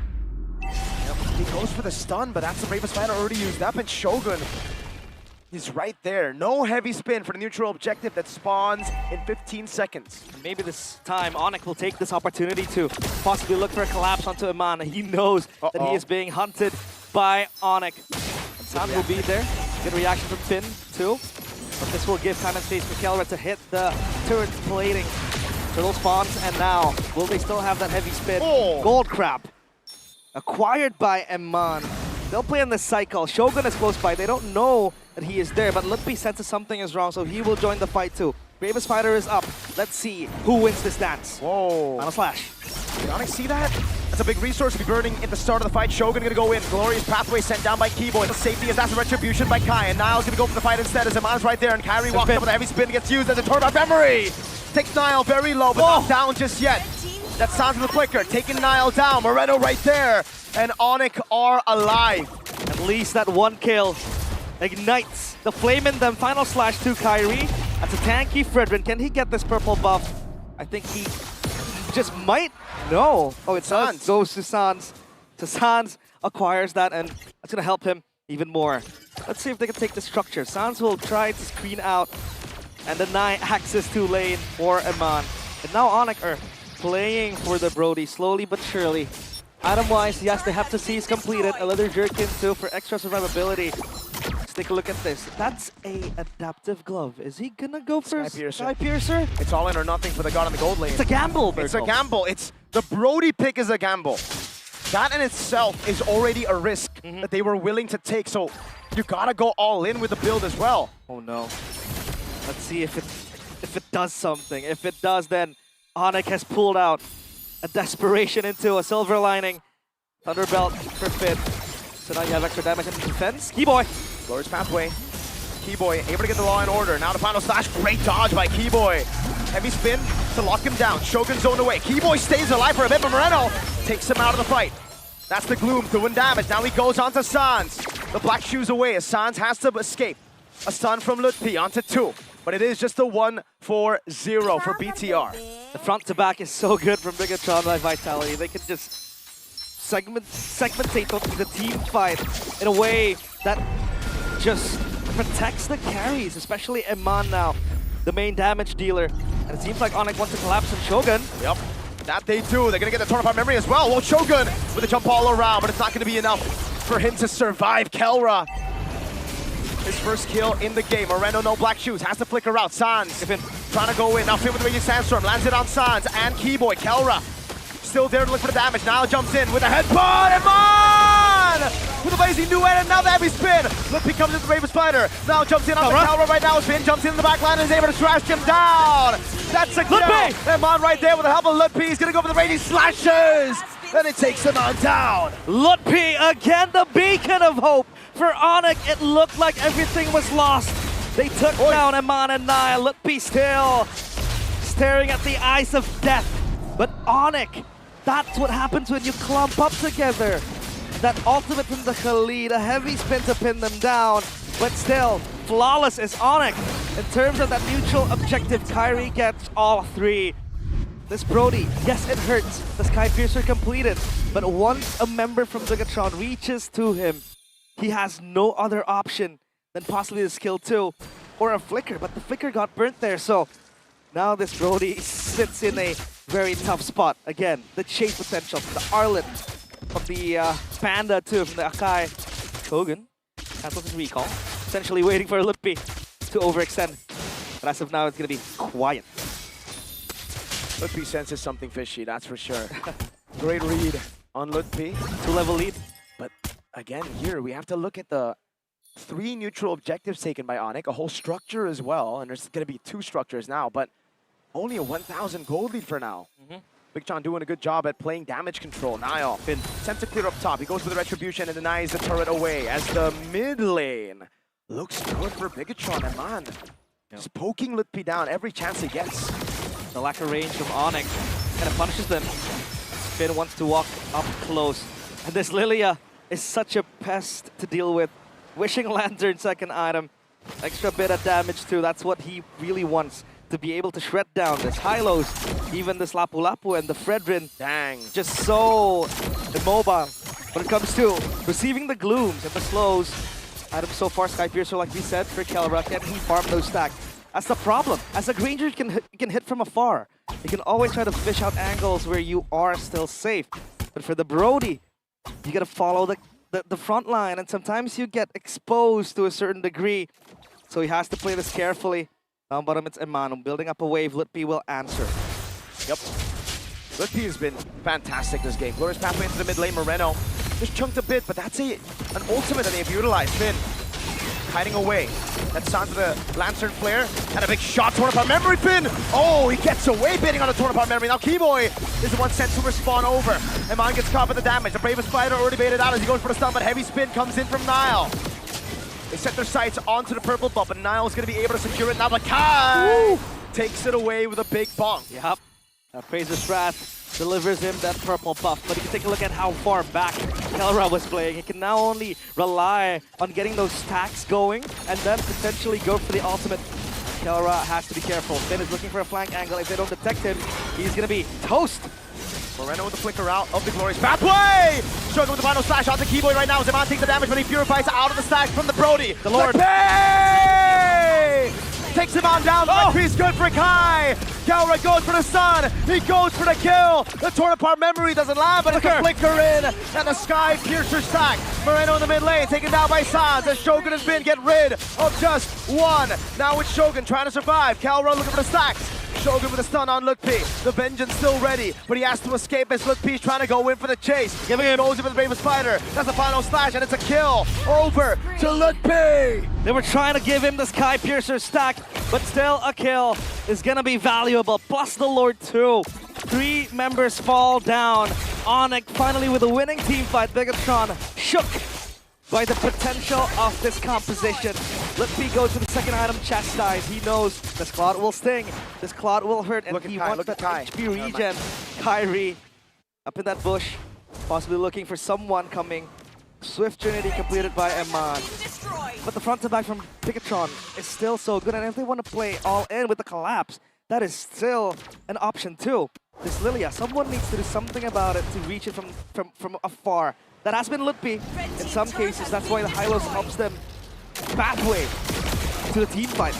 Now they want to crack open some structures down bottom. Still being worked on. Bigetron doing a fantastic job of just trying to hold and pulling the trigger first.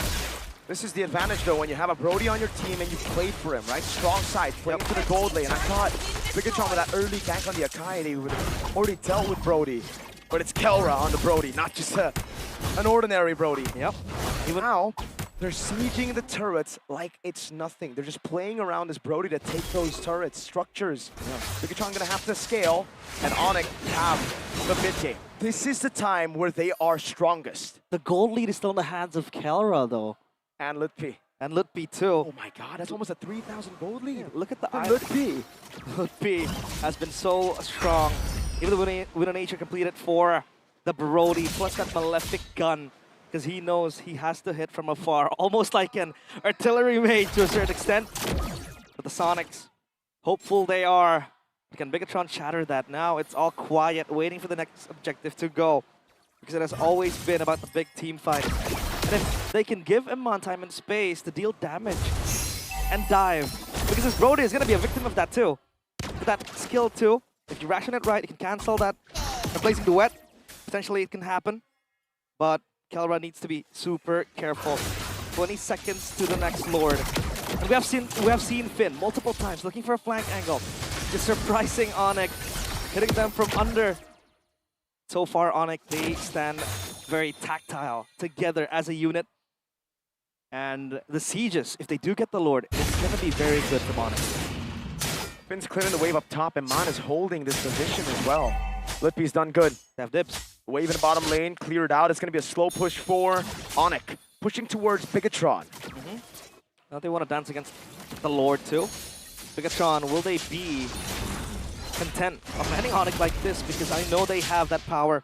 Kyrie hits level 15 already. Nile with the heavy spin. Is it going to be the pin down? Is it going to be what scatters ONIC's formation? Because they have to keep it compact. Iman? Brody cannot take damage, cannot die.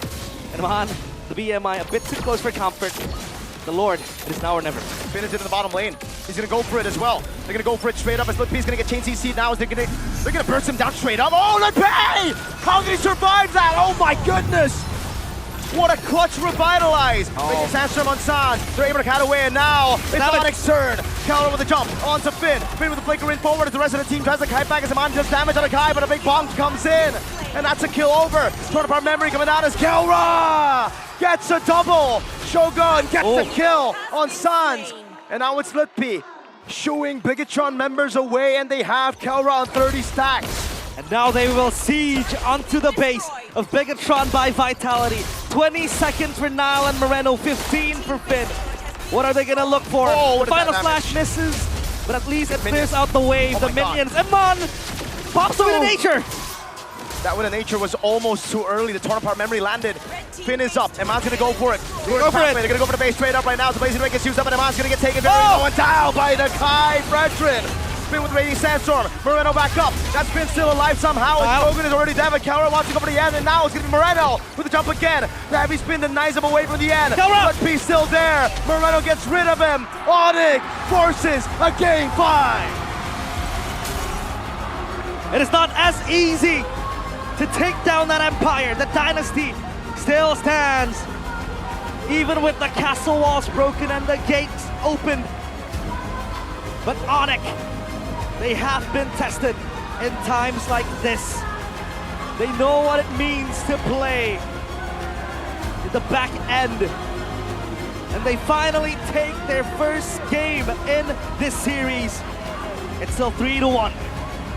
Holy moly, Lutpi in this game. Oh God, what a performance. The Brody pick worked out in the end. Kelra, they played around him to end the game, and they did it. It was an early snowball. Fantastic, a desperate call in the end. But a fantastic victory with that gamble. Yeah, what a gamble to get you back on track. Now Cave's wide open.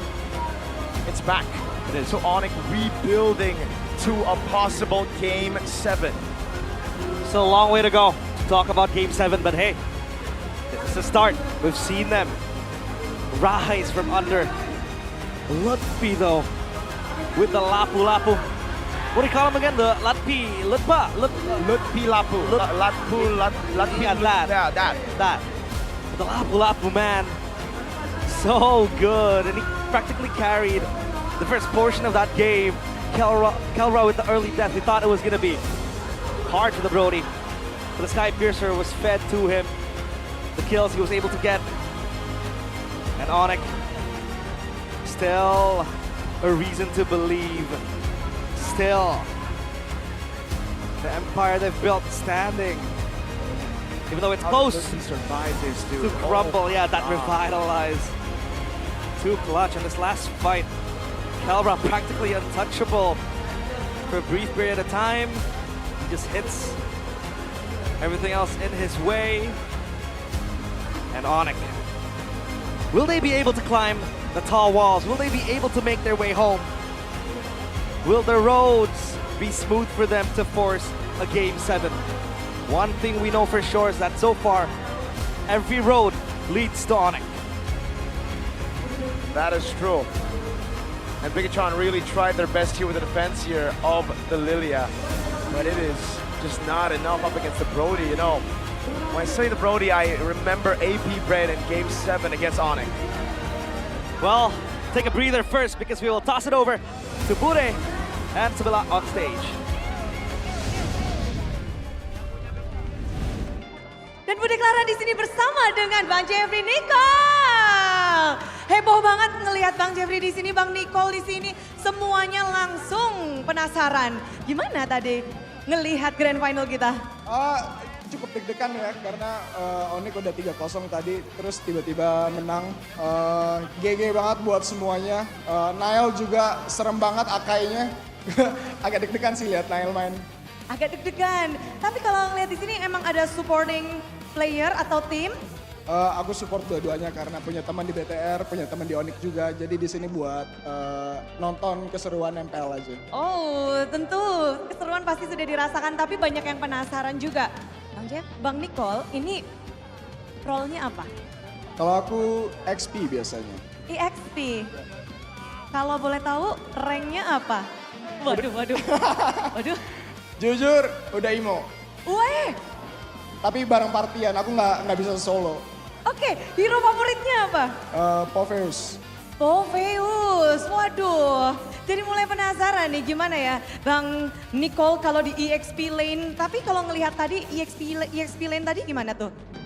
Kedua EXP lane, Shogun sama Lupi. Arlotnya Shogun serem banget tadi di game ketiga, GG banget. Tapi di game keempat tadi lapu-lapunya Lupi keren banget sih, megangin backline lawan. Oke, memang semuanya punya spotlightnya dan kita semua penasaran. Kira-kira siapa yang bakal jadi MVP di game yang keempat ini? Siapa kira-kira? Nicole? Di game barusan? Kayaknya Lutfi sih. Lutfi? Lutfi sih. Apakah benar? Langsung kita cek siapa MVP di game keempat. Inilah dia. Inilah dia dan Ciluk. Wah, Lutfi! Coba Nicole kasih tahu sesuatu, say something tentang Lutfi. Lutfi semangat di game berikutnya, dan kalau menang nanti ajarin gue cara rotasi ya. Cara rotasi, oke. Lapu-lapu dari Lutfi mendapatkan MVP 306. Kemenangan yang begitu mengejutkan karena mereka berhasil membalikkan keadaan. Thank you Kak Nicole. Dan kita akan langsung balikan kepada para panelis. Inilah Lutfi, the MVP.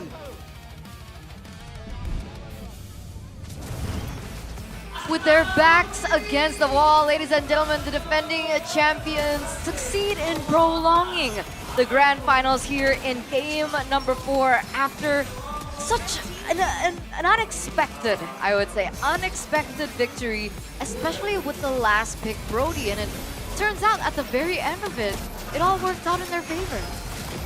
Initially, the weakness of the Brody was exposed. Shevin was very vocal about that, and we all agree here. Man, it looks so weak, but then, oh god, Lutfi, what was that, man? Yeah. I've been glazing his Lapu for the longest time. I maintain it might be the best Lapu in Indo. Yeah. When he's on, he's a good player, don't get me wrong, but on the Lapu, he's just a different beast. And he shows it right here, whether it's actually the fights where he's supposed to deal damage and demolish the backline, whether he's the one getting jumped on. If it's the atomization, it's the positioning, I don't know what it is, but the Lapu in his hands is just an absolute monster. Yeah, a whole lot of hot plays, a whole lot of this is just does not make sense at all, man. How the hell did you survive this? Balance items, bro. Oracle, Pauldrons, Queen's Wings. There you have it. Yep, this is how they he survived 1v through. What, there was a 1v4, 1v5, no? It's basically a 1v4. I mean, there was a moment in Geek Fam match where he was like, wait, was that Shogun or Luffy? Oh, I have no idea. Yeah, I completely forgot about that. But yeah, I want to talk about the Brody pick here. I kind of warmed up to it a little bit after I kind of missed out what it initially was trying to do. Obviously, you want to dominate the lane, but that's just the gist of it. You just want to cheat the system that Bigetron is making by making the fight as farther away from Shogun as possible, because BTR is drafting the competition for Shogun especially. So I like that. But at the same time, he expended a flicker 40 seconds in. He got not solo killed. Nile was taking 3 turret hits, 3 clean turret hits as an Akai to get a kill towards the bottom lane in Kelra. So the weakness is still there. Right. But it was able to be executed really well by ONIC, courtesy of Ludwig most of the time. And they tried the same thing in the EXP lane too, man. The fact that their go-to play in this game for Bigetron is to let the Panda walk under turret and spin someone out. It's kind of wild. If I told you that was the plan for Bigetron in the Grand Finals, you would laugh at me. But here we are. This kind of changes everything, though, because from now on, this gambit of like this battle of getting the utility junglers becomes even more trickier for Bigetron by Vitality, because now ONIC has in a way decoded or like strategize how to actually beat this kind of like trades. Right. It's a bit more complicated from now on, because it feels like in the first 3 games or so, it was dictated by BTR, especially in the second phase of the draft. Oh man. Yeah, now they have to really weigh out between the Lapu and just the fighters in general. Apparently we're dual casting right now, Rashi. Someone's vibing. I mean, it's a great song. Are you familiar? Not really. I don't know if they can hear. I don't think they can hear it. But Alright. there's a banger song in the background. I'm sorry, Wait, I'm is this getting your song? distracted. Huh? Is this your song? No, No. I wish. Okay. I wish. You gotta ask the production, bro. No. All Okay, right. player head-to-head. Lutfi with that MVP. Shogun, I think even Jeffrey Nicole mentioned it earlier on. He's a really famous actor in Indonesia, by the way. He said in game number 3, it was like a highlight reel for Shogun, but in game number 4, I think Lutfi was like, I think I gotta step up somewhere, somehow. So he successfully grabs his signature pick, his comfort pick. I think you guys already talked about it throughout the breakdown of that previous game. Right. And it really showed what he was able to do. But is this Bigetron also getting a bit lax though? See, that's the Because thing. That final fight, it didn't What work do you out, think? right? Initially, they went for the Lapu. It didn't work out. And Should've then just they backed off. chased, bro. They Yeah. chased hard. And that was the moment where I was like, oh, wait a minute. This does not look good. I don't get it, because this is the same mistake that they did in the first game that they used Akai. They expended all the resources, especially the heavy spin, which is the most valuable resource in that kind of composition. They should have got the note that you're building to the ultimate, then why the hell would you chase? It's a bad comp to chase anyway. And by the way, the Lilia pick, I think you mentioned it, Rashi. We're not really that big of a fan of that. I think in hindsight, right? I think Yeah. initially there was some potential. It's good for kiting back. There's some safety for Moreno. But again, hate to keep harping about this, but the extra stun would have been so nice to guarantee some of those kills, to stop some of the dives coming in from Ludwig, from Kyrie as well. And the passive on the Tzitian, I think would be very, a lot more beneficial compared to like just a simple black shoe. Yeah, you know? personally, the bigger things. Oh, apparently someone is intruding us.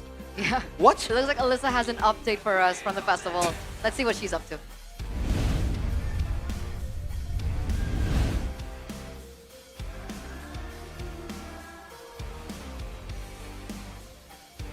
Ada suaranya! Alyssa berada di depan ribuan orang yang menyaksikan dan mendukung tim kesayangan mereka. Karena seperti yang kita tahu bahwa Grand Final kali ini tiketnya sold out dengan begitu cepat. Dan mereka harus menyaksikan tim kesayangan mereka bertanding, namun tentunya semangatnya tidak akan luntur. Tapi kalau begitu kita coba dulu kali ya, seberapa semangat sih ribuan orang yang hadir bersama Lisa di KINGFINIX Festival. So kita akan cek ombak dulu kali ya. Siap untuk KINGFINIX Festival, kita cek ombak. Alright, kalau gitu mulai dari barisan paling depan kita coba ya. Kita lihat ke arah Bang Billy. 1, 2, 3. Woo! Kita coba sekali lagi. 1, 2, 3. Boleh dong minta tepuk tangan yang paling meriah KINGFINIX Festival. Wow! Tapi ya, kalau boleh tahu nih, Alisa penasaran, di sini tuh lebih banyak Sonic atau Bigetron sih? Sonic, mana suaranya? Bigetron, mana suaranya? Wow, ternyata mereka sama banyaknya dan kali ini sudah hadir bersama Alisa. Langsung aja kita tanya-tanya, di sini ada Bigetron dan juga Sonic. Halo. Namanya siapa nih Kak? Turnip. Turnip. Kakak asalnya Sonic dari mana nih? Dari Batam. Dari Batam. Kesini jauh-jauh untuk nonton MPL? Oh, emang kerja di sini. Oh, emang kerja di sini. Wow, ini pertama kalinya datang ke MPL atau gimana nih Kak? Iya, baru pertama kali. Baru pertama kalinya. Euforianya seperti apa nih Kak Turnip? Wah, rame banget ya, sampai ke belakang sana juga ya, parkiran juga susah penuh. Jadi masuknya juga susah kemarin tadi. Susah banget ya. Tapi nggak cuma ada Sonic doang dong. Di sini ada Bigetron, namanya kakak siapa nih? Fikri. Fikri, kamu dari mana Kak Fikri? Jaktim. Oh, emang warga lokal ya, warlock ya. Ini nonton pertama kali karena dekat rumah atau gimana nih? Ini ketiga kali. Iya, setelah season 13, season 15, ini season ke-17 di sini. Wow, jadi setiap ada di Velodrome pasti ngedukung ya. Kenapa kali ini memilih untuk nonton di festival daripada di dalam? Nggak dapet tiket. Gak dapet tiket. Sama nggak alasannya? Sama. Gak dapet tiket. Siapa di sini yang gak dapet tiket juga? Oke, ini para warga di sini ternyata memilih untuk nonton di festival bukan karena mereka tidak ingin nonton di dalam, tapi kehabisan tiket karena warnya begitu susah. Kalau begitu kita mau coba dulu kali ya. Kamu Bigetroopers pasti punya jargon-jargon khusus dong? Ada dong. Ajakin dong Bigetroopersnya. Cobain semangatnya, kan udah 3-1 nih. Silakan. Untuk Bigetroopers ini dan Velodrome, kita yang di luar, Troopers yang di luar ini, yang di watch party, kita akan terus mendukung sampai Bigetron juara dan berhasil mendapat tahta MPL ID season 17. Bigetron win! Gila Fikri, luar biasa semangatnya. Tapi kalau boleh tahu nih, kalau kamu punya wish season depan kamu pengennya venue-nya di mana sih? Untuk season 18 saya berharap di Istora Senayan GBK. Iya. Ini GBK, kalau di sini masnya pesan-pesan dulu nih buat ONIC supportnya dan kita coba dulu dong, what time is it? Ayo Sonic yang ada di festival, what time is it? Oke, untuk ONIC 3 kata aja ya. Comeback is real. Oh gila, luar biasa banget ya. Kita tahu bahwa tadi udah sempat ini gak sih, mau copot gak sih jantungnya ngelihat 3-0? Lumayan, tapi kita mental juara ya. Jadi kita percaya kita bisa comeback. Kita bisa comeback, well let's see. Tapi kalau kamu punya satu wish, kamu pengen next season 18 venue playoff-nya di mana nih? Di mana aja, yang penting ONIC juara. Tetap pokoknya dimanapun, yang penting ONIC juara, mau di Velodrome, mau di GBK mungkin ya. Kalau gitu kita coba sekali lagi semangatnya ya, kita masih akan coba Human Wave sekali lagi. Sonic dan Bigetron bersama kalian, siap? Oke, kalau begitu langsung aja kita coba Human Wave sekali lagi. Kita akan coba 3, 2, 1. Woo! What time is it? Bigetron win, win, win. Itu dia keseruan kita tadi. terjadi di KINGFINIX Festival. So, kita akan lihat apakah hasilnya akan sesuai harapan mereka ataukah sebaliknya. Battle silakan take it over. Woo! Mana suaranya sekali lagi KINGFINIX Festival? Wow!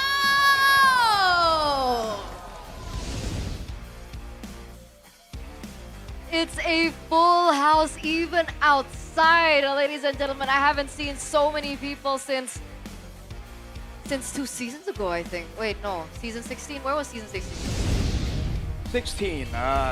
Season 16. No, Nice season pick. 16 was Pick. pick. Yeah, nice pick too. Season 15 was That's Velodrome, Velodrome right? again. Yeah, so since season 15. So it's the 2 seasons Velodrome ago. effect. Yeah. Velodrome Or is it effect. because the Tyrants are on the brink of being overruled?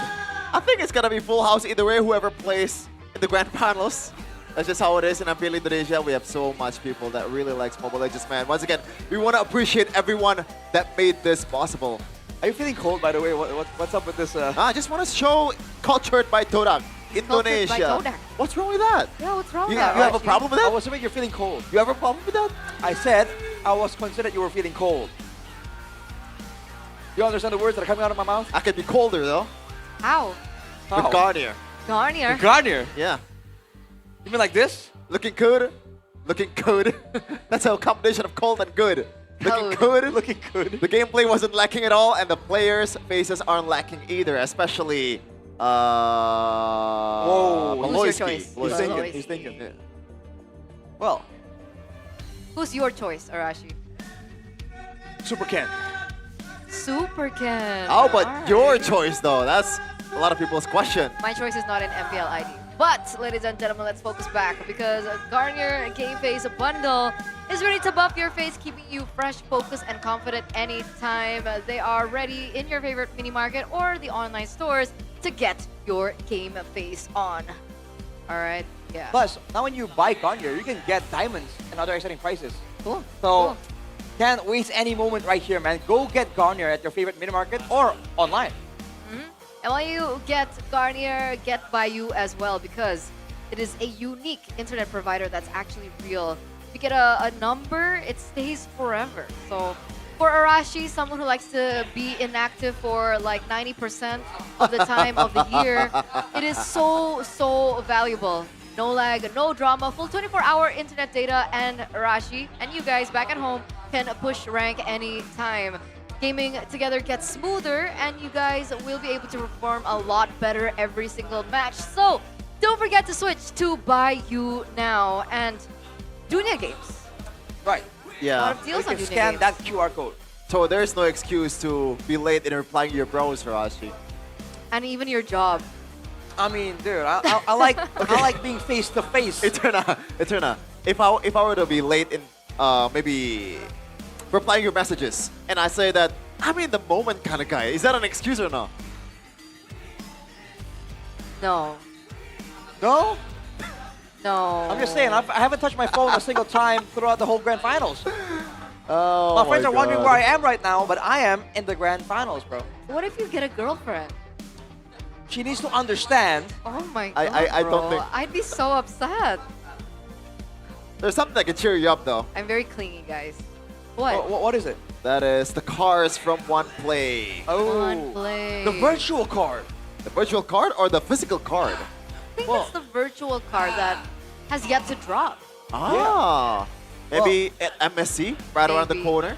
Maybe, perhaps. Well- So we're telling you this ahead of time because we don't want you to miss the, you know, authentic signatures and the jersey relics that I think every collector would definitely dream of. So don't forget to scan the QR code down below there and follow One Play right now.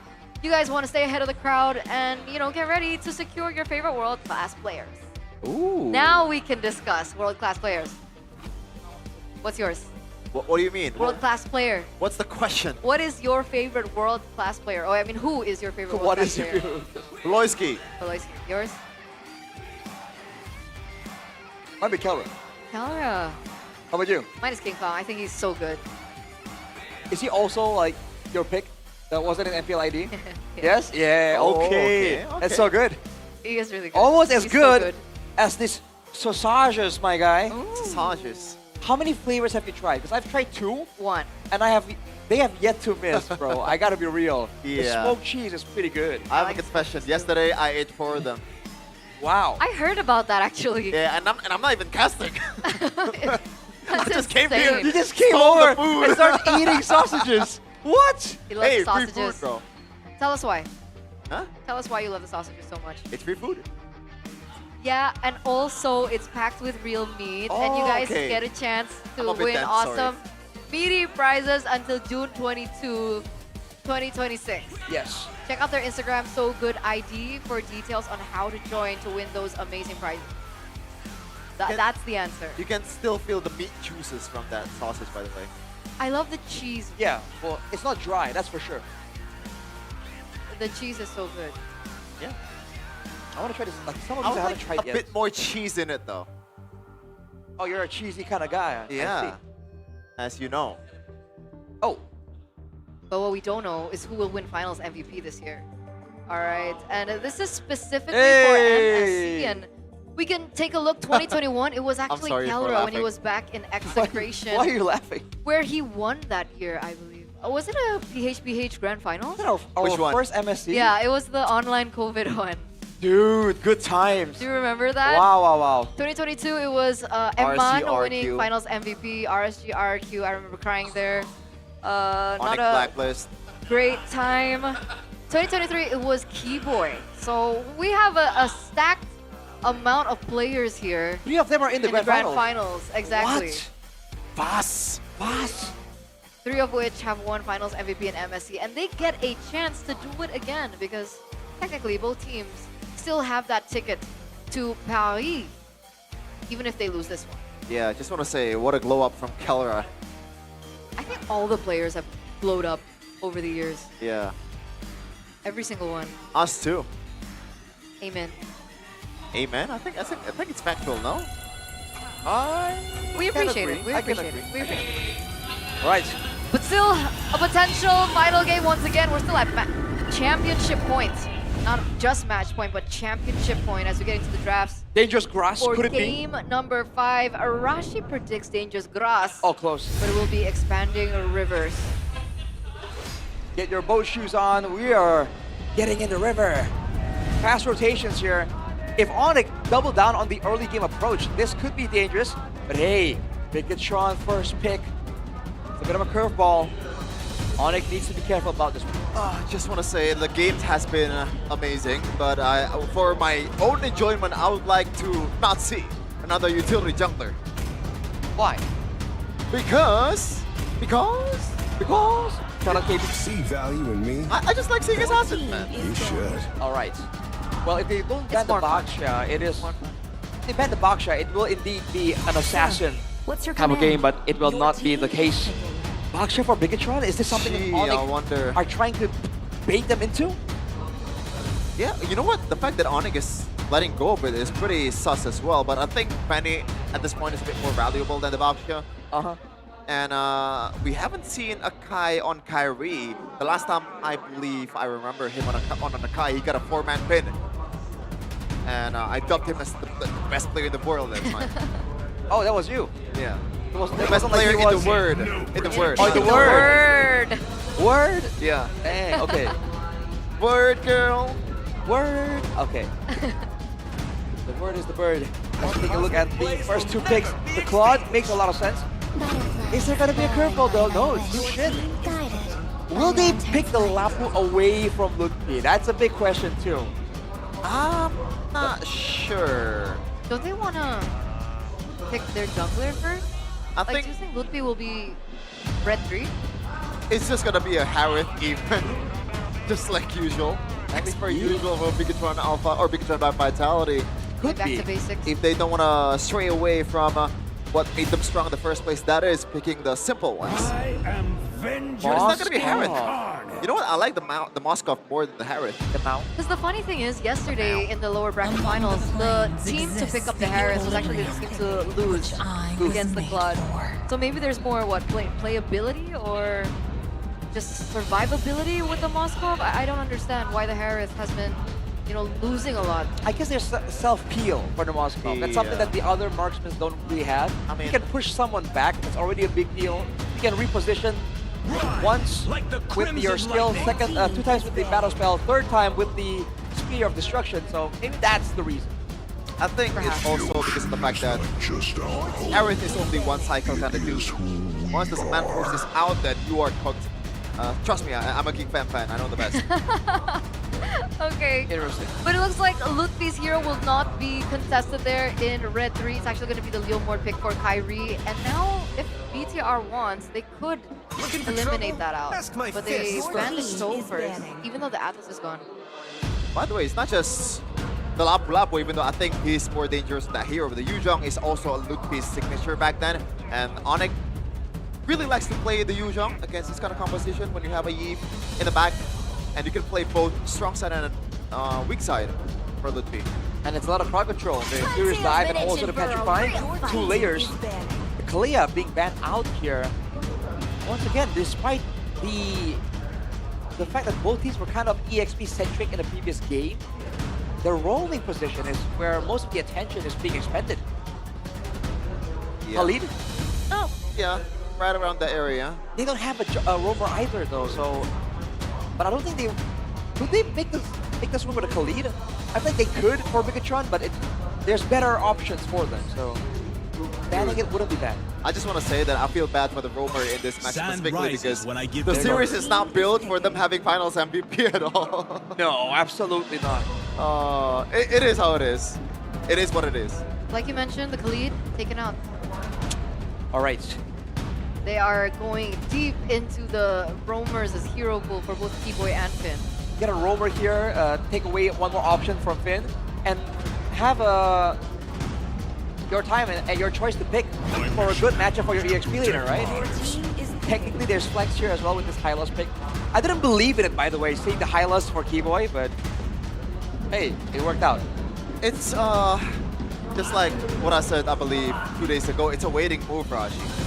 A waiting? Yeah. You just move the king to the side just by one step, and you see what the opponent is trying to do. Okay. It's a probing type of deal. Yeah. All right. Is it going to be a front to back for Bigetron though, or do they want to be a bit more aggressive? With the Yeev and Moskov, it has to be a bit of a front to back. Yeah. Against a Leomord Hylos, there's not a lot of ways for them to escape from a dive. Is this Boxia flex? It can be, but against a, I think it's gonna be a glue or something, right? Okay, could work. Oh, good call. Good call. So it turns out the Yuzhong will be for BTR by Vitality instead of for ONIC. I like that. And Shogun, I think he made some plays. Lapu again. Oh, this is like the old school TikTok matchup right here. The Yuzhong and Lapu Lapu. The Lapu into the glue, by the way. He's gonna be healing so much. It's gonna be ridiculous. So, quick predictions. BTR ONIC. I think it's one of the ones that are actually a bit more even. Feels the most 50-50 out of all of them, to be honest. But I think ONIC has an edge here, though. For me, I like the E from Moreno. All right. So, 1 for BTR. I think my pick will be for ONIC. 1 for ONIC. But it's still very close. Still, ladies and gentlemen, we hyped the previous game up, and the fact of the matter is we are still at championship point. Can ONIC push through? We're throwing it over to our casters. When their backs were against the wall, the Kings finally struck back. And for the first time tonight, ONIC reminded everyone why dynasties are so hard to kill. But the mission for Bigetron remains unchanged. The resistance is still breathing, and slowly will they occupy the walls of the Velodrome. Championship point still, but this isn't. ONIC against Bigetron by Vitality. Here we go. Into the land of dawn, ladies and gentlemen. ONIC going for the signature Hylos and Jusin. This is like their bread and butter, dude. In this meta, at least, you know. I like the fact that Cho and the Khalid got banned out. But yeah, Shevin called him, man. This Yuzhong, Lapu Lapu, TikTok, 1v1 type of deal. It's all about mechanics in the XP lane at this point, right? Who's gonna win, the Yuzhong or the Lapu Lapu? In those TikTok edits, Shevin, did the Yuzhong win or the Lapu Lapu win usually? Waiting for his answer. We can't really hear him, but yeah. The classic matchup. It's all about skill. You know, the players using each hero obviously will win out, but Aman will wait. But that's why the Art of Thievery is very good to last hit that Gold Crab. The Glue and the Eve up against the Hylos and the Fuse. And the Glue is pretty good up against the Hylos because like the Hylos will always walk up close first in the team fight, and Glue really wants to stick to the Hylos. But look at that movement coming in. By Bayou. Yeah, fully set together for both mid laners. And the Bargain Hunter for Eman, because he is going to focus on just farming up a Storm. But look at Lyle rolling in. Yup, this is the classic though. Every time you have a Yuzong on Bigetron, they're always looking for that shield unity into the Furious Die Petrify gank into the XP. So you gotta be wary of that. Shogun gets level 4 first. It's the Black Dragon form. And both teams, the XP laners at least, will play between cycles. That Bravest Fighter, Black Dragon form 2. And up top, it's just gonna be another battle, you know, the classic gold lane league side. But here we go, BDF. Yep. Dragon coming down now onto Kai. Petri as well. Kai gonna be caught in the RWM. Shogun's just taking him out. ONIC forced a fight that was just not favorable for them. And now Sans walking up again. Looks like he's gonna be trying to go for the Bravest Fighter. He still has it. He jumps on the Shogun who doesn't have anything, but now it's gonna be Shogun trying to get the DOT. Gets it in time, but he gets stunned up, and in the end, it's Moreno who gets the kill. And it's Bigetron with a big win early. It's disastrous for ONIC.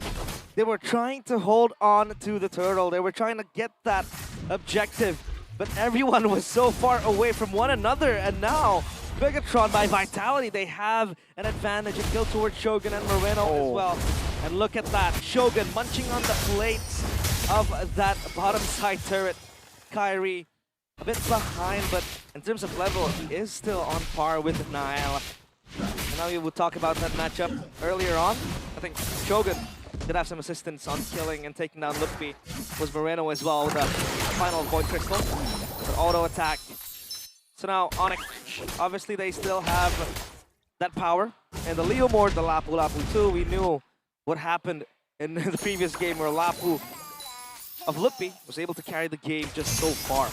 And this is why I think in the regular season, me and Sheffin particularly did not like Kyrie on the Leomord, because it just feels so one-dimensional. It's something that you need to utilize to control neutral objectives, and if you don't, then you're kind of cooked. It's not over yet. Luckily for the Leomord, his power spike lasts all the way to mid-game after you get that ultimate. Yeah. But again, when you have Kyrie, usually I think you'd expect something more multi-dimensional, something that can, like the Fredgen. We saw the Fredgen earlier, we saw how good he can be on it. Even the Lancelot, you know, those assassins especially. Yeah, gonna farm fast as well. I think Leomord, not too bad of a clear, especially with the skill 1, but first item from Moreno. Blood Wings again, movement speed, extra shield, and the damage too. And now again, the turtle. Will ONIC be able to defend this? They're gonna play in cycles again. Lutfi is gonna come by. Eman has the SOD to respond to potential 4v5. That's quite big. Shogun shows up top. Finn's gonna try to go on Lutfi now, as he's gonna have to take, I think, a stun from Finn. He's trying to jump in now. Nile as well. Black Dragon Form come down as Nile's gonna go in, and that's gonna be the RWM, and Kai mounted on, thrown back. Lutfi going for the damage, but it's just not enough right now as BTR are too tanky. Spear of Misery from Eman. Shogun tearing them apart as the retreat comes through, and Eman's gonna go for the kill on Lutfi. Lutfi shoved back. It was Eman saving Moreno with that Spear of Misery, and Bigetron by Vitality. They pulverize ONIC. The Sky Kings, completely clueless in most of the team fights. They are lost. And the early game from Bigetron arrives in the nick of time. Realize, I don't know. Last game was so clean because they understood their win conditions so well. Is this a case of ONIC just placed on a win condition that is impossible against the Yuzong, or them forcing things? Because, again, it was kind of the same approach. And this time, the glue, Keyboy let go of him. He basically let Finn get on Kai. Especially up against a Leomord. A Hylos too, that really wants to run towards the enemies. That glue will thrive so much. And now you see ONIC on a chokehold with their win conditions. Obviously, it's going to be running down towards Bigetron by Vitality. The Sieve is also very, very fragile. There's a Claude over there. There's a Lapu Lapu as well. We could just run it down towards the Eve. But it seems like it's able to survive because of the peel that Bigetron brings to the table. The Baxia peels pretty well. Shogun can just access the backline so easily. We don't even think about damage. Lutfi Oh, Shield Unity, petrifying the Furious dive into the Dragon now, pops into Poison's. ONIC collapse on him, but I don't even think this is a good idea. The whole team's coming down. If they can survive for just a more, oh, they do! Beating with the slam and the pass, and now the Mount Down is asking for the mobilization! Shogun and Nile against the Sky Kings! And they beat them straight up! ONIC collapse again. They're forcing their hand way too early. Moreno against Sans. Will it be a kill? No, it won't. No, hold up. There's a flicker, Moreno! The Maestro, stunned up by Lutpi, denied of a kill. Moreno. But he dodges Lutpi's blade. One last shot in there, but he's gonna go for the mount. And now it's Lutpi baited in by the Maestro. He's able to flick around the safety. Now the glorious pathway coming down. And Shogun to be confident, lazy to weapon. Shogun is able to turn things around for a bit. And Mine gonna go for the 3 hits. Been stunned by the Law and Order. Kyrie on the steed. Wow, that was so quick. Moreno, fleet footwork showing it again. Just moving around left and right, dodging the blades. And then came in the backup. But it was far too gone. At least they were able to shut down Shogun, but what does it mean? A 5.2k gold lead. ONIC, they need to play from behind. At least there is scaling, but only on the Claude. The Leomord really wants to thrive in the mid game later on. War Axe into the Fury Hammer for that extra bit of damage. But so far, nothing out of the ordinary just yet. Despite the 5,000 gold lead, despite the position that Bigetron have, yes, better scaling, all that. You can never count the Sky Kings out until they're truly out. Sansa comes in beacon, bring it pin back. Now it's gonna be Pin Tater targeted down, but he is able to find a mount on the boy. That's a full damage on Lutpi. Gets the Spear of Ezreal! And an SOD! That's Shogun! He's gonna fall to Shogun too! Bigetron by Vitality! Turn the pages! And now the castle walls are breached, slowly but surely. If you're attempting a coup, you have to go for the throat.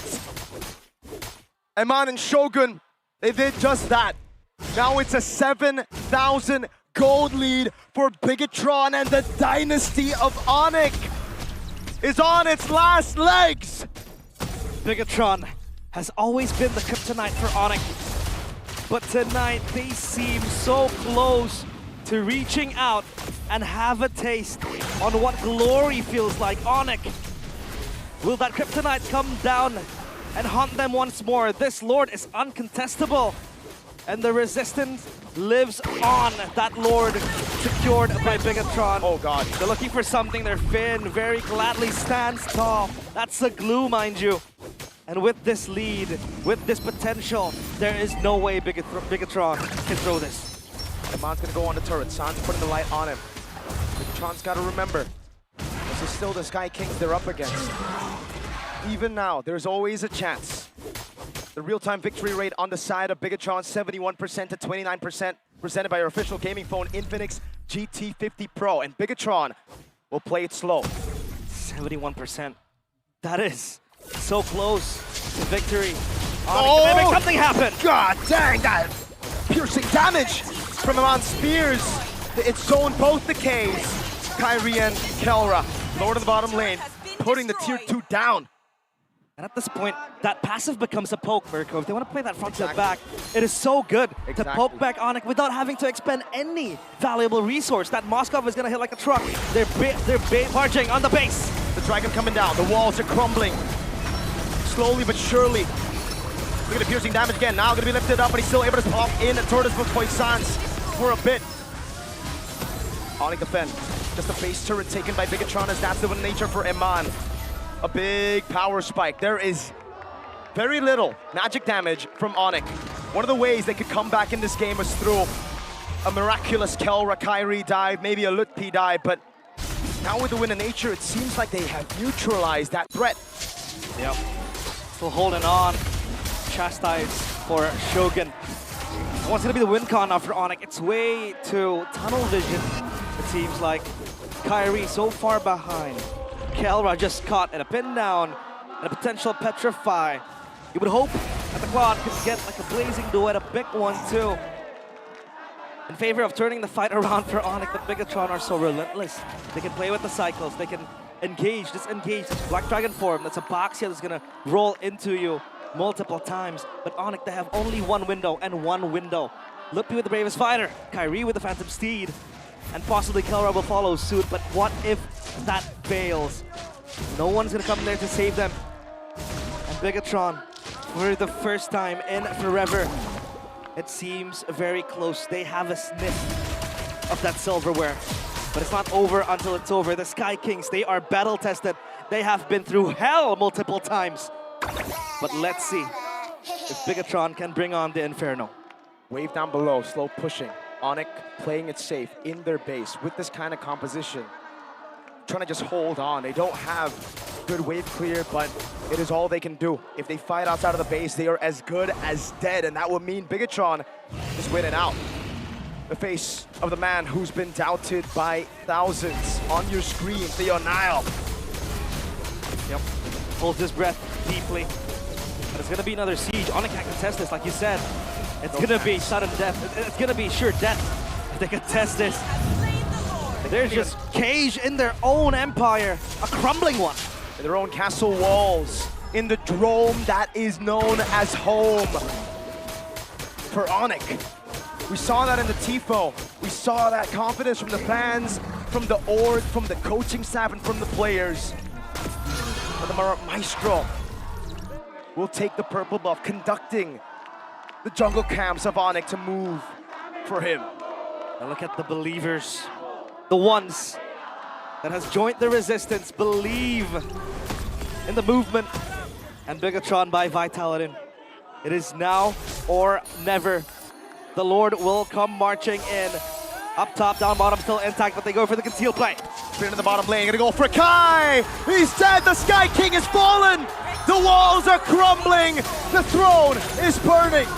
ONIC have dealt with the Lord. Down's gonna be poked down by Moreno. No RBM, but the dragon comes around as the P comes in again. But as the Diamond, piercing him down. That's the mount down as the P goes out! A full fight onto Kelra with a blazing duet. Saber survive right now as Sans goes in again. He pulls Shogun back. Another minute. But Moreno takes him out. 8 years ago, the Red Robots entered this league with a dream. And for 8 long years, that dream was buried beneath heartbreak. Third places, near misses, collapsed runs. And a name they could never escape. They return to the workshop again, and again, reforging the steel, rewiring the circuitry, waiting for the day it would finally be complete. And today is that day!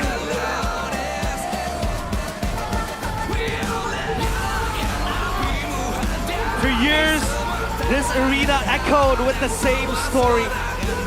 The same colors, the same rulers, the same champions. But every fortress has a day when the gates are finally opened. And tonight, the Velodrome tells a different tale. A tale of patience. Of a team that waited years for a moment that will last forever. Thrones are not given. They are earned through sacrifice, through heartbreak, through the courage that keeps going when the story refuses to reward you. Tonight, they occupy the empire, the dynasty. For a brief moment meets the resistance. And for now it ends. After years of searching for a seat at the table, Bigetron have not merely joined the kings, they have become the kings.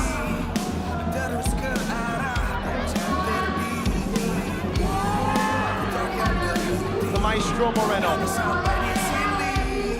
from season 10. Eman season 13. Shogun season 16. With Nael.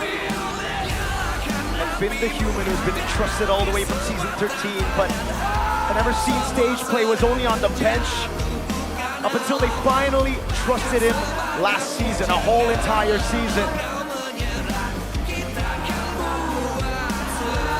Nile. The scapegoat. Always blame K-Dot, the man from MPL. Erpang.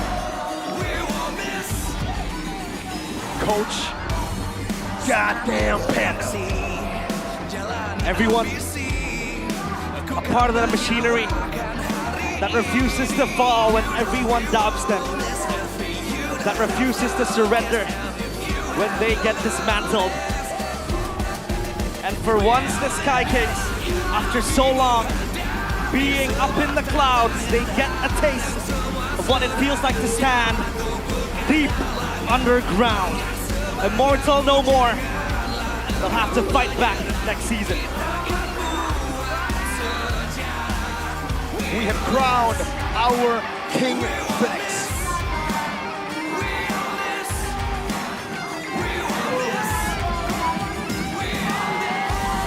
Wow. ONIC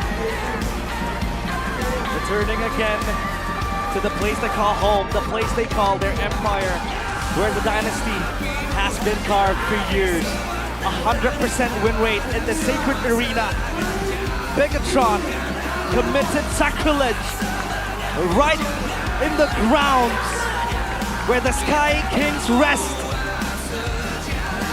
And now they rest for good, because Bigetron are back. The red robots stand upon the ruins of the greatest empire Indonesia has ever seen.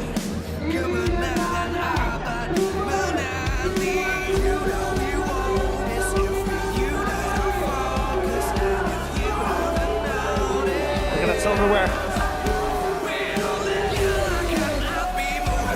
Ladies and gentlemen, Bigetron by Vitality are champions!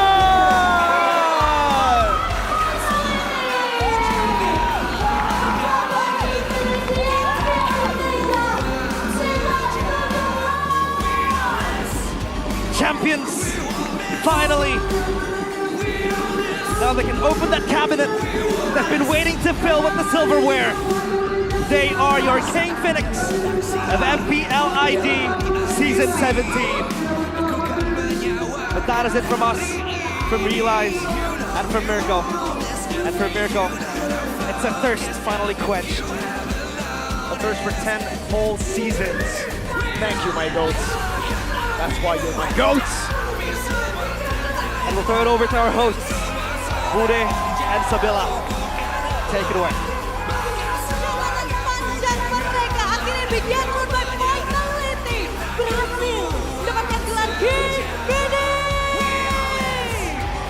Perjalanan yang begitu panjang tentunya akan langsung kita panggil Ibu Gloria Pamela selaku wakil ketua bidang kompetisi PBSI untuk menyerahkan medal untuk sang pemenang di season 17. Kepada Ibu kami persilakan, dan juga kepada Bapak Julius selaku CEO Very Games untuk dapat naik ke atas panggung dan juga memberikan ring kepada pemenang kita, yaitu Bigetron by Vitality. Momen yang telah mereka nantikan berseason-season, bahkan bertahun-tahun, bukan hanya menjadi grand finalis, namun kali ini mereka yang mendapatkan medali untuk kemenangan yang mereka benar-benar perjuangkan. Yes, perjalanan mereka di regular season mungkin tidak begitu mulus, tapi akhirnya mereka berhasil untuk jadi pemenang di MPL Indonesia Season 17. Kemenangan yang tentunya akan menorehkan sejarah baru bagi MPL Indonesia, khususnya di Jakarta International Velodrome. Karena pada akhirnya venue ini mendapatkan juara terbaru. Dimana kita melihat sekarang para player yang sudah memakai medal dan juga menggunakan cincin kemenangan, membuat mereka tersadar bahwa mereka lah pemenang untuk di season 17 dan menjadi sejarah baru di Jakarta International Velodrome. Medali pertama, cincin pertama, title pertama untuk Bigetron di MPL Indonesia. Indonesia. Mari kita abadikan momen ini bersama dengan Ibu Gloria dan juga Bapak Julius.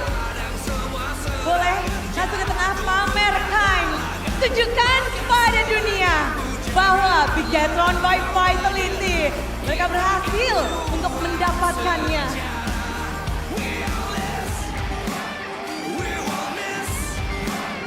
Senyum bahagia, jari yang begitu gemerlap, ditambah medali yang terlihat asik di diri Bigetron by Vitality. Yes, betul sekali kita bisa melihat pastinya tim dari Bigetron by Vitality sudah menunjukkan medal dan juga cincinnya. Namun pastinya kami mengucapkan kepada Ibu Gloria dan juga Bapak Julius untuk dapat kembali ke tempat, dan kami turut mengundang kepada Bapak Sergio Ticoalu selaku Infinix Marketing Director untuk dapat memberikan hadiah Infinix Phone GT40 Pro and Giant Check kepada Bigetron by Vitality.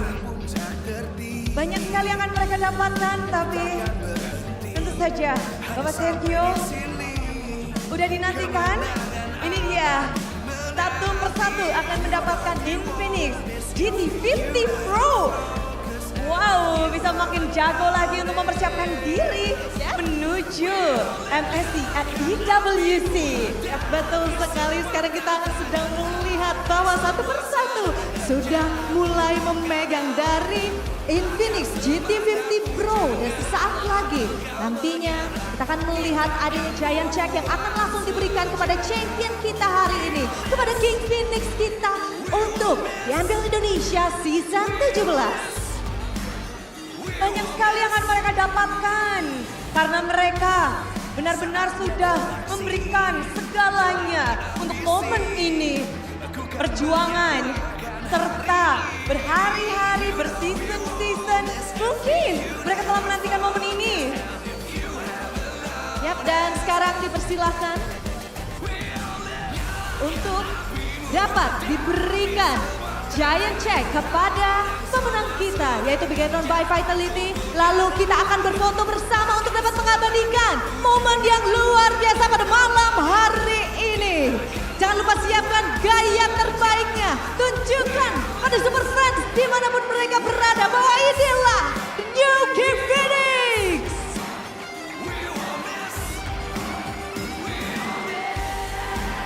Title terbaru didapatkan oleh tim Bigetron by Vitality. The New KINGFINIX. Title yang mereka dapatkan dengan penuh keyakinan dan juga penuh perjuangan.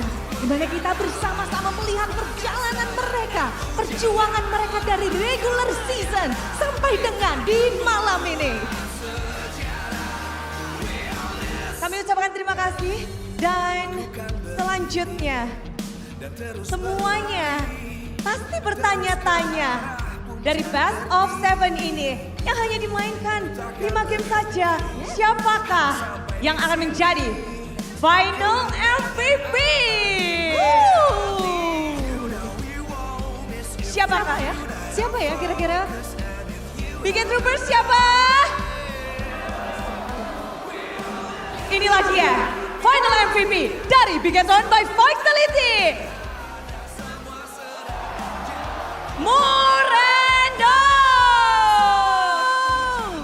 Moreno the Maestro, sang kapten berseason-season yang membela Bigetron by Vitality. Saat ini selain mendapatkan title terbaru, rupanya ia juga merebut gelar Final MVP. Yes, di mana perjuangan yang luar biasa sekali dari Moreno. Tapi kita akan mengundang kepada Ibu Vina Julita selaku Infinix Indonesia PR and Social Media Manager untuk dapat memberikan Infinix Trophy, device dan juga Giant Check kepada Final MVP kita, Moreno.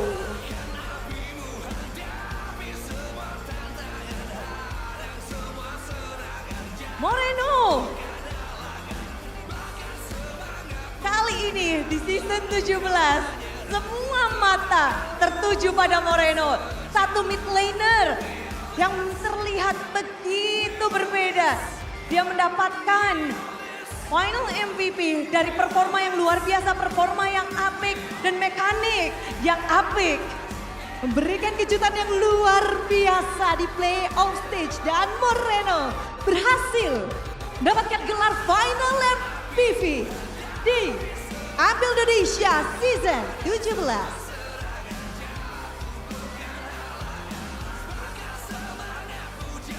Sang kapten, the maestro, Moreno. Boleh kasih tepuk tangannya dari semua Superfans untuk Moreno. Baik, terima kasih banyak kepada Ibu Vina Julita. Kami persilakan untuk dapat kembali ke tempat duduknya. Terima kasih banyak Ibu. Benar, tapi Moreno di tengah dulu karena semua orang ingin mendengar suara dari sang final MVP. Halo. Terima kasih Tuhan. Terima kasih teammate yang udah selalu ngedukung gua selama ini, keluarga gua, pasangan gua. Supposed to be-nya gua double MVP, but gua gak terlalu peduli lah. Akhirnya gua bisa buktiin, ini MVP pertama gua. Let's go! Let's go! Sudah langsung ya, gak sabar ya, MSC IWC. Karena kita sama-sama udah gak sabar buat ke Paris, jadi Banjo!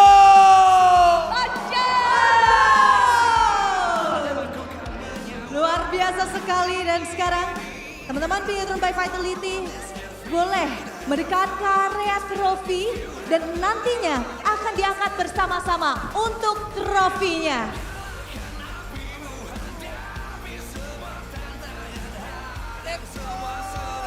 Oke teman-teman Bigetron by Vitality ready, boleh ke arah trofinya, ke arah piala kalian. Nantinya akan diangkat bersama-sama karena ini adalah kemenangan kalian. Ini adalah gelar kalian, the new KINGFINIX. Inilah dia, Bigetron by Vitality.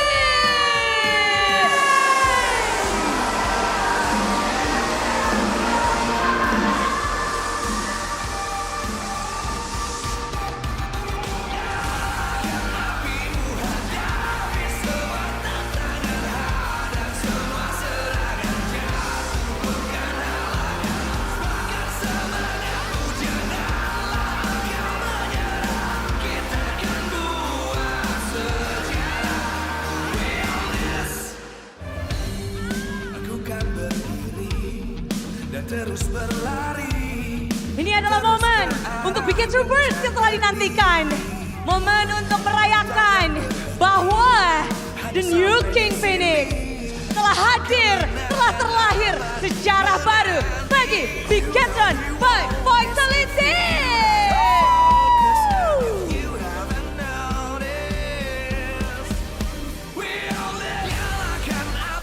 Itulah dia.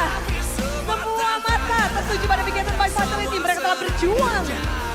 Pada akhirnya season 17 menjadi season yang mereka dapatkan kesabaran, perjuangan, dan juga tentu saja mereka sudah memberikan yang terbaik di babak grand final ini. ONIC pun mereka taklukkan. Betul sekali karena kita melihat kejutan yang diberikan oleh Bigetron by Vitality di grand final match kita membuat Bigetroopers bersorak-sorai pada malam hari ini. Permainan yang begitu apik. Mereka pada akhirnya mendapatkan yang mereka inginkan. Tapi kita tak boleh lupa bahwa mereka harus berjuang di MSC at IWC. Yes, dan pasti kita juga berterima kasih kepada seluruh super fans yang sudah datang mulai dari regular season sampai dengan grand final season kita hari ini. Dan semuanya kita turut berterima kasih kepada MPL Indonesia season 17 powered by Nunton, presented by PBSI, presented by Official Gaming Phone Infinix, Official Wallet GoPay, Official Gaming Certo, dan Official Reward Partner. Ada Fairy Games, serta untuk partner ini sport kita, Garnet, Bayu, Dunia Games, Games Max, OnePlay, dan Sogar. Ditambah supplier IndiHome, Klik Indomaret, Yummy Choice Aqua, Tayo, Jakarta 5 Abad, Pemerintah Provinsi DKI Jakarta, dan Ekraf. Tidak lupa untuk venue kita yang luar biasa. Official venue partner kita ada Jakarta International Velodrome. Di sini Budaya Monster. juga Swabila Aprilia. Pastinya kita berdua pamit undur diri. Terima kasih banyak kepada seluruh super fans dimanapun kalian berada. Bersama-sama, mari kita serukan MPL Indonesia Season 17. We on this! Congratulations, Bigetron! Kemenangan abadi menanti. You know we won't miss if we unite our focus. And if you haven't noticed, we all live. Nyalakan apimu, hadapi semua tantangan. Hadang semua serangan, jatuh bukan halangan. Bakar semangatmu, janganlah engkau menyerah. Kita akan buat sejarah. We all this, we won't miss. We all this, we won't miss. Saatnya beraksi, jalani ambisi.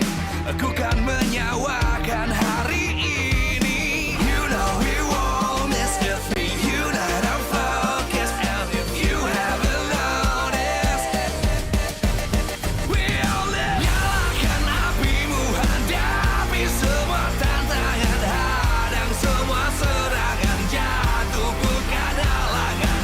Bakar semangatmu, janganlah engkau menyerah. Kita akan buat sejarah. We all this, we won't miss. We all this, we won't miss. We all this.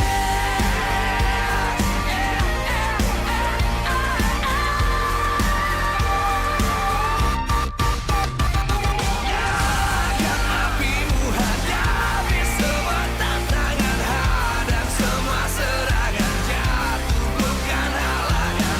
Bakar semangatmu, janganlah engkau menyerah. Kita akan buat sejarah. We all this. Aku kan berdiri dan terus berlari, terus ke arah puncak tertinggi. Ku takkan berhenti, hanya sampai di sini. Kemenangan abadi menanti. You know we won't miss if we unite our focus. And if you haven't noticed, we all live. Nyalakan apimu, hadapi semua tantangan. Hadang semua serangan, jatuh bukan halangan. Bakar semangatmu, janganlah engkau menyerah. Kita akan buat sejarah. We all this, we won't miss. We all this, we won't miss. Saatnya beraksi, jalani ambisi.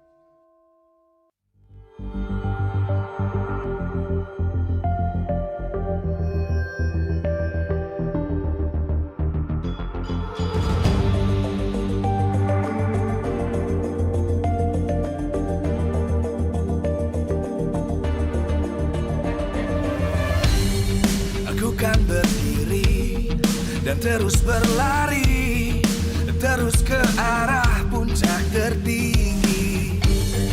Ku takkan berhenti, hanya sampai di sini.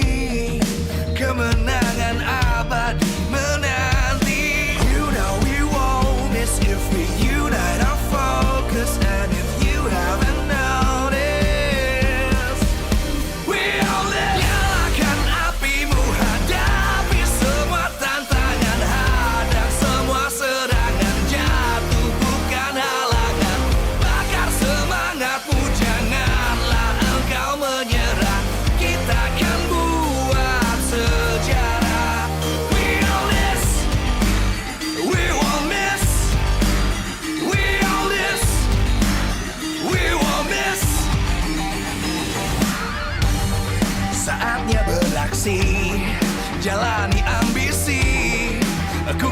nyawa